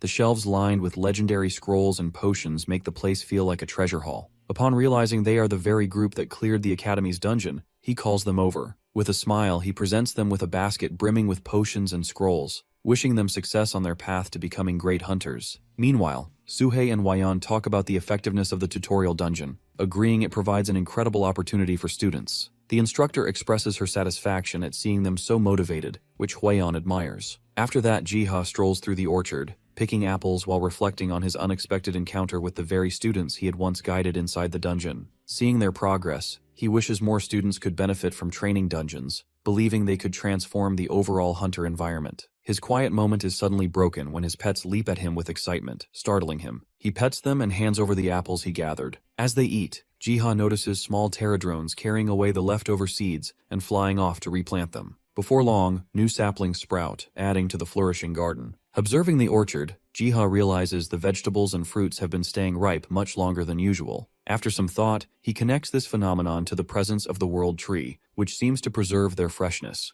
Then, a familiar voice reaches his ears, Selena, reporting the amount of honey they've gathered. Curious how she managed to collect so much so quickly, Ji-ha asks her about it. She explains that by planting more flowers, the bees now move freely and gather nectar at a faster pace. He praises her effort, though Selena humbly insists it's nothing compared to the support he's given. After exchanging honey for sugar, he asks about Margreta. Selena admits Margreta has been conflicted, questioning how her struggles fit within Ark's plan, but takes comfort in the undeniable signs of Ark's existence. Their conversation is interrupted when the Pterodrone High Knight nudges Ji-ha, clearly expecting something. Realizing he had been distracted, Ji-ha quickly hands over the honey, apologizing for the delay. Watching them eagerly devour it, he feels a pang of guilt for having taken their honey pot before. To his surprise, the High Knight offers him a share of the honey in return, a gesture of gratitude for all Ji-ha has done. Accepting it, Ji-ha finally tastes the honey so dearly treasured by the Pterodrones, for the first time. Sometime later, Ji-ha is approached by an eager Pterodrone who wants to show him something. It sketches images of Pterodrones. He quickly realizes the drawing depicts the beetles planting seeds from his crops, and the creature nods excitedly to confirm. When he asks if they intend to plant seeds elsewhere, the Pterodrone draws a large outline of the earth on the ground. He understands. They wish to spread the blessed crops worldwide. With the world tree's power, the plants grow faster and stay fresh longer, making them a valuable gift to humanity. The thought aligns perfectly with his goal to help the world. Seeing his other pets still busy fighting over food, he entrusts this task to the beetles. A few days later, Ji-ha in his shop checks updates Mir Wiki stating that Pterodrones, once exclusive to Korea, are now appearing all over the world. He is confident that these creatures will ultimately become a tremendous benefit to the world. Scrolling further, he finds a growing wave of complaints about the system. Unsure where to begin, he opens his status window and reviews his stats as sympathizer of the world tree, and realizes there's much to refine. He starts by swapping the placement of health and vitality for clarity, then considers reorganizing the entire layout for better readability. Stroking Biom absent-mindedly, he muses over the lack of a level system in dungeons. Right now, hunters only gain essence by defeating monsters, but Ji-ha thinks a level system could motivate them further. Matching monsters to hunter levels would provide clear goals and a sense of achievement. Yet the absence of a bonus stats system creates a problem. Without rewards, leveling feels empty. When Ji-ha checks the system manual, he learns any positive bonuses must be balanced by negative effects to avoid imbalance. The thought makes him sweat. He imagines hunters cursing his name over nerfs. Still, he decides to implement the level system first and refine the bonuses later. He sets the standard, Han Sung-hyuk, the strongest hunter, at level 50, while new hunters start at level 1. In time, he plans to add features like weapons that can only be equipped above level 30, even if restrictions draw some complaints. Ultimately, Ji-ha believes that this new structure will push hunters to grow stronger, collect better artifacts, and prepare for the unknown. To gather feedback, he posts a survey on Mir Wiki, inviting hunters and citizens alike to share their thoughts. Responses flood in, including one from Han Sung-hyuk himself, asking when health and vitality will finally be updated. Kim Hyun-sok analyzes the new level system and concludes it's simply another way of tracking points. He comes across a teaser for a new second class, showcasing powerful designs and abilities. He wonders how these changes will reshape their world. Before he can dwell further, an urgent call reaches him. Something unusual is happening to the enormous tree in District 7. The caller reports that roads and houses nearby are being overtaken by spreading grass and trees. By the following day, entire streets are completely engulfed. They're excited about the status window improvements and the promise of the second-class update, but also hope dungeon adjustments are on the way. Some classes clear dungeons too easily, while others, like archers, lose money on arrows and potions, sometimes needing 2 runs just to break even. Both agree that Jiha's shop is the only reason they can continue hunting. After purchasing potions, they thank him gratefully before heading out. Their words linger with Jiha. He reflects that there are many problems which he cannot see for himself since he doesn't personally enter dungeons. This realization convinces him that the upcoming second-class update must also address such overlooked issues. Just then, Hong returns from a flight, perching lightly on his hand. He hears his sister's voice calling from outside. She hurries over, thrusting a handful of grass at him, demanding he look closely. She says that the newly sprouted grass is unlike anything from Earth. When he asks if it could be from Gehenna, she explains that after comparing notes with botanists, she discovered something unique. She flips a blade of grass to reveal its underside, which shimmers with a golden hue, something neither of them has ever seen before. She also shows freshly planted seeds sprouting nearby, their source unknown. Jiha gazes at the towering world tree, convinced this is only the beginning. Whatever comes, the world will be left in awe. Choosing hope, he believes this tree will bring happiness to all. Settling beneath its branches, he opens his status window and reviews his abilities. There, he spots a skill he has never used before, possession. Realizing it allows him to instill consciousness into any being or object in Gehenna, he suddenly becomes aware of the true dangers he has so far avoided by treating Gehenna like a miniature world. Fearful of losing himself, he nevertheless decides to test it. At that moment, a prayer from Estrom village breaks his focus. It is Margreta's prayer that Jiha hears, one offered for her stepfather, Bolander, who still remains in Gemark. She reveals that he was the one who saved her, guiding her through much of her life, and joining the knighthood was possible just because of his support. As she prays, Margreta reflects on the danger he now faces. When she escaped, but he must have realized Ark posed no direct threat to him. Even so, she fears for Bolander's safety. His knighthood role shields him for now, but Bartok's malice could eventually target him. Bartok's power is unchecked because of his family's status as high nobles, the reason why her father, the captain, has likely tolerated his behavior. If Bartok discovers the captain aided her escape, the consequences would be catastrophic. Margreta expresses her strong desire to rescue her stepfather, and, if possible, his men. Jiha, recognizing her seriousness, agrees to investigate the situation in Gemark and update her about him. She is amazed by his capabilities, though he says it might take some time, but she reassures him. He shifts his focus on Gemark, where construction and fortification are being done. Bartok berates a weary worker for taking a nap before finishing the wall. The man explains the exhaustion of the workforce, but he coldly dismisses their reasons and commands them to only take rest once the wall is finished. Observing from a distance, Jiha quickly realizes that Bartok is a jerk who is pushing the laborers far beyond their limits. The man's bloated body contrasts cruelly with the food shortages plaguing the region. It is clear that the workers are the ones truly in need of nourishment. Sensing Jiha's anger, Biom nuzzles against him, offering comfort. Jiha strokes him gratefully. The small gesture calms his frustration. He then considers how to approach Bolander discreetly without drawing Bartok's suspicion. His eyes fall on a small hamster scurrying nearby. Without a thought, he activates possession. Now in the hamster's body, Jiha sneaks into Bolander's office. He finds the man buried in documents, muttering criticisms of Bartok's reckless tactics. He seizes the chance. In the hamster's body, he scurries onto the desk and speaks. Bolander startles, recoiling at the sight of a talking hamster, fearing it might be a demon. He tries to calm him, explaining that he is the one protecting Margreta, and urges the captain to at least hear him out. Bolander, still shaken but curious, listens as Jiha explains that Margreta is in Estrom, and that he is the caretaker of the World Tree. He assures the captain that she prays constantly for his safety and wishes to see him freed from Gemark, so he offers to help him escape if Bolander agrees. Bolander questions the feasibility of such a plan. Skeptical and unwilling to trust without proof, he nevertheless finds comfort in hearing his daughter Mary is safe. Yet he refuses to leave, insisting the people of Gemark still need him. When Jiha presses for clarity, Bolander decides to show him the reality firsthand. Carrying the hamster on his shoulder, Bolander walks through the town. From above, Gemark looks orderly, but on the ground, Jiha sees exhausted and starved villagers forced into endless labor under Bartok's commands. His attention shifts to desperate townsfolk scavenging for scraps to eat from bones discarded by the elite Solar Knights who consume the best portions. Though unpleasant, it is necessary for survival. Jiha asks if food shortages are Gemark's greatest problem. Bolander explains it is not scarcity but deliberate control. Bartok hoards supplies to keep power in his grasp.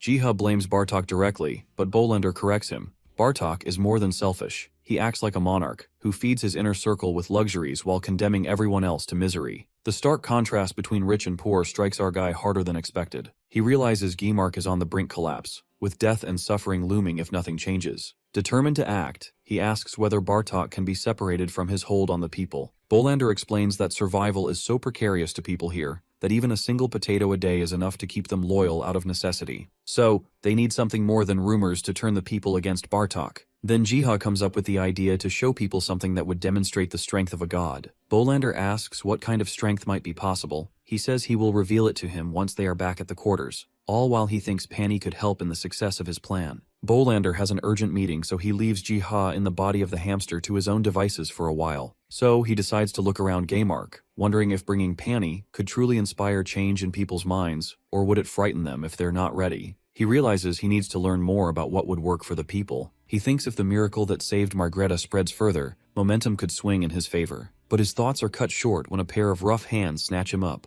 Jiha realizes too late that Bartok's men must have been following him. The man thinks Bolander, a man who never showed weakness, is now talking to a rat. This would please Bartok. Jiha panics, realizing he can't exit the hamster's body because his possession skill is too weak at its current level. He accidentally rumbles aloud, making the man suspects the rat is capable of talking, thinking it's a demon. The man decides to report it to Bartok, knowing it could ruin Bolander and give Bartok total control of Gmark. At that moment, flowers in the garden begin to ring, alerting the nature gods. Biom realizes their master has gone silent since entering Gehenna and suspects something is wrong. Winnie insists they search immediately, and Biom agrees, reminding everyone that the very existence of the garden depends on Jiha. He takes charge, assigning roles to track him down. Meanwhile, in Estrom, Margreta receives a message through a carrier pigeon sent by Bolander. The letter reveals that Bolander has met a man claiming to be Ark's apostle, and admits he had not realized her words were true until now. Yet the man has vanished, and Bolander suspects Bartok's Solar Knight captured him to use as leverage. Margreta blames herself and vows to rescue the apostle no matter what,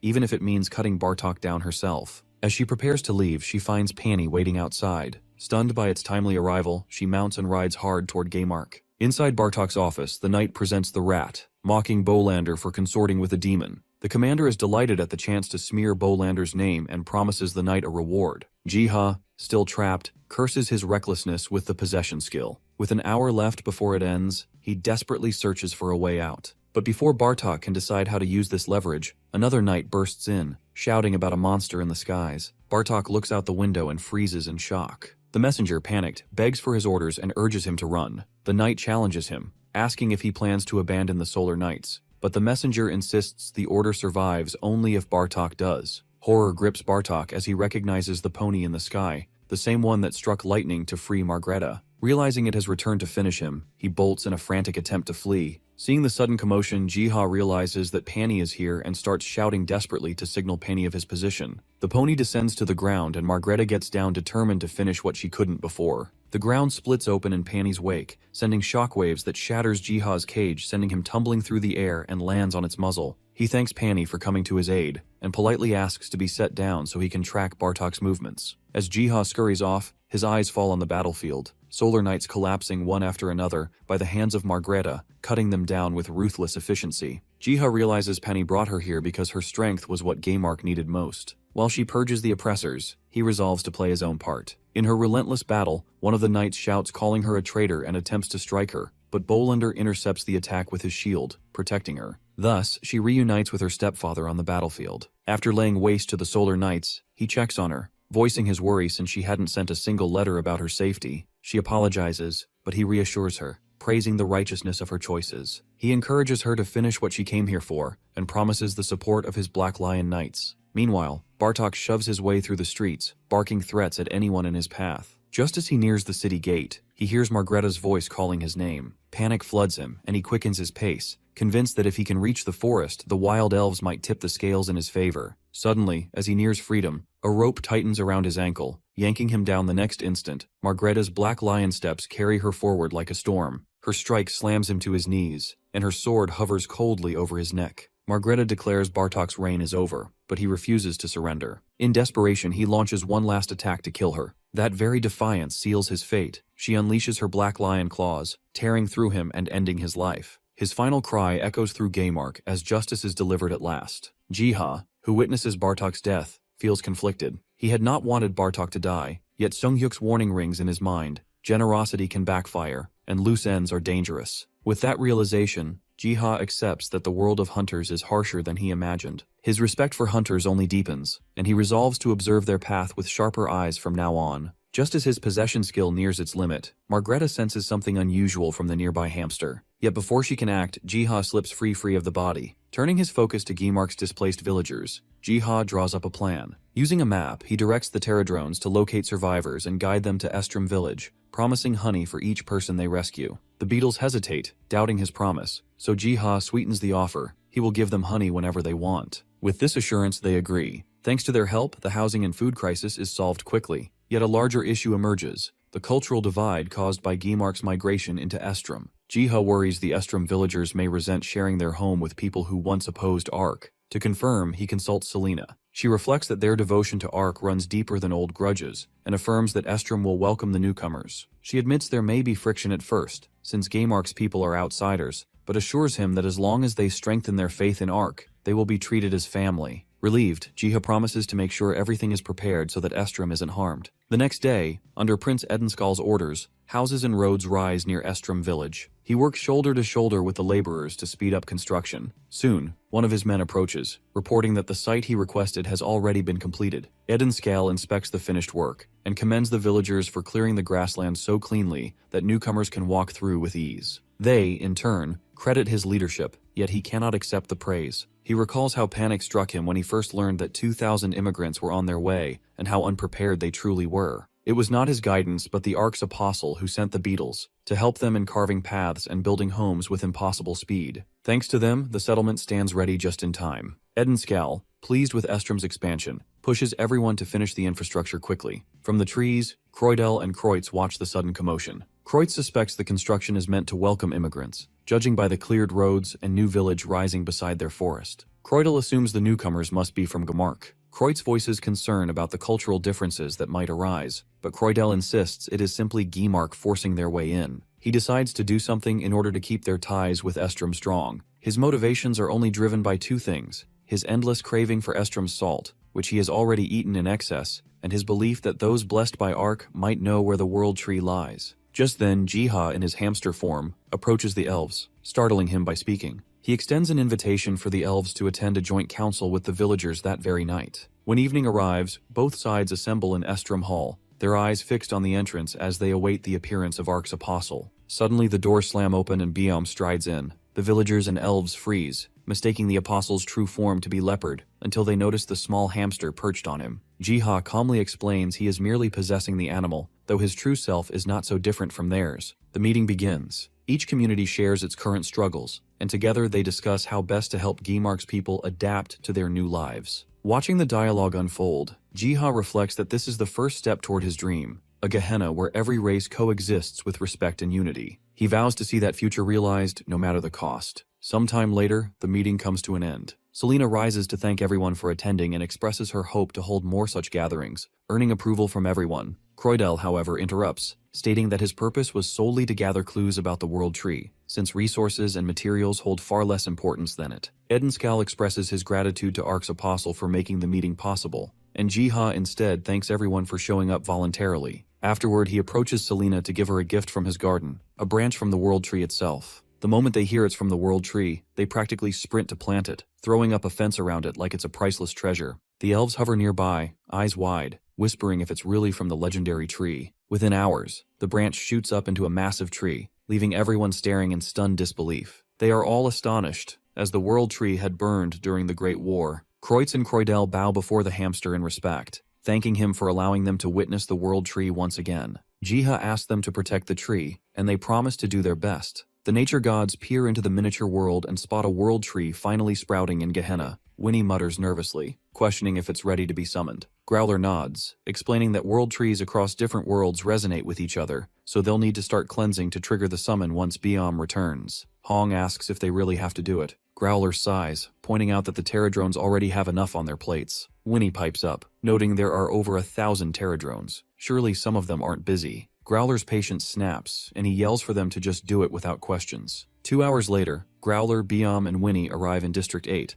only to find the place crawling with monsters. The trio bares their claws, ready to attack, while Bayam lets out a screech so loud it practically gives the monsters a panic attack before the fight even begins. Reporter Choi Ji-hoon covers a battle in District 8. Two monster groups clash, but one, resembling animals, clears the area of hostile monsters while protecting civilians and buildings. Their origins remain unknown, but their actions pose no threat to humans. Ji-ha watches the broadcast from home, finally realizing where 3 of his pets had gone. Meanwhile, Han Seung-hyuk spots Growler on the news from his own home and immediately rushes out, apologizing to Hyejin for leaving dinner abruptly. He weaves through traffic, the radio blaring news that 2 hours have passed since the mysterious animal-like monsters appeared. Most of the creatures in District 8 have already been cleared out, leaving only the boss, Kango, locked in battle with the animal monsters. The live broadcast shows Kango taking a critical hit from a wolf-shaped creature, prompting commentators to question whether these animals are truly on humanity's side. He screeches to a halt and rushes forward for a first-hand update. Hyun-suk, already on site, glances at Seung-hyuk in surprise and asks what he's doing here. Han explains he wants to speak with the wolf after the fight. Hyun-suk recalls his bond with the wolf and thinks Seung-hyuk has arrived at just the right moment. The battle is almost over, and the Hunter Association is about to intervene. Just as the manager moves to announce Seung-hyuk's arrival, a loud noise rumbles through the air. Both tense, Han comments that he thought the fight was done, and Hyun-suk confirms Kango has indeed been defeated. Then a huge crack forms in the sky. The crack bursts open, revealing the entire Estrom village, now somehow summoned to this earth. They look around in astonishment. Han, recognizing the village immediately, senses the need to protect them and wonders how such a miracle is even possible. He questions whether he might finally meet Edenskal and Selena again. His eyes fall on Edenskal, training diligently with his sword. Han rushes toward him, calling out by nickname. Eddie's head snaps up at the familiar voice, quickly realizing Han is truly here. Han explains, half amused, that while he was once summoned to Gehenna, now it is they who have been summoned to Earth. Eddie frowns, asking what he means. Han gestures toward where Mount Apeto once stood, asking if Eddie can still see it. Eddie, confident at first, scans the horizon, and panics when he finds the mountain gone. Han laughs warmly, welcoming the Prince of Estrom to Earth. Unseen by the world, a flower splits open and a hand emerges. An entity steps forth, summoned by the world's collision, emerging in search of Ark's apostle. They all gather in Estrom Hall. Han explains to Eddie that they are now on a world called Earth, not Gehenna, so Mount Apeto no longer exists. Selena prays, sensing Ark's influence in the situation. Though Hyun-suk had anticipated their confusion, so they are already prepared to tackle it. Han addresses it calmly and introduces himself as a hunter from Korea. The group begins discussing plans for the future. A few days later, a press conference is held at the Korean Hunter Association's conference room for the people of Gehenna. Civilians remark how the newcomers look just like them. One spots a handsome figure in a car outside the headquarters, wondering if it might be the prince, and several decide to wait outside to snap pictures when he leaves. Inside, Edenskal thanks the association for their aid in helping his people adapt to this new world. He announces that all the information they have will be shared with the association. As he speaks from the stage, the audience is captivated by his presence, and some are even contemplating visiting him in District 8's forest. Ji-ha is stunned to see Gehenna fully summoned on Earth. He hadn't imagined this could happen, and immediately suspects his pets might be involved. He approaches them cautiously, thinking they must be following the World Tree's instructions, deciding to feed them first before demanding answers. A sudden realization strikes him. Perhaps he has lost connection to the miniature world. He checks and finds that he is still linked and able to assist. The only difference is that the miniature world now also includes Earth. Ji-ha feels as though he has become a god, capable of overseeing both worlds. It dawns on him that he must help the survivors from Gehenna adapt to life on Earth. He knows that managing both worlds will soon make his life far busier. Some days later, Hwaeon guides the Gehenna immigrants around District 7, showing them their pride, Ji-ha's shop and the giant tree. The moment they spot it, recognition dawns. It's the World Tree, grown to an astonishing size. Selena recalls the apostle mentioning a world tree in his garden, and a thought strikes her. This could be the very same garden. Afterwards, Hwaeon leads the Gehenna people inside Ji-ha's shop. The familiar sound of his voice and the presence of Byum immediately strikes Selena. Hwaeon introduces Byum, marveling at its rare color and speculating that Estrom likely has extraordinary animals too. Selena notices a familiar bundle of salt, instantly confirming her suspicion about the apostle. She observes him talking to Margreta, yet he plays the part of a stranger, pretending not to recognize them. He shakes Margreta's hand, urging her to come by more frequently given how close Districts 7 and 8 are. She mentions Hwaeon's praise of his potions and scrolls, but Ji-ha humbly downplays it, admitting he's still learning. She mentions that she might need his help soon, as she plans to become a hunter alongside her knights so as not to burden the Korean government. Jiha reflects that the Black Lion Knights are stronger than average hunters and likely won't have much trouble. He hands her a potion as a small souvenir. As she takes it, a familiar scent reaches her, triggering recognition from Selena's sanctuary. It dawns on her that this man is the Ark's apostle, and she feels a surge of gratitude and excitement at meeting him in person. Once everyone leaves, Jiha sits alone in quiet reflection,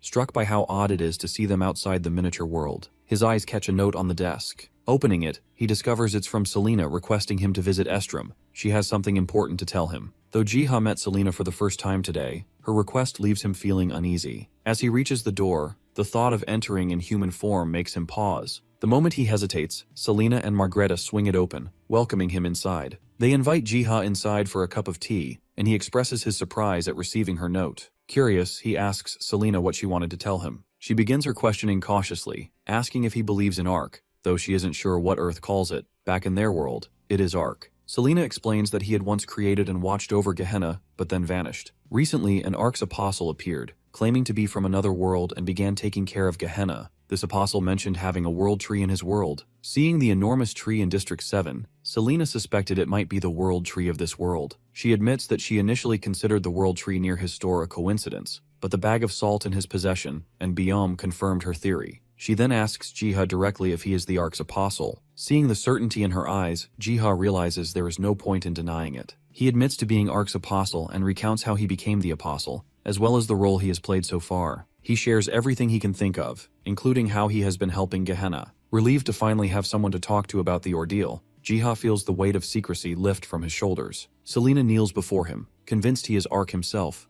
and asks forgiveness for ever doubting him. Jiha, uneasy, urges her to rise and attempts to clarify that he is not Ark, but Margreta presses him further, insisting he orchestrated everything. He confesses he merely followed the World Tree's will, with a touch of his own judgment. Margreta worries that if people discover his true identity, he'll never have a moment of peace. Yet he continues helping everyone despite the risk. Jiha asks a favor, and both jump at the chance to obey him instantly. He only asks that they call him Jiha and keep his god mode status under wraps. Selena understands his desire for a normal life, and Jiha agrees that things would spiral out of control if his identity became known. He promises to help them however he can, but warns a larger favor may be needed from them down the road. Margreta enthusiastically agrees, swearing loyalty to him for saving her life. At that moment, a prompt appears informing Jiha that Margreta Russell has pledged allegiance to him. The system explains that assigning a champion will drastically increase their abilities, though the decision is irreversible, and asks for his confirmation. Jiha explains everything to Selena, who reveals that having a champion of Ark is something that hasn't occurred since the Dragon Era. Back then, a noble knight was chosen by Ark to help restore balance to the world.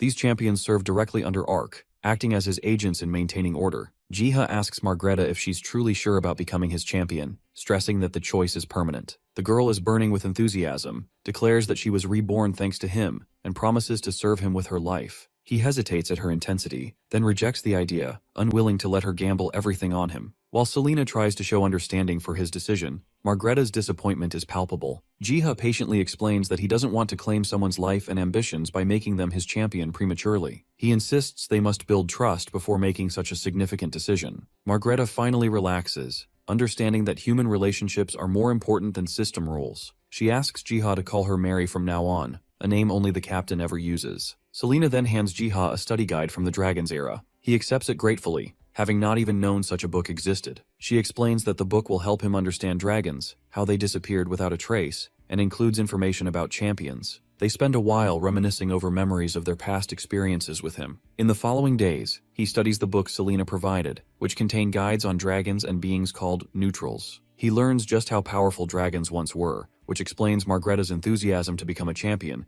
but it still isn't enough to sway his decision. The book describes the Dragon's Era, a time when humans and monsters coexisted. Dragons were assigned the role of neutrality by Ark to prevent wars between races. Some dragons, however, diverged from their purpose. Astragan, intoxicated by human praise, declared itself a god. The nature gods, with the help of their champions, managed to stop Astragan and placed his bones in the sanctuary. Though rest of the dragons were torn apart in the aftermath, Jiha hardly believes the story, yet he realizes how gripping it would be as a fairy tale. Though it all seems unreal to Jiha, he finds the story compelling. Inspiration strikes. He could turn this legend into a themed dungeon. While training dungeons suffice for low-ranked hunters, mid- and high-ranked hunters deserve a dungeon with depth and narrative. This story lets him skip the cliched hero saves princess plot. He envisions a dungeon with a fearsome dragon as the boss, guarded by loyal side monsters, and feels a rush of excitement at the concept. He begins designing the dungeon, setting a level limit of 35 and allowing only 10 hunters at a time. Once the dungeon framework is ready, he calls his pets to help prepare the dolls for hunters and dragons. Hong grumbles about working, but Winnie scolds him, insisting they start collecting materials immediately to complete the dungeon in time. Winnie opens a gate. Hong panics about their intelligence, so Winnie reroutes to the Grand Library and kidnap Youngie. The trio drags themselves across the sun-baked desert, exhausted. Winnie doubts they're going the right way after 2 hours of nothing. Hong blames Winnie, who in turn blames Youngie, and they start quarreling. Suddenly, a rabbit darts in front of them and collapses. Moments later, it springs to its feet, waving its arms frantically. They interpret its gestures as a plea for help. Winnie wonders what help a rabbit could need in such a barren desert. Before they can react, the rabbit grabs Winnie's arm and drags him forward. They stop in front of a giant drake, and a family of tiny bunnies cowers nearby, frozen in fear. Avoiding the battle isn't an option. Winnie transforms into a massive bear, charges, and single-handedly takes down the drake. The rabbit leader stares in shock, raising protective paws to shield the others, convinced Winnie is another monster. Then it notices the rabbit that ran for help riding atop the bear and connects the dots. The monster is here to help them. Jiha looks around for something to do for the day and notices the fog has finally lifted off another area. Biam and Doggo rush up to him, and he considers exploring this newly unlocked area with them. Before he can move, a gate in his garden bursts open, and a tsunami of rabbits charges in, hopping in every direction.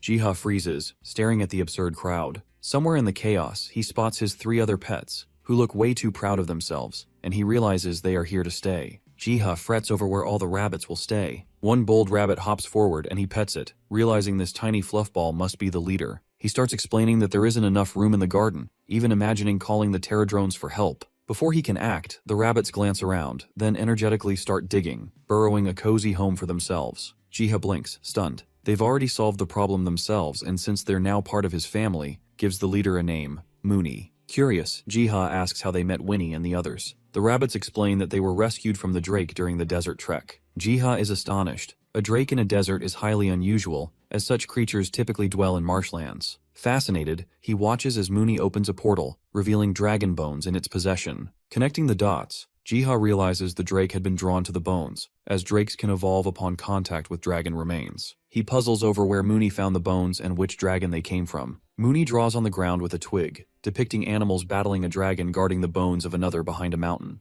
Jiha immediately recognizes the imagery from Selena's guide. The bones must be Astragans, the Dragon Lord. An idea sparks. He can use them to create a dragon for his themed dungeon. He seeks Mooney's permission, which the rabbit grants with a nod, so he decides to craft a dragon doll from the bones, planning to rely on the pterodrones to make it appear realistic. At that perfect time, he unlocks life creation skill, which allows him to shape materials like wood, clay, or precious metals into a body and imbue it with a soul. Amazed by this possibility, he wonders where he could find a soul to put in the dragon doll. As he ponders, a group of pterodrones arrives, presenting a sphere swirling with energy. Jiha immediately recognizes it as Astragan's soul, and marvels at how perfectly the beetles understood without instruction. He shapes the body using the bones and channels the world tree to erase memories of its tyrannical rule, and leaving an innocent mind within its soul. He then uses the life creation skill to breathe the soul into the doll. The system confirms the process is successful, clarifying the creation now houses a great soul and will act according to its memory. A timer starts ticking, allowing the soul to only remain the body for 2.5 hours. Now all that remains is transferring the dragon into the miniature world. Once transferred, the dragon awakens, feeling as though it has just emerged from a long, deep slumber. Sensing something unfamiliar inside itself, it resolves to observe cautiously.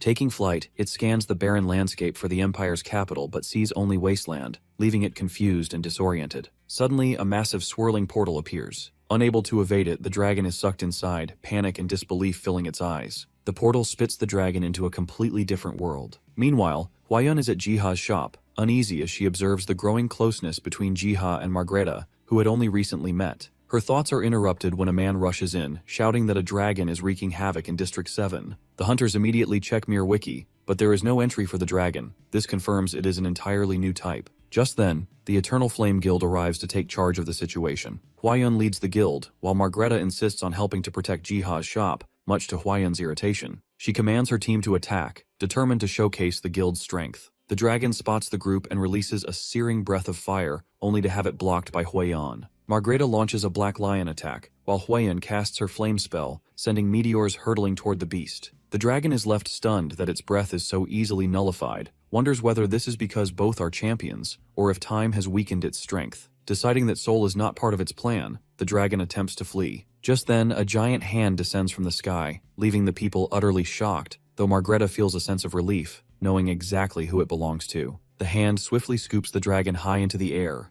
Huiyan watches in horror, unsure if the giant is friend or foe, until a teammate urges her to relax, believing the hand is helping them. Jiha relaxes after stopping what could have been a catastrophic disaster. He had been with Margreta and Huiyan when the monster appeared. They both rushed toward it, which he got the perfect chance to sneak into the garden and yank the dragon out of the miniature world. Once the adrenaline fades, Jiha perks up, knowing immediately that his animal companions orchestrated the event. A dragon appearing in District 7 without a dungeon break is impossible. He asks his pets who opened the gate, letting the dragon through. Winnie hides behind Panny, sniffling with tears running down its face, and confesses it had only meant to bring Astragon to the garden, accidentally sending it to Earth instead. Seeing the little bear so upset, Jiha imagines Baeom must have already scolded it, so he scoops the bear up in a hug. While Jiha tries to calm Winnie, Astragon awakens in the garden. The familiar scent of the world tree draws its attention, and it halts beneath the towering tree. Seeing the red dragon awake, Jiha approaches cautiously, and the dragon questions him about his identity. Jiha introduces himself and confirms the red dragon's identity as Astragon. The dragon answers with authority, insisting he be treated with the respect he deserves and dismisses him as a kid. Jiha keeps a straight face, though inside he mutters at 25, he's no kid. Changing the topic, he asks if he is hurt since he tried his best to grab him lightly. Astragon fumes at Jiha's audacity for grabbing him. He questions Jiha about the garden, the metal bead necklace around his neck, and why his body has shrunk to such a small form. Jiha struggles to explain the truth without bruising the dragon's ego. When Astragon learns that he had died, he clenches his teeth in anger. Dragons were granted immortality by Ark, and the notion that they could go extinct is inconceivable. Flames swell in his throat as he furiously demands the truth. Baeom leaps in and smacks the dragon's head, leaving him shrieking at the insult. The three nature gods step in, giving him a long lecture about respect and manner. Baeom sternly orders him to show respect to their master, Jiha, who walks the path of Ark. Astragon thinks they are being ridiculous. Baeom sets him straight that he died 500 years ago as a tyrant, and that monsters wiped out Gehenna, forcing them to relocate to Earth. Baeom points at Jiha, declaring him their master and the center of everything. The dragon struggles to process the flood of information. Winnie questions if he has truly grown so old that he forgot his purpose and started acting recklessly. He learns that his ambition to conquer the continent split it into two, instead causing the souls of his siblings to be sealed away. They reveal Jiha's mission to revive his siblings. To make him face the truth, the Terradrones present records from Youngi's library detailing his age of tyranny. Astragon had long believed Ark abandoned him, but reality strikes, he was the one who abandoned Ark. Youngi explains that Astragon was the first dragon chosen as an enforcer of sacred laws, and urges him to forget the past. He has been reborn. His body is weak, as Jiha's life creation skill cannot fully replicate his former strength, but he will grow stronger in the garden. Resigning to the truth, Astragon bows to reality, acknowledging Jiha as his master and asking for a new purpose. He recalls how Ark once bestowed unique roles upon the creatures of Gehenna,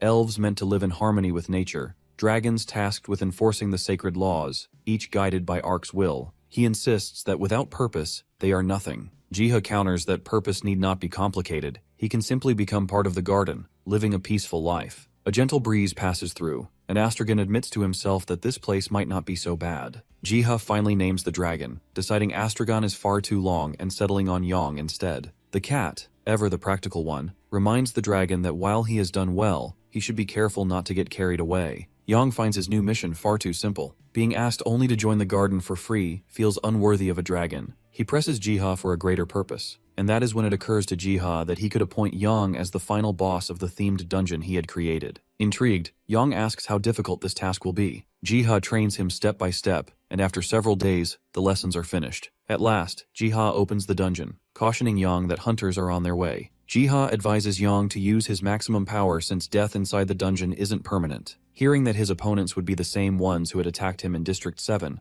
only fuels Yang's eagerness. Yet Jiha wonders if he's really ready in this weakened form against the hunters possessing advanced gear and skills. The remark infuriates Yang, spewing fire to prove he's no weakling. Jiha tells him to relax, promising to fix his stats later. Though Yang understands his role now, he still feels the sting of being treated as if he were lesser than his true rank. Soon after, Yang hears the hunters approaching, bickering about how they've never seen a quest this detailed. The rookies tremble at the sight of the monster. The seasoned hunters try to calm them, confident in their skills until they finally see the beast, and their bravado dies on the spot. The hunters are astonished, wondering how the monster that appeared in the city days ago had fled all the way here. Yang bristles in fury. He never ran, how dare they look down on him. With a deafening roar, he roars that he will unleash his wrath and releases a hurricane of fire, shaking the entire dungeon. That day, the primordial dragon's roar rattled everyone's bones and within hours made headlines worldwide. News anchors claimed the District 7 dragon had holed up in a training dungeon where Han Sung-hyuk's supposedly unbeatable team went after it and got flattened.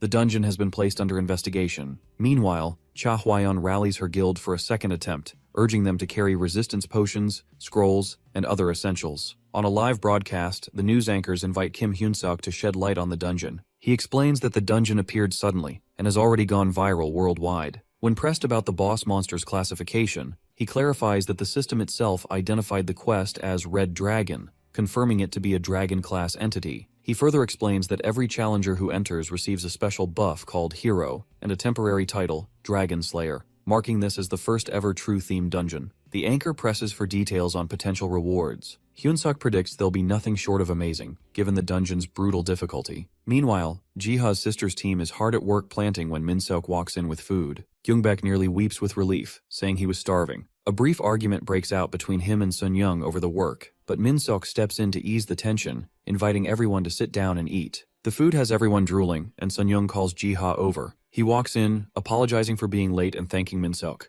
Mid-meal, Kyungbaek squints at Jiha's arms and asks if he's been working out. Jiha denies it, claiming he only has time for his shop. But Kyungbaek presses further, poking at his chest and exclaiming in disbelief at how solid his muscles feel. The others eat without much thought, but Jiha grows uncomfortable as Kyungbaek refuses to stop. Sensing this, Panny rushes over and jabs its horn into Kyungbaek's face. Though secretly grateful, he gently scolded the little beast not to go around stabbing people. Sung-ho joined the teasing, noting that Jiha looked more fit than him, and asked again if he was secretly training. He flatly denied it, still playing dumb, while Sung-ho tried to encourage him not to be embarrassed about his physique. However, he stubbornly plays dumb. Unfazed by the commotion, Growler plants himself before the TV. Breaking news interrupts: an earthquake, magnitude 9.5, at Yellowstone. Ki Hyun-woo reports live from the scene, calling it pure chaos. When drone footage fills the screen, Growler stiffens and begins to growl. On the screen looms a massive tree, its branches warped in darkness, a monstrous bud swelling among them. At first glance it looks like the World Tree, yet Jiha knows better. The World Tree protects life. This thing radiates nothing but destruction.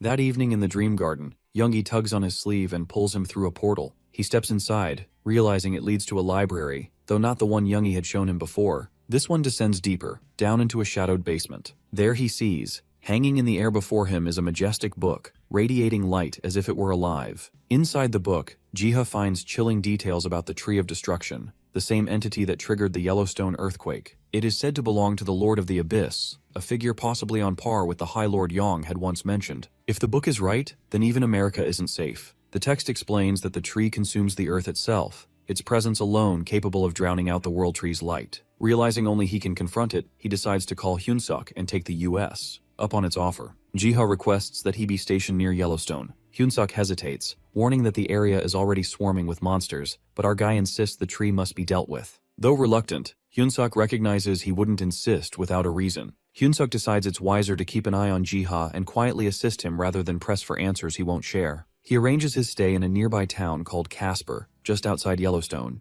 To ensure security, he insists on escorting him personally and promises his safe return, a condition Jiha accepts. The nature gods listen in on Jiha's call, a wave of relief washing over them. At last, he's chosen to go on his own, otherwise they would have dragged him there by force. Winnie presses for immediate preparations, yet Biam waves her off, claiming it's easy. The Terradrones will take care of the monsters and shield Jiha, while they deal with the tree. When Winnie questions who will be by Jiha's side during the journey, Bayom dismisses the concern with calm confidence, insisting he's already arranged the perfect escort. Jiha packs his bags and departs for Incheon International Airport. Upon arrival, he is greeted by Ashley from Hunter Management, who introduces herself as his guide and coordinator in the US. While outwardly professional, she inwardly marvels at finally meeting one of Korea's rising hunter stars, noting how much gentler he appears compared to his reputation. He is also joined by Kim Deo-kun, assigned as his bodyguard. Ashley can't help but be surprised by his towering height. Jiha admits that while he prepared himself, the thought of going to America still makes him uneasy. hence the bodyguard. Ashley reassures him to follow the schedule and not worry. Ashley remarks that a lot of people are eager to meet him, which makes Jiha tense up and ask if his arrival was already public knowledge. Hyunsuk joins the conversation, admitting he had made a few calls the night before. Better to double-check things for such a rare trip abroad. Noticing Hyunsuk's weary expression, he asks if he got any rest at all. Hyunsuk confesses he only managed a few hours, deepening Jiha's worry. Once settled inside the airplane, Jiha marvels at the luxury of his seat. He never imagined he would ride in first class. Looking around in awe, he unzips his bag, only for Yang to immediately leap out, grumbling about almost suffocating inside. As the pilot's voice announces takeoff, Yang mutters that they could have saved the trouble if Jiha had just ridden his back. Yang mutters they could have flown on his back instead of complicating things. Jiha pats him, amused, and points out the wonder of flying without wings. When the plane finally takes off, Yang peers out the window, realizing he doesn't need to flap his wings to fly, and begrudgingly admits it isn't so bad after all. Hours later, the plane lands in the United States. At the terminal was standing Logan Chris, head of human resources at the U.S. Hunter Association, and beside him Drek, an executive from the Psyker Association. Behind them, a sea of journalists and officials pressed forward, fighting to catch a glimpse of him, the overwhelming noise and flashing cameras making his stomach churn. By the time they escape the airport, Jiha is already drained. Ashley remarks that even world-famous hunters don't draw crowds this massive, hinting that his popularity is something extraordinary. Eventually, they arrive in Casper, a small town that looks eerily desolate. Ashley explains that Casper once held nearly 60,000 people, but the population plummeted over the past decade, leaving only a few thousand behind. Now the town mainly serves as a base for psychers hunting monsters near Yellowstone, and she adds they'll be arriving here soon. Determined not to show nerves, he slips on the enchanted ring of translation, a gift from Hyunsuk. With it, he can hear and speak any foreign tongue. Hyunsuk had also asked him to craft scrolls for the psychers upon his arrival with a request to craft scrolls for the psychers once he arrived. The first thing Jiha did was line everyone up, and without pause, craft nearly 300 scrolls in a single day. The feat later becomes known as the grace of the legendary scroll maker. The hunters were astounded by how powerful the scrolls were. After 4 hours of non-stop scroll making, Jiha's shoulders finally started to ache. As fatigue sets in, someone offers him a drink. Grateful, he accepts, only for them to ask a favor. Jiha, ever the polite pushover, nodded before he even knew what it was. The man's grin never left his face as he lured Jiha into a secluded area under sweltering heat, draining his strength. Just as Jiha started questioning the detour, a black van screeched to a halt behind them. Before he could react, the man shoved him inside. Heavy hands pinned him in place, a voice hissing that he would make scrolls. Not for the world,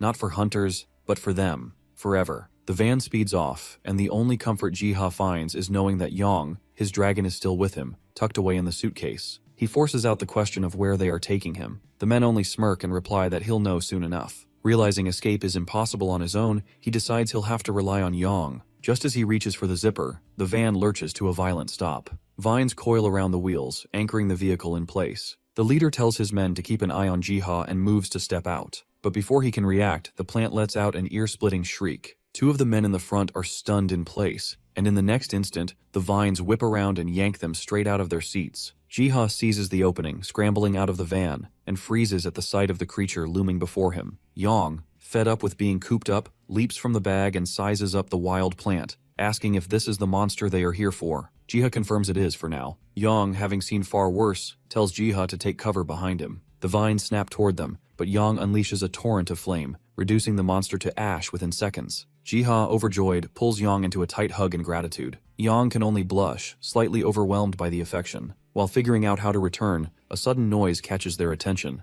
Jiha looks up to see a giant pterodrone hovering above. With the immediate danger gone, it carries them swiftly toward Yellowstone, the place of the quake and the corrupted tree. Jiha reminds himself to focus on the true purpose of his journey, eliminating the threat of the Tree of Destruction. The glowing book had revealed that long ago, the World Tree, unable to shield the whole world, bestowed part of its power to chosen trees to act as guardians. One such tree was the Tree of Destruction that had been corrupted by the High Lord, who, though made by Ark, defied his creator and claimed the title of Lord of the Abyss. All the nature gods close in on the malicious tree, breaking its twisting vines as they move. Yet they notice the tree isn't attacking them directly. Growler warns that it may be lulling them into lowering their guard, while Biome suspects it is sending a message. Their suspicions prove right when the tree shifts. Bark twists into flesh, vines retract into limbs, and before them stands a brown-skinned woman with flower-like horns. She is Organa, the High Lord of the Abyss. She mocks the gods, labeling them cute little pets. Biome demands her purpose, but she deflects, gesturing toward the pterodrone carrying Jiha.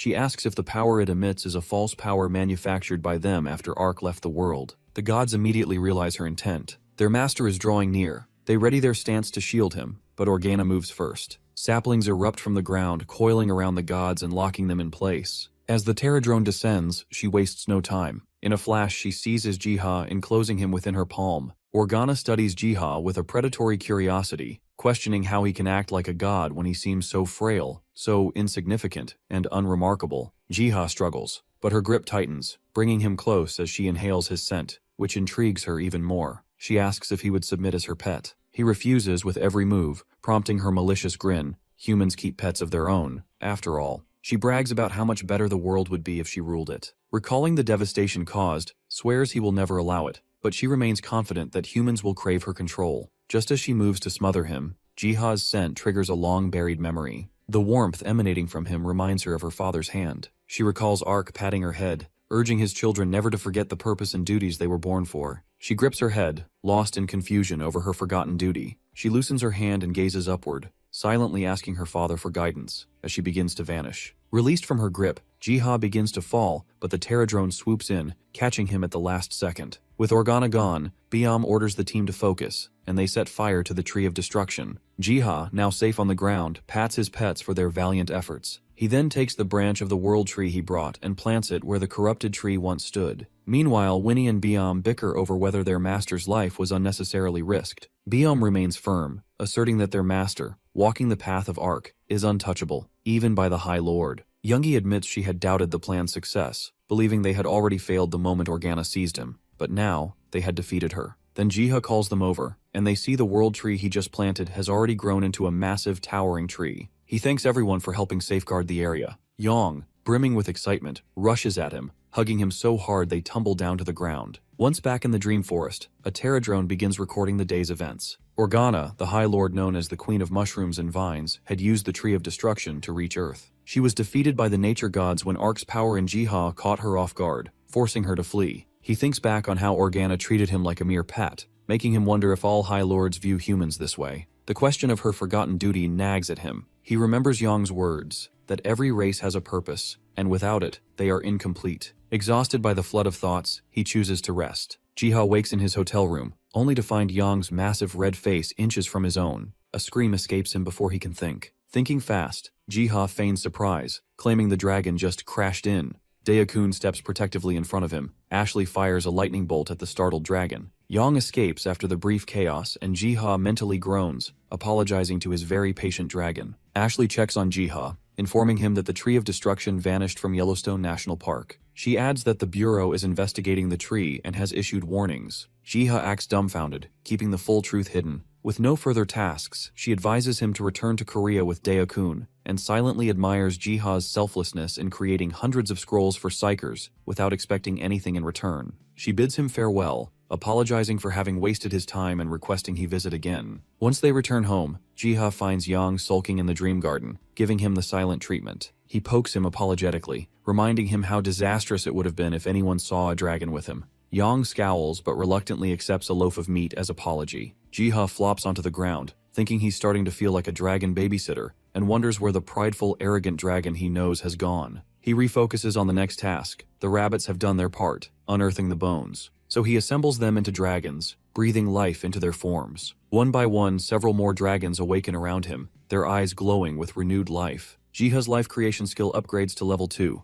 allowing him to handle more complex creations. The Dream Garden is too small for all 48 dragons, and their energy exceeds what the Terradrones can manage, so he decides to relocate them to a nearby sanctuary spacious enough for them to roam and play freely. Trying to gather their attention proves impossible. Every dragon is busy doing its own thing. Yang finally transforms into his full, fearsome form, instantly intimidating them into obedience. Jiha can hope they can coexist without killing each other. Later at the sanctuary, the rabbits have dug yet another deep hole, as they so often enjoy doing, and they have uncovered numerous dragon bones. This hole, however, drops deeper than any before. Curious, Jiha jumps down to investigate and finds himself in a vast underground labyrinth. He notices the walls feel unnaturally constructed, and the entrance seems designed to trap or protect something. He chooses to gather knowledge before venturing further. Youngie brings him a book on the Great Labyrinth, authored by Ark, recounting the events that occurred before the World Tree was planted. The book contains abstract drawings of followers and seals pointing to an ancient evil, though no text accompanies them. Jiha reads that Gehenna once existed in a primitive state. The Ark, disliking the environment, defeated the ancient evil and its followers, sealing them within the labyrinth. Jiha feels a jolt of disbelief. Previous scriptures credited Ark with creating Gehenna, but this book contradicts that. Perhaps the saints who wrote them were mistaken. The world clearly existed before the world tree. The book explains that the ancient demon sealed within the great labyrinth would bring complete chaos if it ever awakened. Traps would trigger, and its followers would unleash their fury, yet the Ark assures that nothing can escape the great labyrinth. It mentions that the demon lord can be used for practice, but the door is sealed. Jiha wonders how to enter until a Terradrone mentions a hole in the wall. He sends some Terradrones to investigate, but the hole is too narrow for them. Jiha realizes he can slip inside by possessing a small animal, avoiding the risk of expanding the hole. Relying on the invulnerability his possession skill grants, he inhabits the same hamster and cautiously begins his exploration. Meanwhile, Jiha's animal companions fear the awakening of the demon lord, exhausted from their encounters with the previous 33 lords. Winnie wonders if there were many ancient demon lords, and Youngie says roughly 100 survived only after destroying each other. Winnie assumes the demon lords will avoid conflict with the hunters, yet Biam points out that a few might seek negotiation. They find it entertaining to watch the lords attempt to escape, as long as no chaos spills into their world. Biam is confident Jiha can manage them effortlessly. No creature has entered the labyrinth for ages. Now the demon lord has awakened, sensing a new guest. He commands his followers to capture Jiha, who remains unaware he is encircled by malevolent forces. To bring him, one tries to stomp him, but its hoof bends like rubber against a protective barrier around him, screaming in pain. Jiha barely notices a sound and decides to take a quick look before returning to his world. Another monster's machete snaps in half mid-swing, and the little hamster escapes, leaving the followers fumbling after it. Crichton, chief of staff to the demon lord, reports that they have identified the intruder, a small hamster. Yet every time the soldiers try to attack, they end up injured. The hamster is so untouchable that even the traps are not triggering on it. The demon lord realizes this is unusual. Normally, Crichton would capture any intruder with ease. He orders Crichton to open a path to the throne room and use the soldiers to lure the hamster so he can see it for himself. Crichton hesitates, aware that the heart of the labyrinth lies within the throne room, but the demon lord repeats the order, leaving no room for refusal. Drawn by curiosity, Jiha steps into the throne room, though every instinct warns him against it. As he steps inside, he immediately realizes the presence before him, the demon lord. The being introduces himself as Krasis, Lord of Iron Blood, and harshly claims that they have awakened due to Jiha's intrusion. Jiha quickly apologizes, but Krasis cuts him off, demanding to know who sent him, certain he is here as a messenger. Our guy admits he stumbled upon the place by accident, but Krasis does not believe him. He questions the era the hamster comes from and presses to know why a mortal stands before a being who has spent 2,000 years steeped in blood and violence. Jiha admits there is much to explain, but first asks for Krasis' help. The demon lord is baffled. What help could a mere mortal want from a demon? He reveals that he is a gardener of the world tree and wields a fragment of Ark's power. Krasis eyes him warily, labeling Jiha a servant of the archdemon. Our little hamster decides to sort out the misunderstandings later, as Krasis regards God Ark as an archdemon. He declares his intention to make the labyrinth useful for his work, and offers to help the demon lord escape in exchange for his cooperation. The demon baffled underestimates him, insisting that archdemon made this labyrinth impossible to escape. He assumes Jiha is merely here to toy with him, certain that escape is impossible. He recalls the book's warning, no one truly dies in the labyrinth. Anyone who dies is revived at the entrance. The book makes it clear, the curse is eternal, though why the Ark chose to imprison them for 2,000 years remains uncertain. He speculates perhaps the labyrinth was shown to him to end this cycle. So, he returns to his garden and pours rain over the miniature world, proving his power to Krasis. Krasis stares in disbelief, unable to fathom how this is possible. When Jiha returns inside, Krasis glares at him, muttering in disgust, thinking he is the archdemon himself, his eternal enemy. He insists he is not Ark, and proposes to remodel the labyrinth, promising to help Krasis escape in return for his cooperation. Fed up with the endless silence, Krasis decides it doesn't matter if the hamster is lying. He clings to the hope the hamster offers and agrees to help. After a while, he summons the High Lords, though only 3 appear: Penelope, Lord of Delusion, the Lord of Intelligence, and Krasis himself. Penelope quips, asking if someone finally decided to let them out. Krasis explains finding an animal that has similar power to Ark, asking for his help who made it rain in the labyrinth. The demon lord confirms but clarifies they are getting free not right away. Amused that only they can barely use power in this realm, the Lord of Intelligence asks who this intruder is. Krasis plops the hamster on the table, and both lords gape since only a demon lord can enter this place. Penelope exclaims that if he can see them and enter here, he must be connected to the archdemon. Introducing himself as the gardener of the world tree, Jiha watches the lords grapple the reality of a world altered while they slept. He explains how Gehenna was destroyed by the High Lords, leaving only a handful of survivors. The High Lord of Intelligence finds it ironic that a world created by the archdemon was undone by its own creations. Penelope smothers the hamster, teasing if he took this tiny form as a lesson in humility. Jiha insists that power must not be misused. She muses that anything he asks would beat sitting idle and tries to charm him into revealing his plans,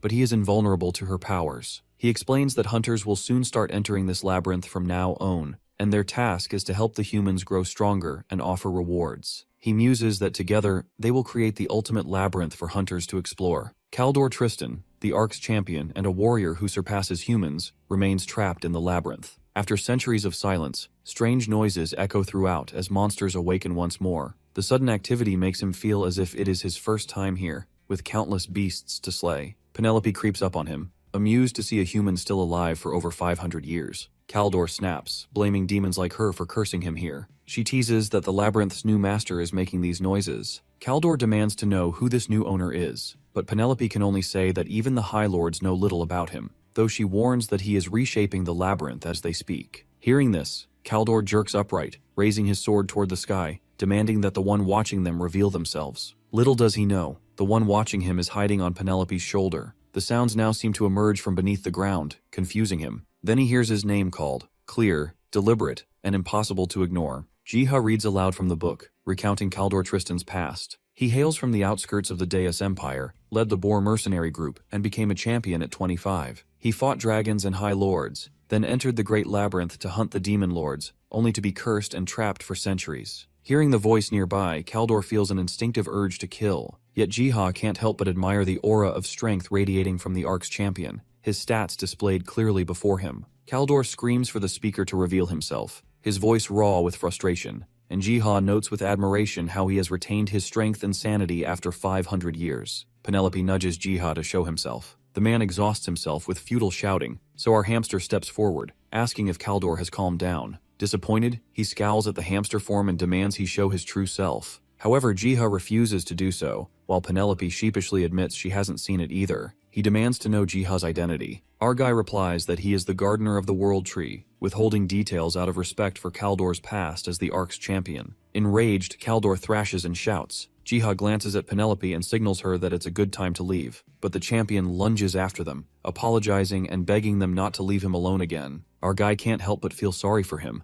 marveling at how he survived centuries in this state. He asks if Kaldor can calm down enough to continue the conversation. The poor guy forces himself to act human again. He explains that to help him, Kaldor must stay calm, and reveals he can arrange his escape via the Demon Lord, though not immediately. The man doubts the possibility, frustrated at his inability even to locate the labyrinth's entrance. Kaldor is doubtful, asks Jiha if he is under the Demon Lord's control, who clarifies they are only cooperating with each other, promising him the same aid. Kaldor flat out rejects the idea of cooperating with the Demon Lord. They turn to leave, suggesting he can remain for another 1,000 years, but he instantly regrets his defiance and apologizes. Jiha apologizes too, admitting he wants Kaldor freed just as badly, yet laments that with Gehenna practically destroyed, it may be pointless. Kaldor is struck with horror, urgently asking about the dragons and champions who should have acted as mediators. The hamster tells him the dragons were powerless to halt the High Lord's rise from the abyss, not because of weakness, but because the mediators abandoned their duties.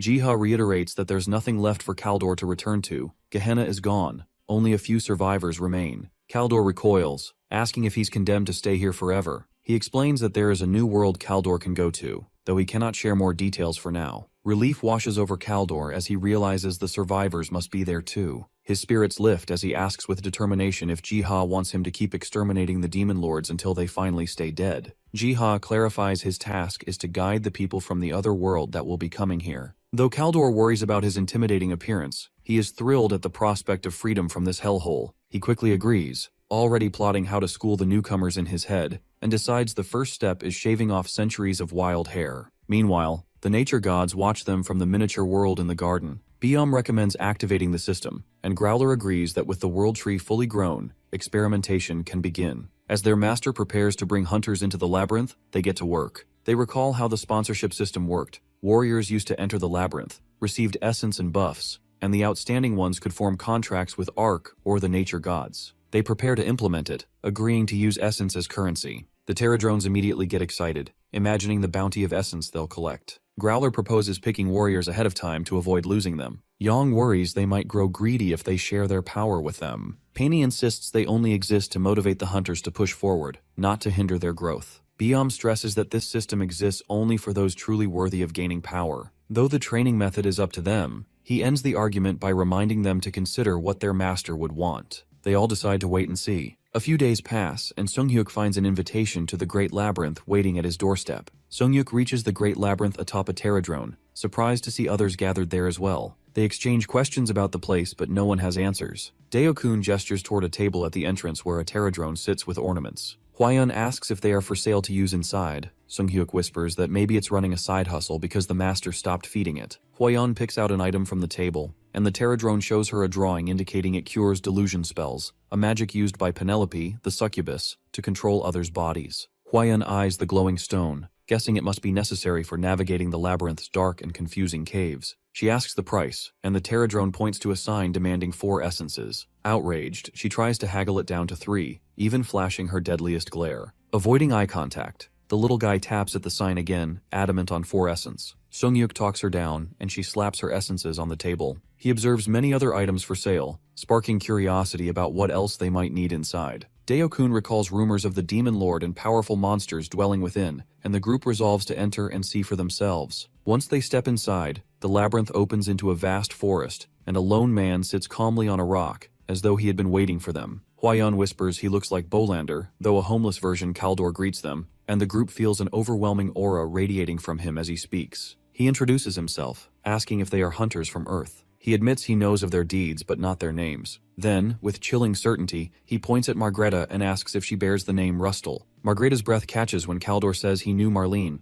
a champion who bore an uncanny resemblance to her. The truth dawns, and she demands to know if he is the Ark's champion. Kaldor admits he is, though he has been trapped here for 500 years. Daeokun recalls vague stories of such a title from centuries ago, while Hwaeun remains skeptical, doubting any human could live that long. Kaldor dismisses their concerns, reminding them that if they wish to enter the labyrinth, they will have to place their trust in him. Sunghyuk feels as though the man radiates danger, but somehow doesn't feel like an enemy. Daeokun challenges him, demanding proof of his claim to the Ark's title, declaring his own loyalty to the Ark. He tosses his axe, and it crackles with raw energy, and when it crashes down, the earth splits open under the blow. Everyone is stunned by the sheer power. Kaldor asks if they are ready to begin a proper conversation. Han acknowledges, resolving to uncover the labyrinth's secrets and Kaldor's role later. They follow him into the forest. The mention of Ark's champion stirs something in Margreta, for it was once the proud title of her ancestors, a legacy she aches to reclaim. She resolves then and there to prove her worth in the labyrinth to claim the title for herself. When the fight begins, the monsters prove no match. Sunghyuk's blade and Hwaeun's fire magic cut them down with ease. The ease of the battle unsettles him. It shouldn't be this simple, but then he senses an unseen presence observing them. Notifications swarm in. Mighty God's Fang declares it is not mistaken while Growler demands him to improve. Growler's unexpected presence shocks him, leaving him to wonder why he is here when